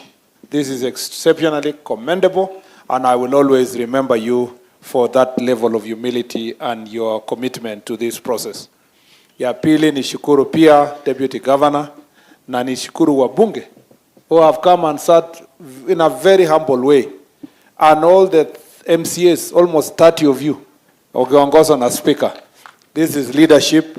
As I said, when you also need me, I'll be there so that I listen to your issues. I may not give you bunduki, but we can find a way of helping you to move forward. Hii uongozi nzuri yenye imeonyeshwa na hao viongozi, I really want to thank them for doing this, and I must say that this has been a very successful forum. Na mimi nawatakia baraka za Mwenyezi Mungu, tuendeni na tufanye mazuri, tuonyeshe mabadiliko Kakamega, tusaidiane kuhakikisha kwamba mabadiliko haya yanaweza kusaidia. Because this county, even economically, even population wise, is not a joke. It's among the top 3-4 counties in the country. Hapa, Nakuru, Nairobi, and maybe Mombasa, na Meru. Maybe that's all, in terms of numbers and in terms of size. So you really have to respect, and we must respect Kakamega for what it is, and give it the status that it deserves. I am sure the next city that will happen in Kenya will be Kakamega being made a city. Yeah? And we cannot have a city yenye inaongoza kwa kupiga changa. So, in preparation of this city, this city status, we must all of us work together. You know, I know governor and leaders walikuwa wananisukuma nikiwa transport. They'll get a good airport. They now have a good stadium. They have a good roads are here and are coming up. You have a referral hospital. You have many things. In a short while, this will be a city. So we must all of us work together. Yeah? Tuhakikishe nchi yetu ya mji wetu wa Kakamega and county ya Kakamega ina succeed. Nimewaambia kwamba most of your brothers and sisters work with me, and I'm very happy with the work they are doing, and I appreciate them for the good job they are doing. I want now itufungie hii mkutano. There is no way tunaweza funga tu. Professor, nashukuru sana. Thank you for being with us. I know you came a little bit, but you came all the way from Mombasa to be with us. We truly appreciate. And I remember what I promised when I was in the university, and we will make sure that those issues are implemented for those students who are still in university. I'm also very proud of you, student leaders, and we will organize a meeting here to sisi wenyewe. I was like you.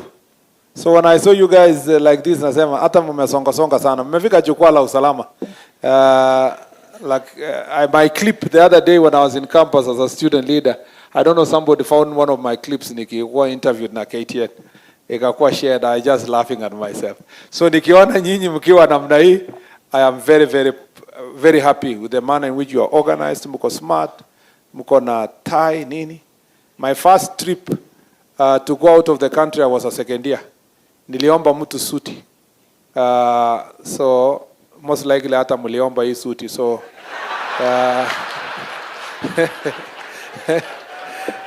hiyo ni maisha ya comrade. You must always be smart. Sinamna hiyo?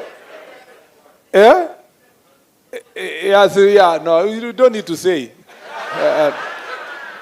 Once a comrade, always a comrade, sindio? Yeah, so mimi kama comrade najua vile mulikuja na umeomba transport na umeomba suti, so lazima uende. Anyway, asanteni sana. Now let me give the opportunity to DIG Masengedi atufungie mkutano.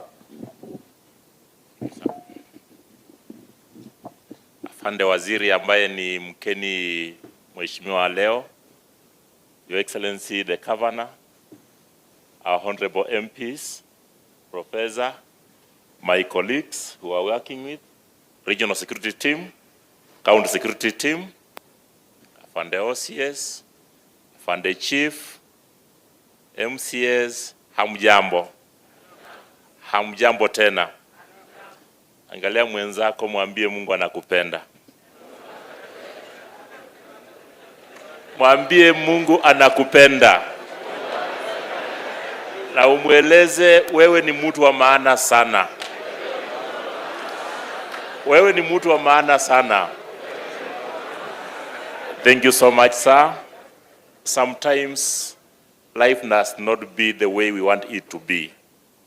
But we try as much as possible to live in the best way we can so that we assure the public that we are doing the best. Police work is a calling. It's a calling whereby you have to make a choice. In fact, a called choice. A choice between two alternatives and the fixed. Resolve not to quit. A renunciation that you must make not once, neither twice, but all times, always, whenever you are still in this work. Our core priority as the National Police Service and Security Agency is security. Security of protection of life and property, protection of your life and protection of your property as to the Kenyans. Likewise to the all elders and leaders who are with us here, including you. Wote tumekaa hapa kutoka asubuhi mpaka saa hizi. This is a true testament kwamba lazima tuhakikishe mwananchi ako salama. Na sio salama tu, ako salama salmin. Mali yake, maisha yake, vitendo zake afanye zikiwa sawa. Kwa sababu najua mwenye sana. Wacha niseme na washukuru kwa njia ya pekee kwa sababu ya kazi mnayofanya na kutimiza amani hapo mashinani chinzi mnavyofanya. We want to make police stations being the center of excellency in policing operations. Reasons ni kwamba miaka zile ungeona watu wanakimbia ukiwa unachunga ng'ombe ya wazee ama ya wazazi, wanakimbia kwa bidii sana. Ngambo wakifikia karibu na uliza mnakimbia nini? Polisi. Wewe unajoin hiyo nini pia unaenda mbio na unakimbia polisi. But during those times walikuwa naandika askari kubwa kubwa, sura mbaya mbaya, police brutality, akikupata amekunyorosha ukweli. But nowadays ni watoto yetu, ndugu zetu na vitu kama hizo, si ndio? What am I saying? We have to partner with the police kumaliza crime. We have to make sure we leave a legacy to the champions of tomorrow who are this youth. Wacha watoto yetu wazome. Wacha tabia za defilement. Let us call a spade, not a very big spoon. To the youth, respect the parents all times, because that is what is supposed to be, as in the commandment, Ephesians 6:1. But, Bishop, uko na simu kwa simu? Uko na Biblia kwa simu? Hebu fungua Luke 3:14. Ningependa mnisomee hapo. Officers, we have to sing this thing always, all times, to ensure we make it practicable to us. Yule mwenye ako na Biblia kwa simu atusomee. Luke 3:14.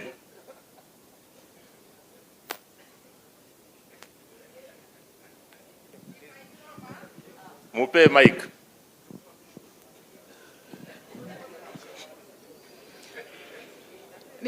Nitasoma Luke 3:14. Biblia inasema, askari nao wakamuuliza wakisema, sisi nasi tufanye nini? Akawaambia, msidhulumu mtu wala msishtaki kwa uongo, tena mtoshewe na mshahara wenu. Hebu rudia tena. Rudia tena wasikie.